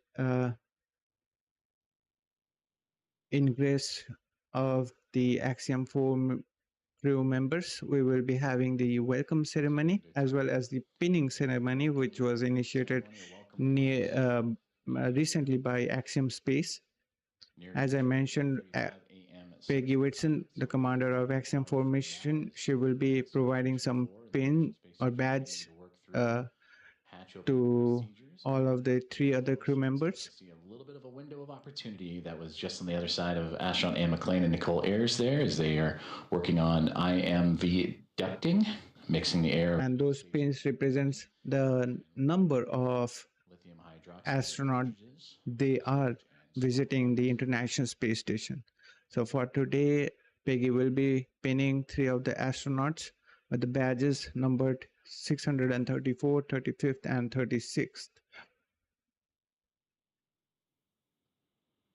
Now I will let you guys to enjoy the view. I will be turning off the cam and I will join you just at the moment when the crew enters the International Space Station. Meanwhile, enjoy the stream. And once again, thanks everyone for tuning in today's launch. And also would like to request you guys, if you, We are going to see the first views of and there we go, we have it, Peggy Whitson receiving great big hugs from Nicole Ayers and the Expedition 73 crew. Axiom-4 Mission, welcome aboard the International Space Station. Pilot Shubhanshu Shukla is the next one to come across, representing ISRO. It is his first space flight for Peggy Whitson, her return to the International Space Station on her 5th flight, second as a member of Axiom Space. First entered the commander Peggy Whitson, followed by pilot Shubhanshu Shukla. Now we have Sławosz Uznański-Wiśniewski from Poland. Next up we are having Tibor Kapu from Hungary. So with that, crew entered the International Space Station. Warm hugs all around. It's a huge proud moment for all the 3 countries who are having their back in human spaceflight after on an average of 40 years. To the International Space Station as well. And all this, except Peggy Whitson, all 3 other crew members are rookie astronauts flying for the first time.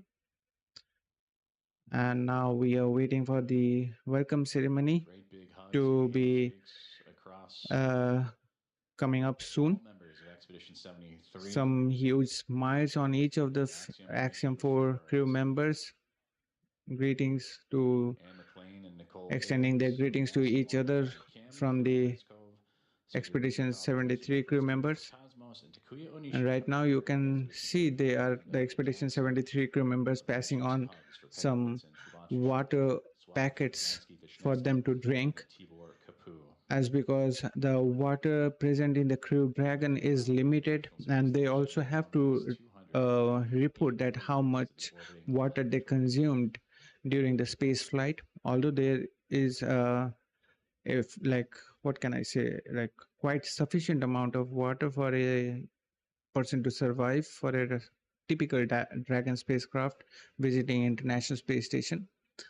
But you have to save some water no matter what, because there can be some issues, as if for some reason the docking of the Crew Dragon have some problem, then for complete 1 day they have to rendezvous the International Space Station. Then they will have the next opportunity to dock with the International Space Station. So I guess they were preserving some of the water on board the Crew Dragon, so now they are enjoying some water just getting inside the International Space Station. Laboratory, her 5th flight. 3 as a member of NASA, and her 2nd as commander of an Axiom Space private astronaut mission, commander of Axiom-2 and here of Axiom-4. All of the 4 crew members of the Axiom-4 mission looks healthy and happy. Or our left from her viewpoint to her right. Sławosz Uznański-Wiśniewski of ESA, Shubhanshu Shukla to her left of ISRO, and Tibor Kapu on that far right-hand side of our viewpoint.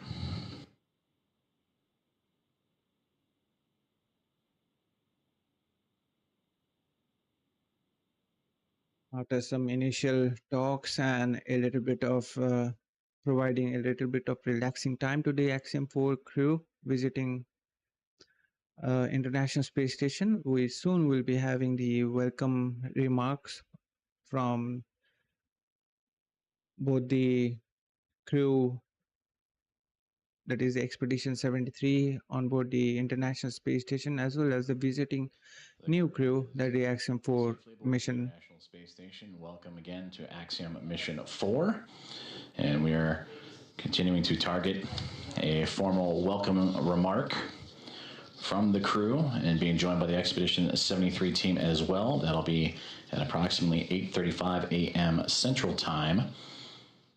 And from there, they will receive a safety briefing and begin their nearly approximately 2-week mission aboard the International Space Station, in which they will participate in around 60 research investigations representing 31 countries, with more than 24 of those experiments sponsored by the ISS National Lab.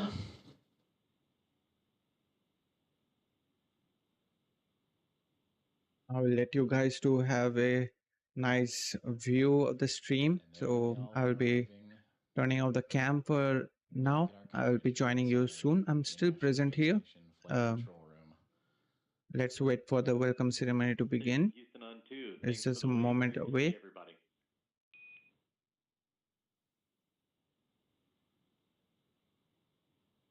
Now, before turning on my cam, once again, thanks everyone for tuning in.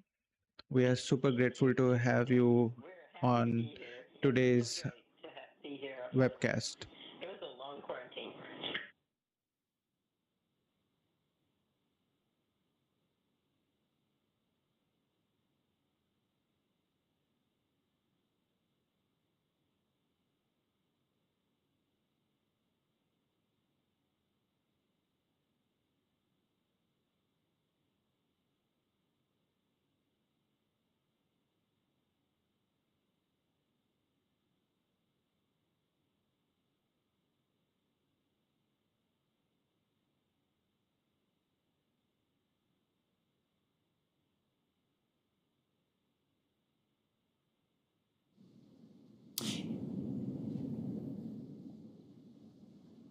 And with the crew now in the space station, we're going to wrap up our portion of the live joint coverage from Hawthorne.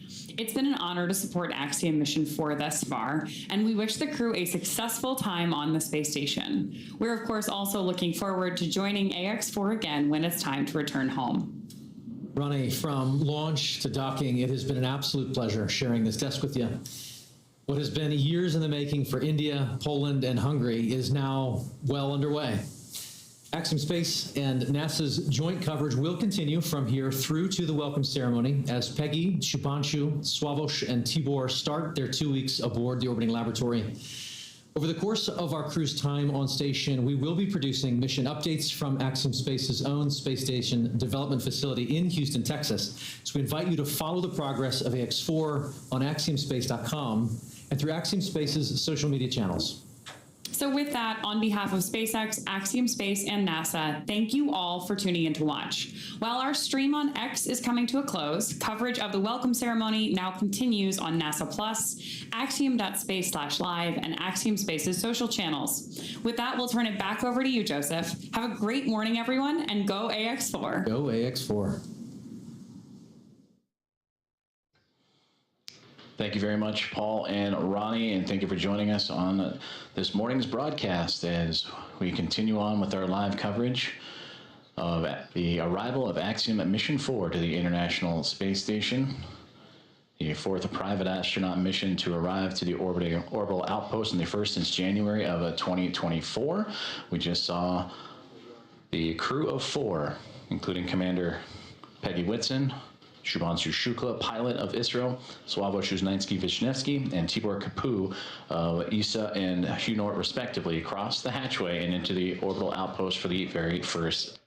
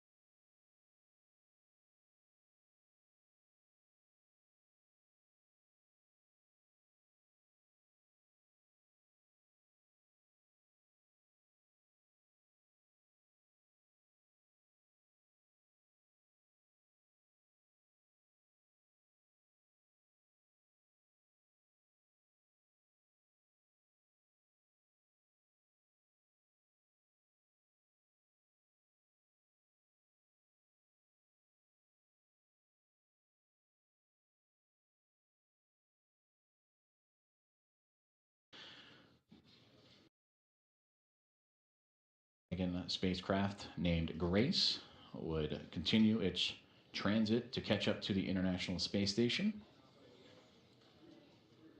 and ultimately docking at 5:31 a.m. Central Time with that initial contact.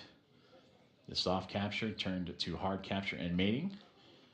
Hatch opening procedures took about 2 hours or so to complete, with teams on both sides inside the Dragon spacecraft and the International Space Station meticulously checking for leaks and going through each procedure step by step before that moment we just had a couple moments ago at 7:14 a.m. Central Time, in which the hatch was opened and the astronauts of Axiom Mission 4 floated on through to the International Space Station. We're currently experiencing a transition in communications satellites that's nominal and to be expected, so we will bring you back those views inside the International Space Station. SpaceX just ended their webcast, their part of webcast. Right now, NASA and Axiom Space are hosting this webcast for the welcome ceremony for the Axiom-4 mission. We just saw the crew getting inside the International Space Station. They had some talks with each other, had some relaxing time. Sooner we will be having the welcome ceremony for the crew of the Axiom-4 mission.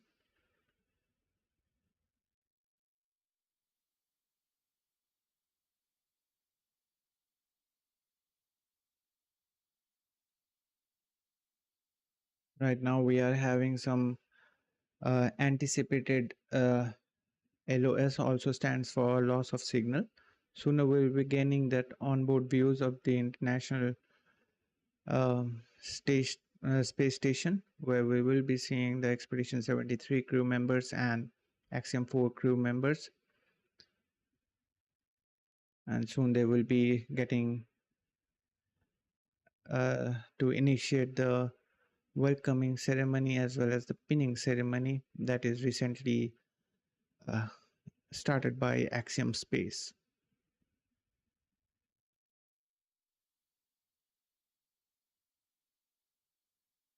But just for your information, we have right now the crew of Axiom-4 mission on board.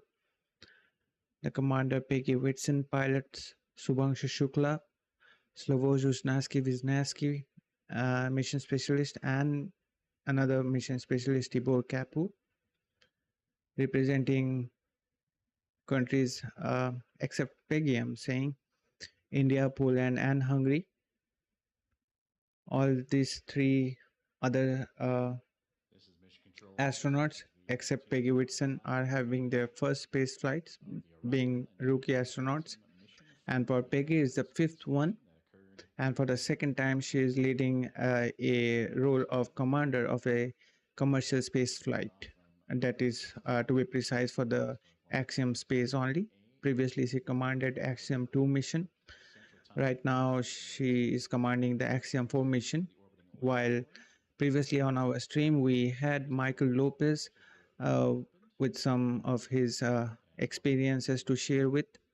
He commanded the Axiom-1 mission and just previous one, the Axiom-3 mission. ESA and the nation of Poland, and Tibor Kapu of Hunor, as they have joined the crew aboard the International Space Station, and we will bring you those views as soon as we have them, as we are currently transitioning between communications satellites.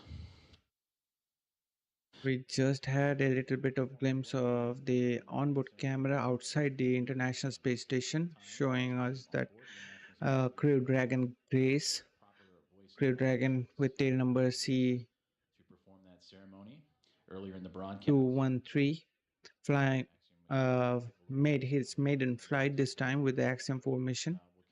It is the final and the fifth Dragon spacecraft, reusable Dragon spacecraft being designed and will be in operation from SpaceX based on the Dragon 2 spacecraft format. And for those three representing India, Poland, and Hungary, They also represent the first visitors from those nations to the orbiting laboratory.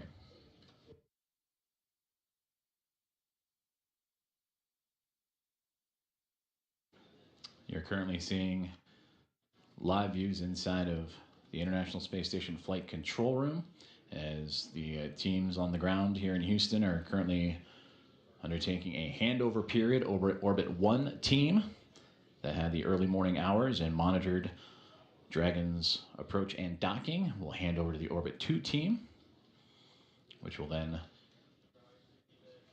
take over for their shift of the day. Those of who you are joining us right now, just a reminder, the crew entered the International Space Station. They are safe and sound and healthy. Right now, the crew on the Ax-4 crew and the crew on board the International Space Station are preparing for the hatch opening ceremony. Soon we will be getting that view. And currently we are seeing the mission flight control room, and at this place only all the 3 crew members except Peggy, they got trained. They got also trained for the communication that happens between the flight control center with the International Space Station during their training period. And we are getting these views from the flight control room for the International Space Station, as we are having an unexpected loss of signal. Soon we'll be getting those live views from the inside of International Space Station. So stay tuned for those welcome ceremony and for the greetings from the Ax-4 crew. Meanwhile, I will take a short break from you guys. You guys, please be there as we are getting closer for the welcome ceremony. Also would like to extend my heartfelt gratitude for everyone joining us in today's live broadcast for the Axiom-4 mission docking with the International Space Station. Also, if you are a space nerd and this stream fuels your love for space, kindly consider providing this stream a like. That helps this stream to reach out to more space enthusiasts like you. For that, we would be super grateful. So with that, I will take a short break from you guys. And as both teams monitoring the progress and preparation for the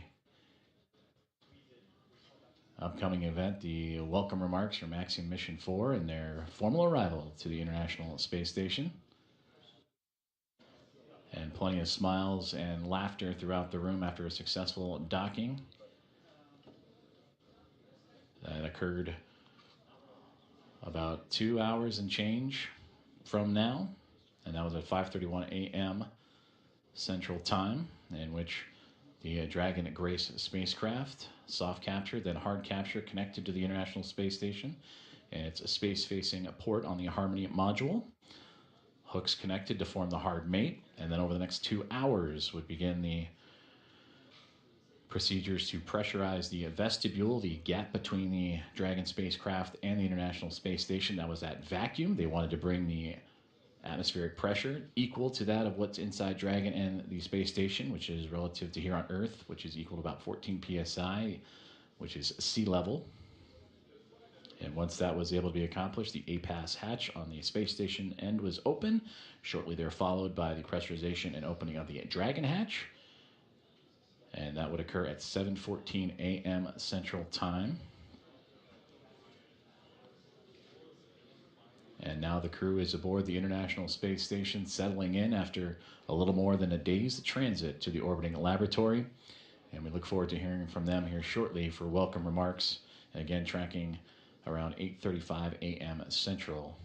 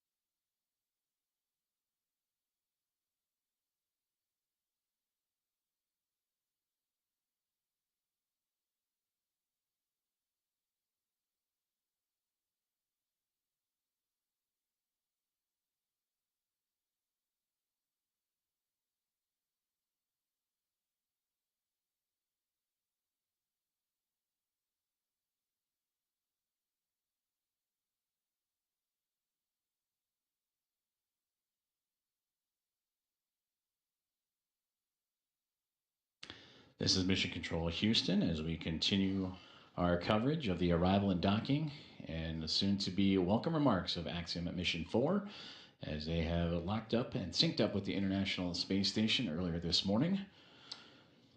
And the crew of 4 have since floated aboard the International Space Station, bringing up its population from the Expedition 73 crew of 7 to now a total of 11. And we will hear from Commander Peggy Whitson, Pilot Shubhanshu Shukla, Mission Specialist Sławosz Uznański-Wiśniewski, and Mission Specialist Tibor Kapu here shortly. We are continuing a handover period. The Orbit 1 team, the Athena flight led by Flight Director Allison Bollinger, handing over to Vincent LaCourte, and the Destiny flight team. That'll be completed here in just a few moments. Meanwhile, the crew aboard the International Space Station continuing to get settled in and prepare for those welcoming remarks that would be a little less than an hour from now, about 50 minutes or so.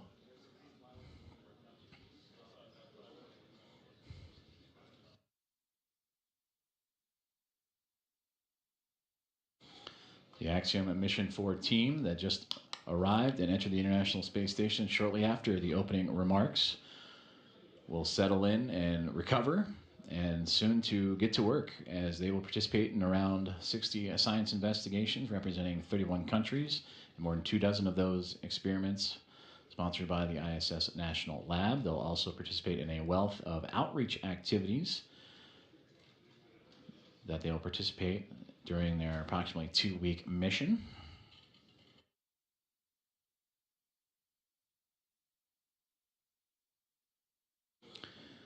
Starting with Axiom Mission 1 and now through Axiom Mission 4, the International Space Station has now welcomed 14 private astronaut crew members representing 11 different nations aboard the International Space Station, showcasing how private astronaut missions expand access to low Earth orbit, commercial space, and the space station, and bring that access for more nations, people, and opportunities.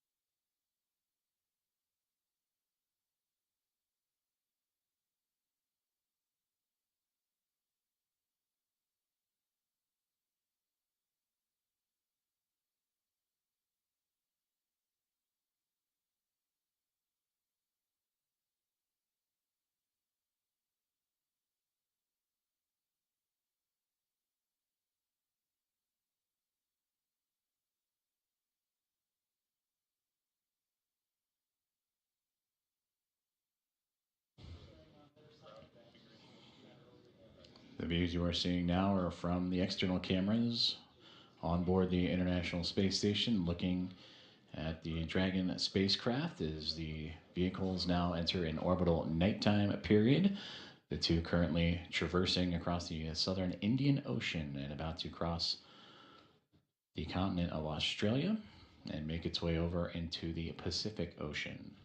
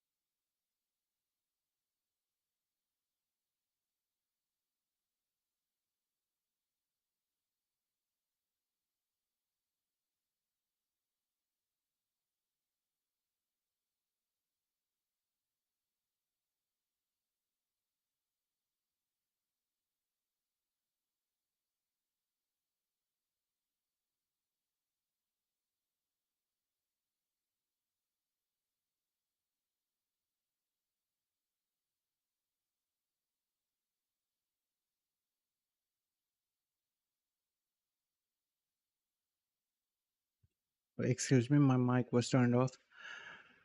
Hi, myself Dipto Maitra, providing commentary for today's Axiom-4 docking event.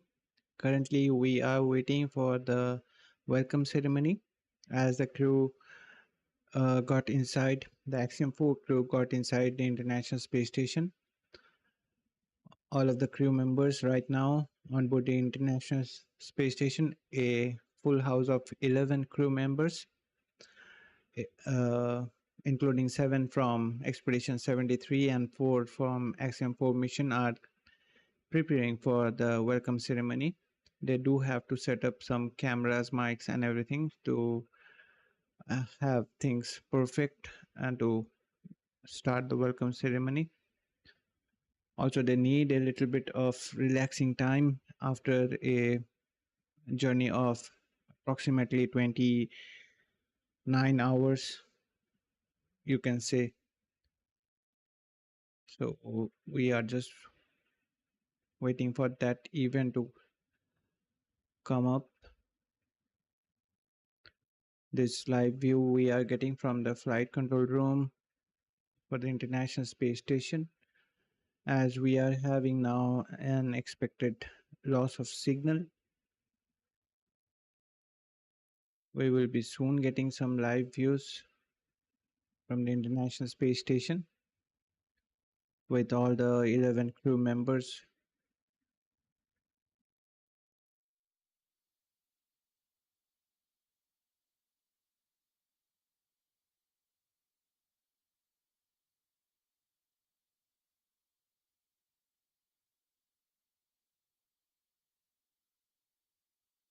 Once again, just to remind you guys, today the Axiom-4 Crew Dragon, named Grace, having its maiden flight, get docked to the International Space Station with the initial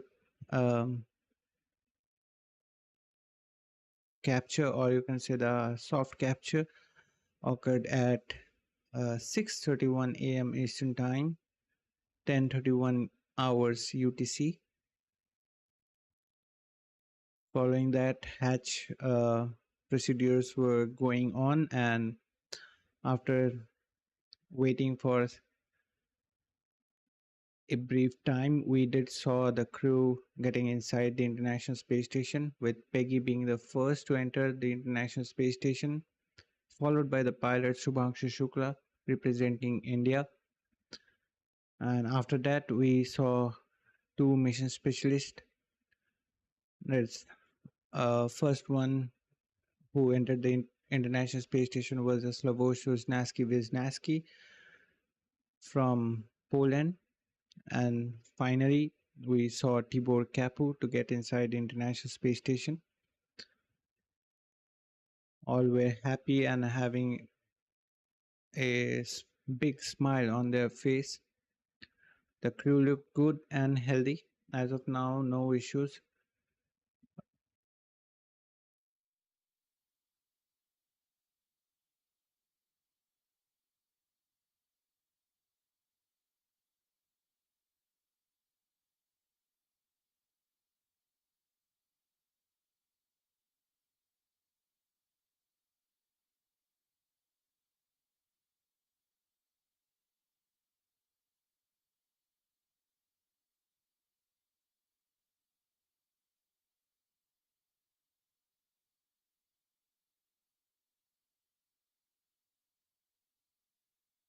The Axiom-4 mission is for Axiom Space, a commercial organization launching their 4th human space flight with the help of NASA and SpaceX, with the 4 crew member to the International Space Station.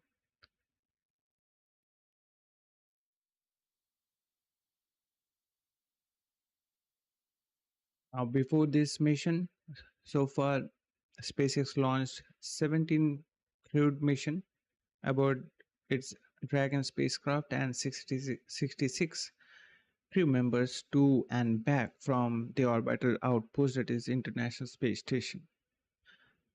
That number rose now with a total of 70 crew members launched by SpaceX, including the ongoing Axiom-4 mission.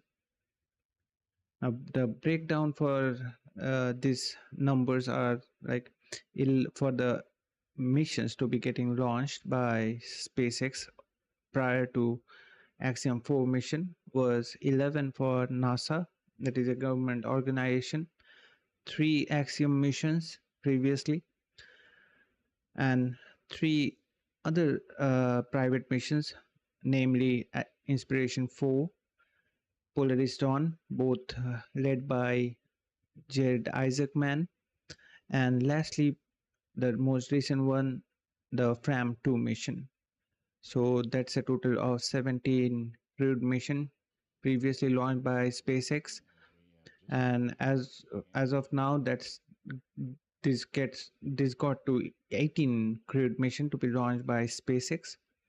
And for crew members to be getting launched, the breakdown is 40 crew members they launched, SpaceX launched for government organization, plus 24 private organizations.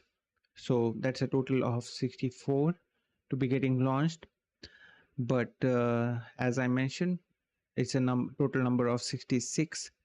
And if we include the 2 for Boeing Starliner crew flight tests, astronauts, which SpaceX brought them back to Earth after being stuck in due to the Boeing Starliner issue going on. So that makes the total crews to be flown by SpaceX that equates to 66 of them.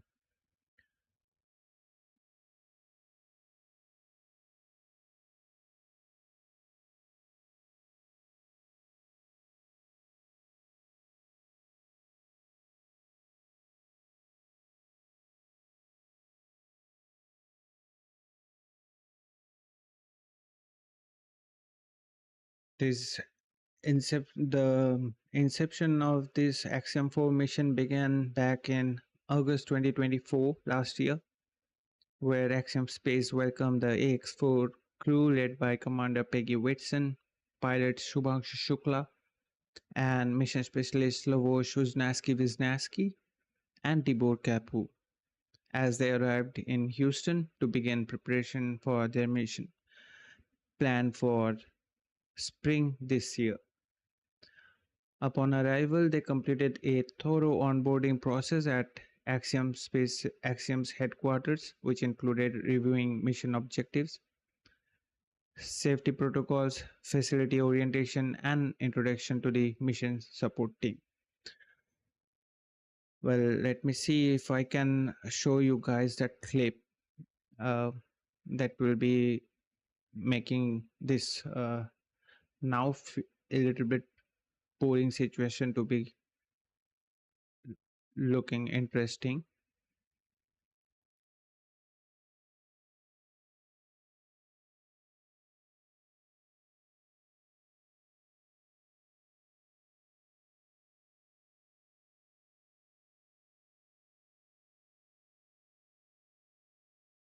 Just made the webcast to look smaller. Right now there is nothing interesting to see. As soon as they will be start showing the welcome ceremony or the onboard views from the International Space Station, I will make it on big screen so that you can enjoy the view.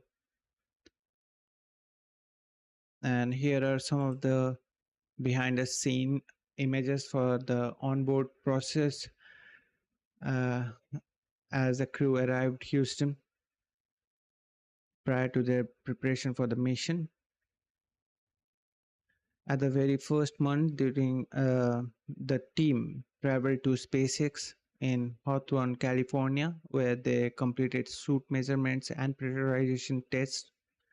They began familiarizing themselves with the Dragon spacecraft and the Falcon 9 launch vehicle. Also, they conducted basic simulations involving orbital mechanics, spacesuit ingress, egress. And by ingress and egress, I mean these are technical terms for those who are new to this. Ingress means to get inside the spacesuit. Egress means getting out of the spacesuit. It stands the same for getting inside the spacecraft. Also, they get familiarized with the microgravity procedures, emergency drills, and early mission level scenarios. Now, following SpaceX training, the crew participated in a series of simulation and technical exercises at NASA's Johnson Space Center, approved by Multilateral Crew Operations Panel, also known as MCOP. The preparation included payload operations, emergency protocol, and station-specific drill, all designed to ready themselves for the life and work aboard the International Space Station. Next, the crew traveled to European Astronaut Center in Cologne, Germany, where they completed focused training in communications systems, emergency response procedures, and research operations within the Columbus Laboratory Module, Europe's microgravity research facility aboard the International Space Station as well. The crew then continued their training at JAXA's organization in Japan. Now, I guess we are having the live view from aboard the International Space Station. There is Johnny Kim, so let's switch the stream to in a big screen. Oh, the view got away.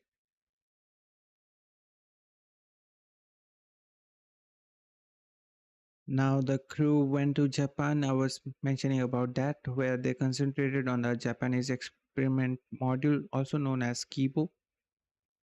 The regime included hands-on experience, operational procedures, and module-specific training. So there we go. We have the view there with Johnny Kim only being there. I think he is preparing for the camera.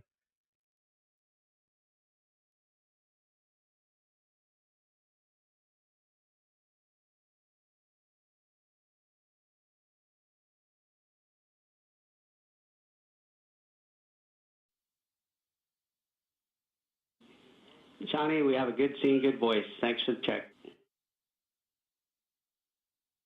Yep, and just a friendly reminder, we're looking to start the event at 13:35.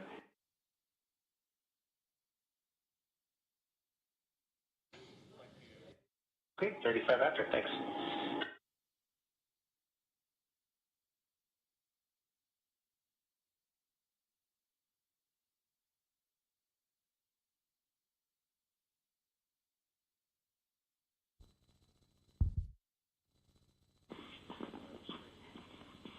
And Johnny, FYI, the current video that you are on is streaming live to NASA TV, so just FYI.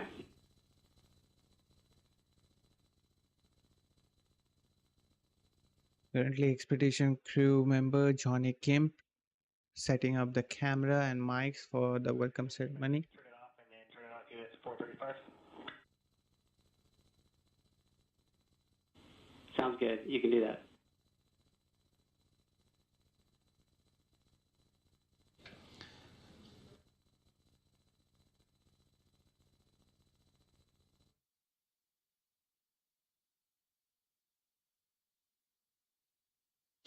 Good communications there between the team on the ground and the International Space Station Flight Control Room, up to NASA astronaut Johnny Kim, helping establish the good video. Also about the training which I was mentioning for the Ax-4 crew members. 30:05 a.m. Central Time, so a few more minutes from now, as the Expedition 73 crew. They're having successfully completed training across Axiom Space, SpaceX, NASA, European Space Agency, JAXA. The Ax-4 team is then fully got prepared to live and work aboard the International Space Station. Their multinational training from spacecraft systems to microgravity research environments has equipped them to carry out mission objectives seamlessly when they are now on board the International Space Station. Peggy Whitson's unparalleled experience anchors the team, while Shukla, Uznański, and Kapu mark historic return for India, Poland, and Hungary to human spaceflight. Their collective work on the International Space Station, from AI experiments to health studies, promises to push the boundaries of science and international collaborations.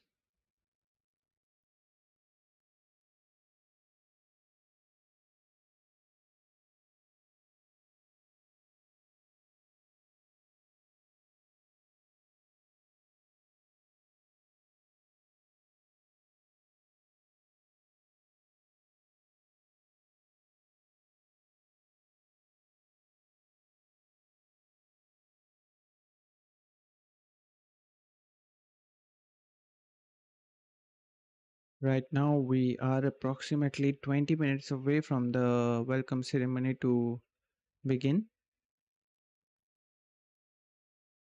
And these images on your screen right now, you can see Shubhanshu Shukla, Uznański, followed by Tibor Kapu, the upcoming image, as they were having their communication training from the flight control room based on Houston for the International Space Station. Like in every possible way, they got trained for this mission so that they can handle any kind of scenario that can pop up in front of them during their stay.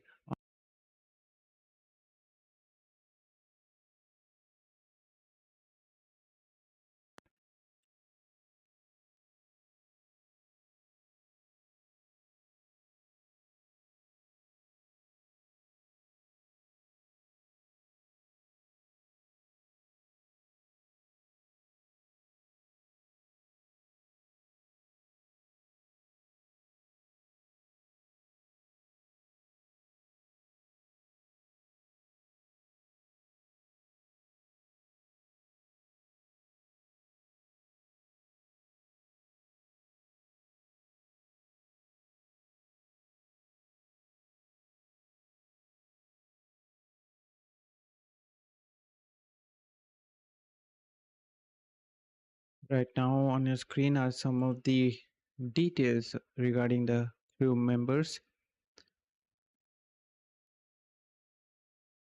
It's Peggy Whitson, commander, on your screen right now.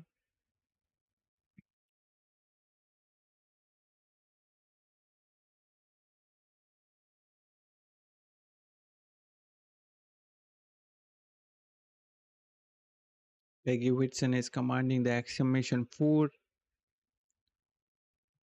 being a legend in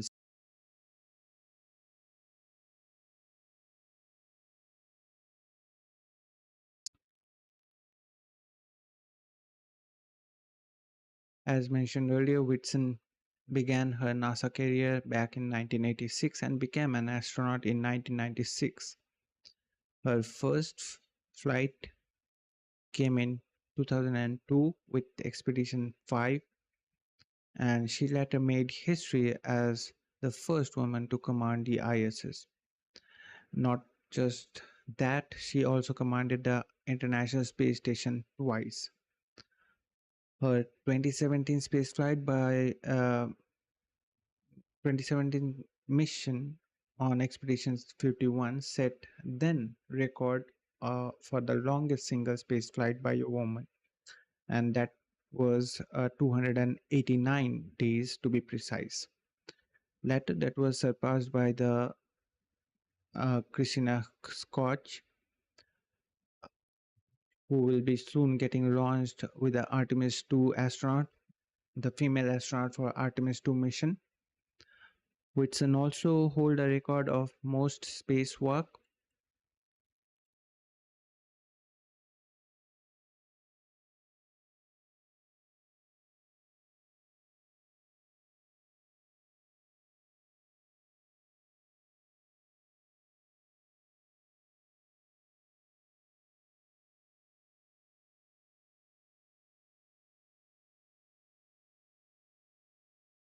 We are currently less than 10 minutes away from the welcoming remarks to be seen and heard by us.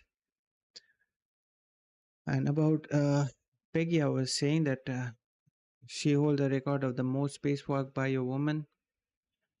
To be precise, it's 10 extravehicular activities totaling over 60 hours, and she is the most oldest woman to perform a spacewalk.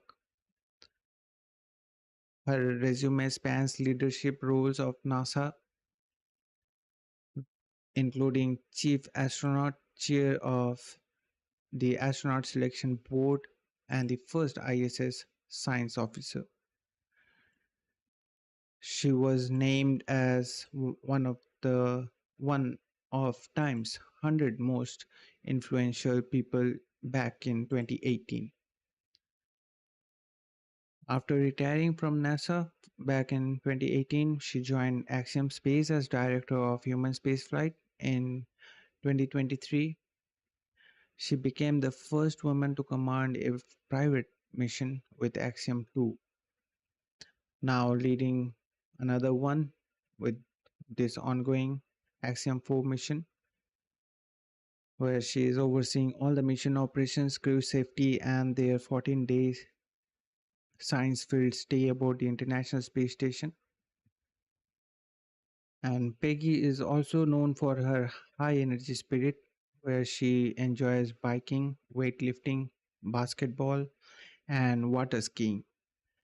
Married to fellow scientist Clarence F. Sams, who was also a PhD holder. Whitson remains a powerhouse both in space and on Earth. Her deep ISS experience has been in training the Ax-4 crew, making her steady leadership a major milestone in mission success.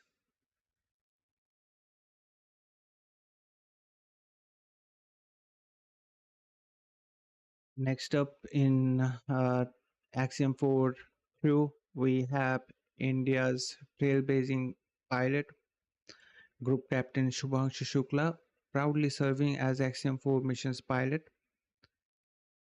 Born on October 10, 1985 in Lucknow, Uttar Pradesh, the 39-year-old Indian Air Force officer is currently now making history as being the first Indian astronaut to visit the International Space Station. And also, this marks his the country's second person to be in space since Rakesh Sharma's iconic 1984 flight closing a 40-year gap in the nation's human spaceflight journey. Shukla's path to space began from his school. Thereafter, followed by that, he got trained at Indian National Defense Academy, where he earned a BSc in computer science back in 2005. Commissioned into the Indian Air Force in 2006 as a fighter pilot, he rose to the rank of Group Captain back in 2024, backed by over 20,000 flight hours across various aircrafts. He also got trained at Russia's Yuri Gagarin Cosmonaut Training Center under the Gaganyaan program, which is India's first planned human spaceflight effort, set to launch in upcoming 2026. As Ax-4's pilot, Shukla is responsible for critical spacecraft operations during launch, docking, and undocking from the International Space Station. Fluent in English and Hindi, he is not only bringing deep technical expertise but also represents India's renewed space ambitions on a global stage.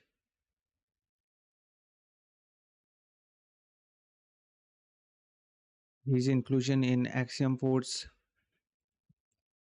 mission is a strategic 2024 agreement between ISRO and Axiom Space. that got finalized during India's Prime Minister Narendra Modi.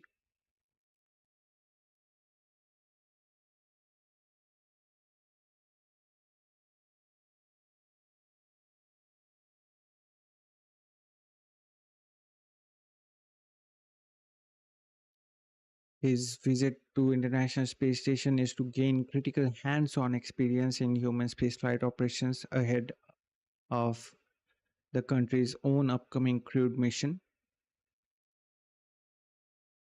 Beyond piloting, Shukla will also conduct space research on behalf of ISRO, that is Indian Space Research Organization, and Indian Academic Institution.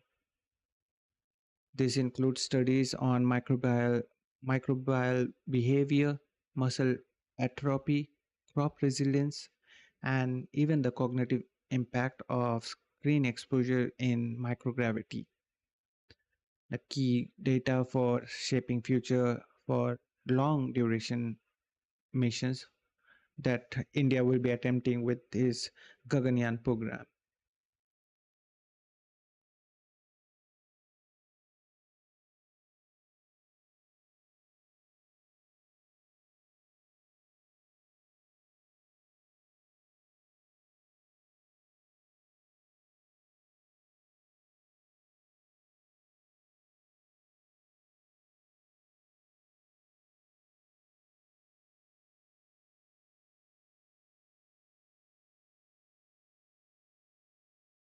Also worth mentioning, Indian astronaut group captain Shubhanshu Shukla visiting International Space Station. It marks a huge milestone for India and also marks the return of India's first astronaut to visit space after squadron leader Rakesh Sharma's participation in Soviet Intercosmos mission aboard Soyuz T-11 on April 3 back on 1984. From India's perspective, the Axiom-4 mission is seen as a precursor to Indian Gaganyaan mission.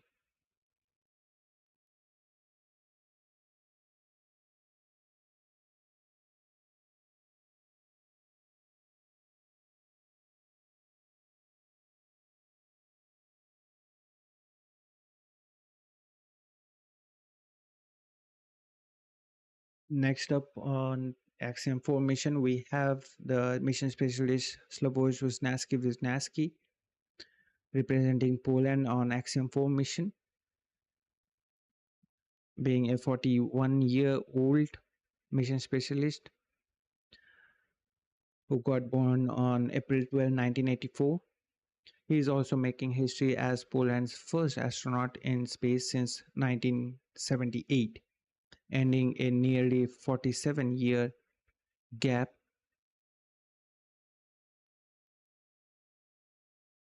selected from over 22,500 candidates as part of European Space Agency's 2022 astronaut reserve. His path reflects top-tier qualifications. Uznański also holds a master's with honors from University de Nantes. Also, he is having a diploma, the engineer from Polytechnic Nantes. Then he went to complete his PhD back in 2011 at University de Aix-Marseille, following on radiation tolerant systems for space.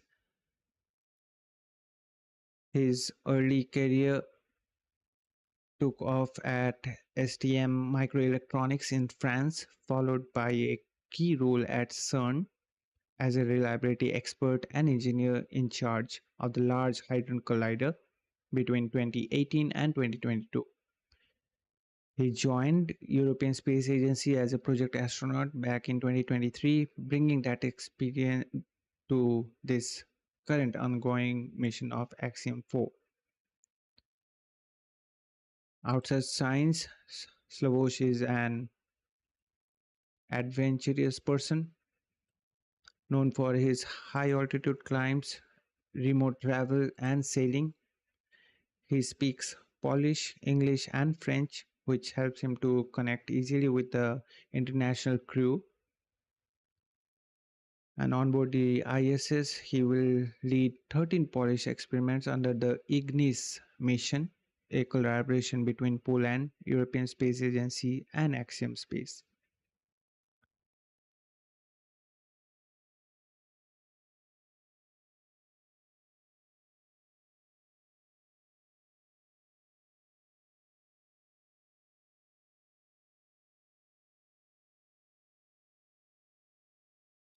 Now rounding out with the Axiom-4 crew members.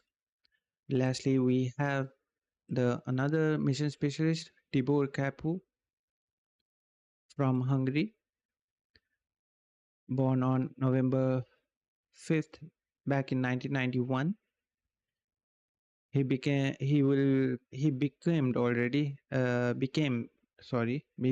the third Hungarian in space, following two earlier Hungarian person visiting space. That marks Hungary's long-awaited return to human spaceflight. Selected in May 2024 through Hungarian astronaut program, also known as HUNOR, Kapur's flight reflects the nation's growth in terms of space exploration. He is having an engineering background. Kapu studied at a grammar school earlier and later earned both bachelor's and master's degrees in mechanical engineering from Budapest University of Technology and Economics, where he specialized on polymer technology. Also worth mentioning, his dad was a mechanical as well, so I think that was the inspiration for him to be a mechanical engineer. His contribution aims to bolster Hungary's scientific profile in orbit and inspire future generation of researchers. He is being training in Houston since August 2024 with NASA, SpaceX, and Axiom Space to prepare for the life aboard the International Space Station. Outside the lab, Kapu, known for his adventurous streak, he completed 37 skydives, he ran 21 half marathons, and also he is having a strong analytical skills that for that we have a real example set which he said, where he got to be a silver medalist in the logic based game called Tantrix at the World Junior Championship.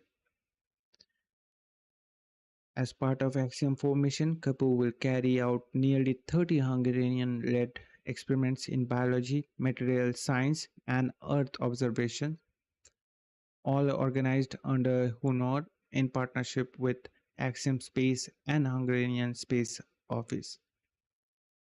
Among his key experiment is a study on how cosmic radiation affects human psychology, a project that could inform future missions to the Moon and Mars, fighting into Hungary's broader ambitions in long-term stay during human spaceflight on orbit.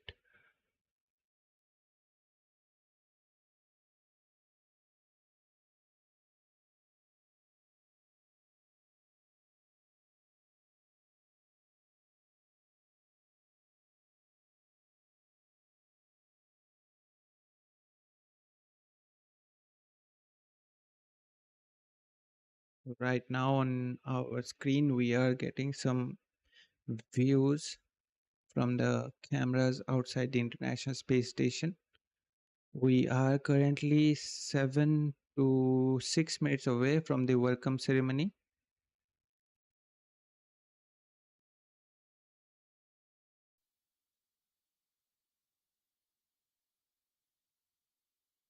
I can take it.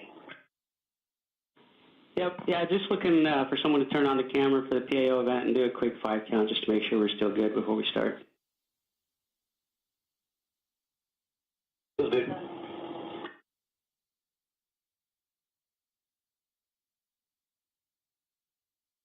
Also would like to welcome Asit Chakraborty if you are still here with us.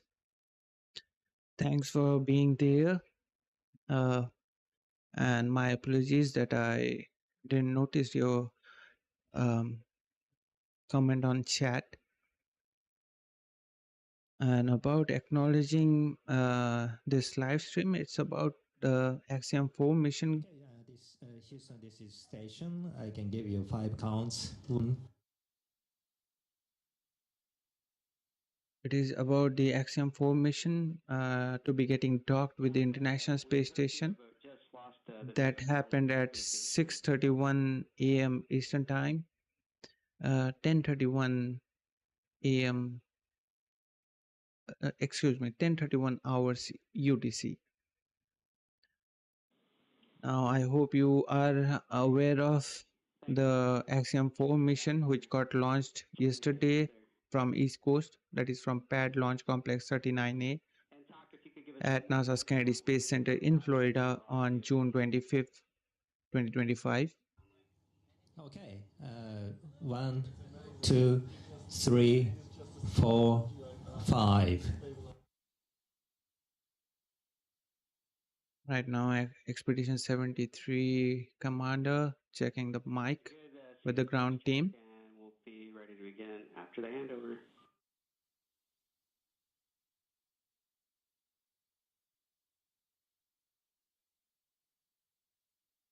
We are just about to begin the welcome ceremony for the Axiom-4 crew as the Expedition 73 crew members setting up mic and cameras for us.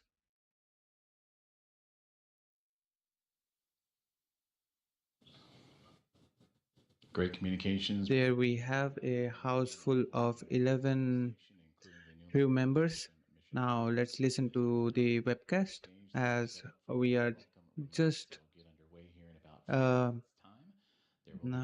anticipated loss of signal, though briefly, and then we will bring everything back on board and the welcome remarks in which Expedition 73 will welcome their 4 new. We are just about 3 to 4 minutes away from the welcoming remarks to come. Currently, we are expecting a loss of signal, so for that we are taking more 3 to 4 minutes for the welcome ceremony to begin. Otherwise, the crew is prepared, the camera, mic checks, all things are done. But just for the expected loss of signal, we will be taking some extra time. And I hope that will be not coming into an effect so that the welcome ceremony can begin as soon as possible.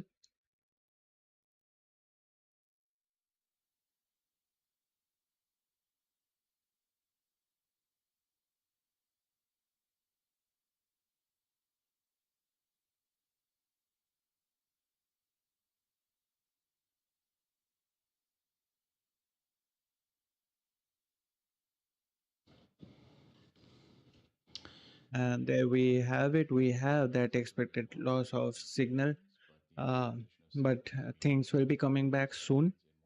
Absolutely nothing to worry. It's a brief transfer period between the satellites relay systems so that we can have the views. So it will be getting restored soon. Nothing to worry about. Just hang on a little bit. Those of who are still with us from the very beginning of the stream, I know it's a bit you are getting restless and having loss of patience, and to me personally it's happening as well because I couldn't sleep yesterday night preparing for this live. Just some few more minutes and we will be getting done with this stream, and again we will be meeting for this mission at least after 14 days, which is the planned schedule for this Axiom-4 mission being docked at the International Space Station. But although for their return, we have to look after the weather conditions at the landing site, at the splashdown site, you can say. That will be the coast of California, which SpaceX are now recently making the splashdown site. Previously, they were splashing down most of the crewed mission and even the cargo Crew Dragon missions at the East Coast. Now they are attempting the splashdown at the West Coast, you can say. So we have to keep weather into consideration as Axiom-4 will be preparing for their return after 14 days of stay aboard the International Space Station. So if weather permits and all things are nominal, we will be having them back just after 14 days being docked to International Space Station. Now I guess the expected loss of signal got over and we have the live view about the International Space Station. Everyone is prepared for the welcome ceremony. Are you ready for the event? Now let's listen to the welcome ceremony. Yes, our station, we are ready for the event. Please begin the welcome ceremony. All right, Grace crew, welcome aboard the International Space Station. On behalf of Expedition 73 crew, I'd like to make a couple of opening remarks. First of all, Peggy, welcome back. It's a great honor and privilege to have such a legendary astronaut like you on board with us. And Tibor, Shuks, and Sławosz, congratulations on your first space flight. And we've been waiting for you guys so long, and we are so happy to see your all smiling faces. And with your arrival, right now there are 11 astronauts from 6 countries, and all of us are here in order to advance human space exploration and scientific research, symbolizing international cooperation. So from this moment, you are also a part of Expedition 73. And once again, welcome aboard. And I will pass the microphone to Axiom-4 Commander Peggy Whitson. Thank you so much, Tak, and for the 73 crew as well. We appreciate being invited in. You guys are exceptional hosts, and hopefully you'll think we're exceptional guests at the end of a couple of weeks. But we're looking forward to getting a lot of work done with you guys, and I really appreciate all the support you've provided to us in advance of actually even getting here. I think that's very unique and special about you. And the best part about being a commander on a mission with all rookies is you get to watch the rookies go through it for the first time. And it helps you remember some of the things you went through the first time. But it also, it's just very special to get to relive the experience again through these guys. And so I'd like to give these guys their astronaut pins. So we'll start with Shubhanshu Shukla, astronaut number 634. Wow.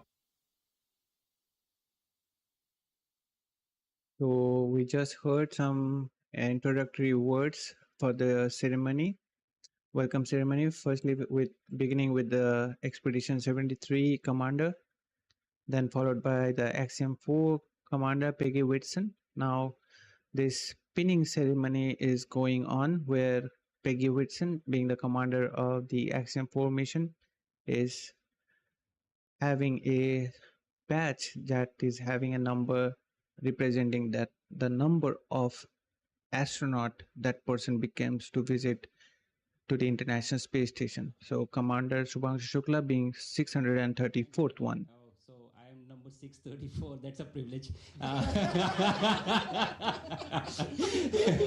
No, but to be fair, it is a privilege to be amongst the few who have got the chance to see the Earth from a vantage point that I have been able to see now. It has been a wonderful ride. It has been great, and I was looking forward to come to space. It is something to look forward to as such. But the minute I entered the International Space Station and you guys, this crew, you just made me feel so welcome, as if you literally opened your doors, like your house doors for us. That's true. So, but it was fantastic. I feel even better.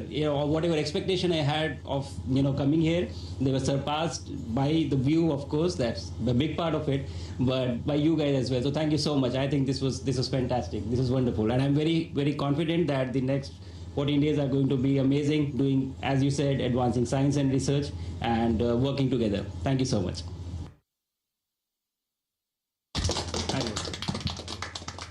And number 635. Sławosz. Sławosz Uznański-Wiśniewski becomes the 635th astronaut to visit International Space Station, representing Poland. Thank you, Peggy.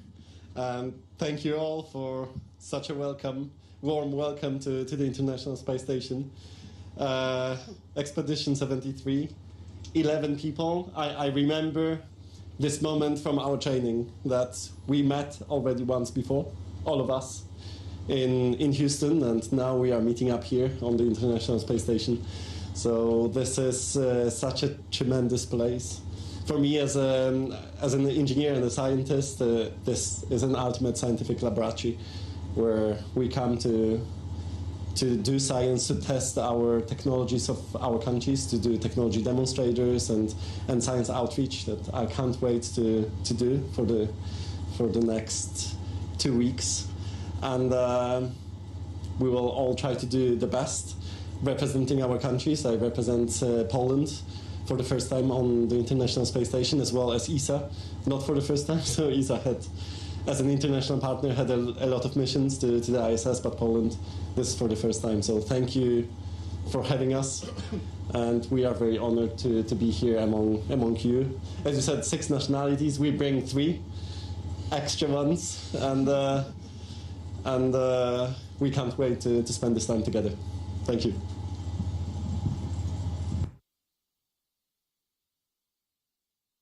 And last but not least, number 636, Tibor Kapu. Now Tibor Kapu becoming 636th astronaut to visit International Space Station. Also would like to highlight a point that Sławosz Uznański-Wiśniewski is not only representing European Space Agency, he is representing Polsa, the Polish space agency. Best crew that we could join to. It really feels great to be part of Expedition 73. As Tactic Commander said, that we have so many countries in the same time in the space station, but we also have 7 out of 11 who are complete new flyers, which also tells me how much space is expanding towards a new era. One of my friends told me 2 days ago when I was asking him what should I tell in space, what should be my speeches about it, he said that if there's ever a time for speaking from the heart, then this is it. And my heart is so full right now because of you guys and because of seeing Earth for the first time. There's a lot to choose from. So I'm extremely happy to be here, happy to represent my country. On our ride up, we actually saw our countries flying above those. It's truly a special feeling. Looking forward for these 2 weeks. I'm 100% sure that this is going to be awesome. Thank you.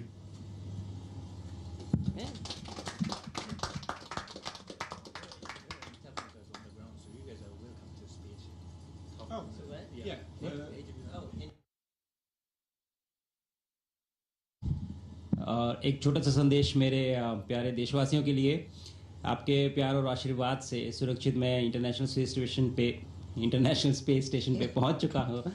और बहुत आसान दिख रहा है यहाँ खड़े होना, लेकिन थोड़ा सा मुश्किल है, थोड़ा सा सर भारी है, थोड़ी तकलीफ हो रही है, लेकिन ये सब बहुत छोटी चीज़ें हैं और कुछ ही दिनों में हम इसके यूज्ड टू हो जाएंगे। और ये पहला पड़ाव है इस जर्नी का, और अभी आगे 14 दिन यहाँ पे रह के हम काफ़ी सारे साइंस एक्सपेरिमेंट्स करेंगे, आप लोगों से बातचीत करेंगे। लेकिन कहीं ना कहीं ये जो पड़ाव है ये भी दिखाता है कि ये हमारी अपनी स्पेस जर्नी का भी एक पड़ाव है। तो मैंने बात की थी आपसे कुछ देर पहले जब मैं ड्रैगन में था, और अभी यहाँ से आगे भी बात करता रहूँगा। चलिए इस जर्नी को बहुत एक्साइटिंग बनाते हैं, बहुत उत्साह से इसमें पार्टिसिपेट करते हैं। मैं बहुत उत्साहित हूँ और मैं अपने शोल्डर पे अपना तिरंगा जो मैं लेके चल रहा हूँ, मैं मानता हूँ कि आप सब मेरे साथ हैं, तो मैं ये भी समझ लेता हूँ कि आप सब भी मेरे साथ उत्साहित हैं और मुझे लगता है कि अगले 14 दिन बहुत ही एक्साइटिंग जाने वाले हैं। धन्यवाद। जय हिंद, जय Bharat. Now some notes by them on their own country language.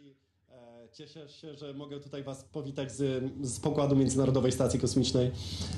Po raz pierwszy jesteśmy na stacji, po raz pierwszy mamy polską misję na Międzynarodową Stację Kosmiczną i bardzo się cieszę, że mogę reprezentować właśnie Was, 40 milionów Polaków, którzy mają możliwość obejrzenia misji, ale jednocześnie kontrybuowania do części naukowej, technologicznej i wykonywania eksperymentów na Międzynarodowej Stacji Kosmicznej.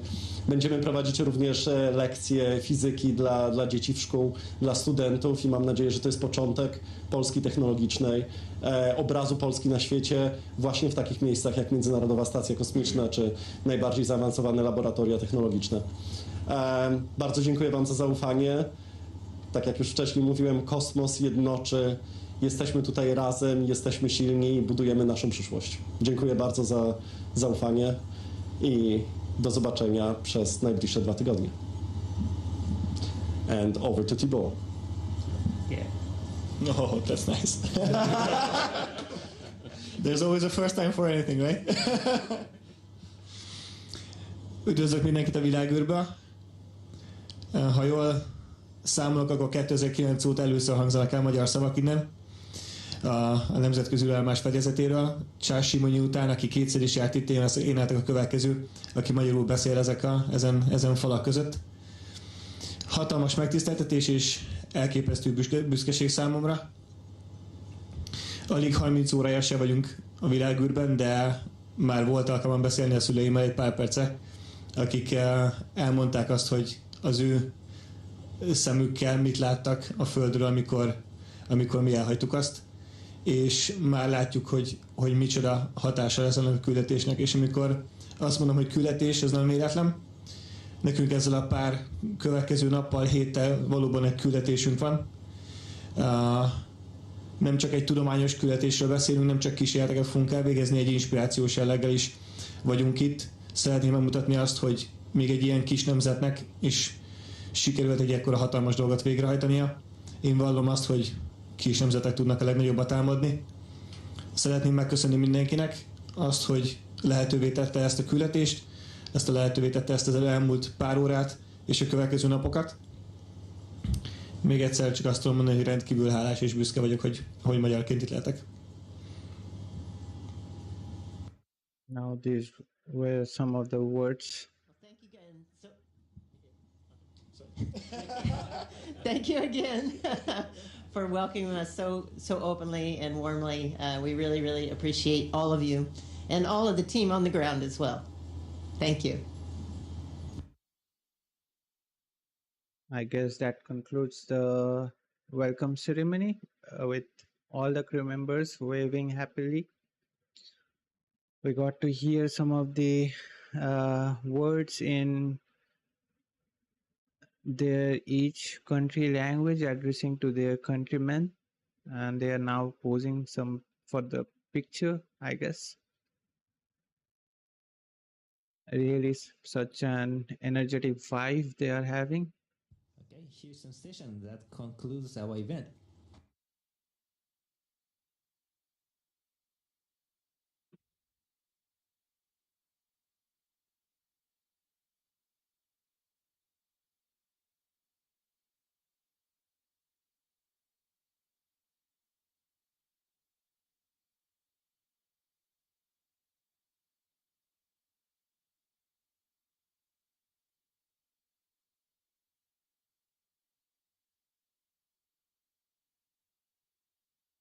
So we got some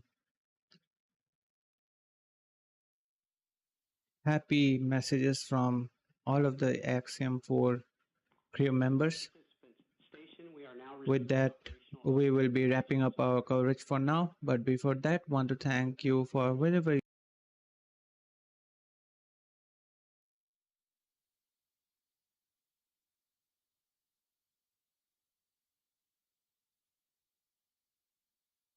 is really impossible to do this broadcast without your support and your encouragement. So for that, we thank with all our heart for the support for you provide to us for what we do here at AstroYonder.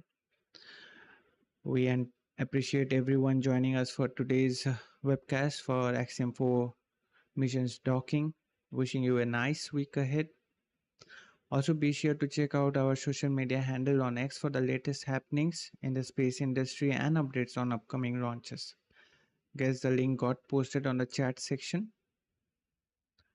I hope you enjoyed the stream and I could provide some of the insights for the whole mission and for the docking and hatch opening procedure. Once again, thanks for watching. This is AstroYonder Live and Medipto. Sign off for now and we will see you soon.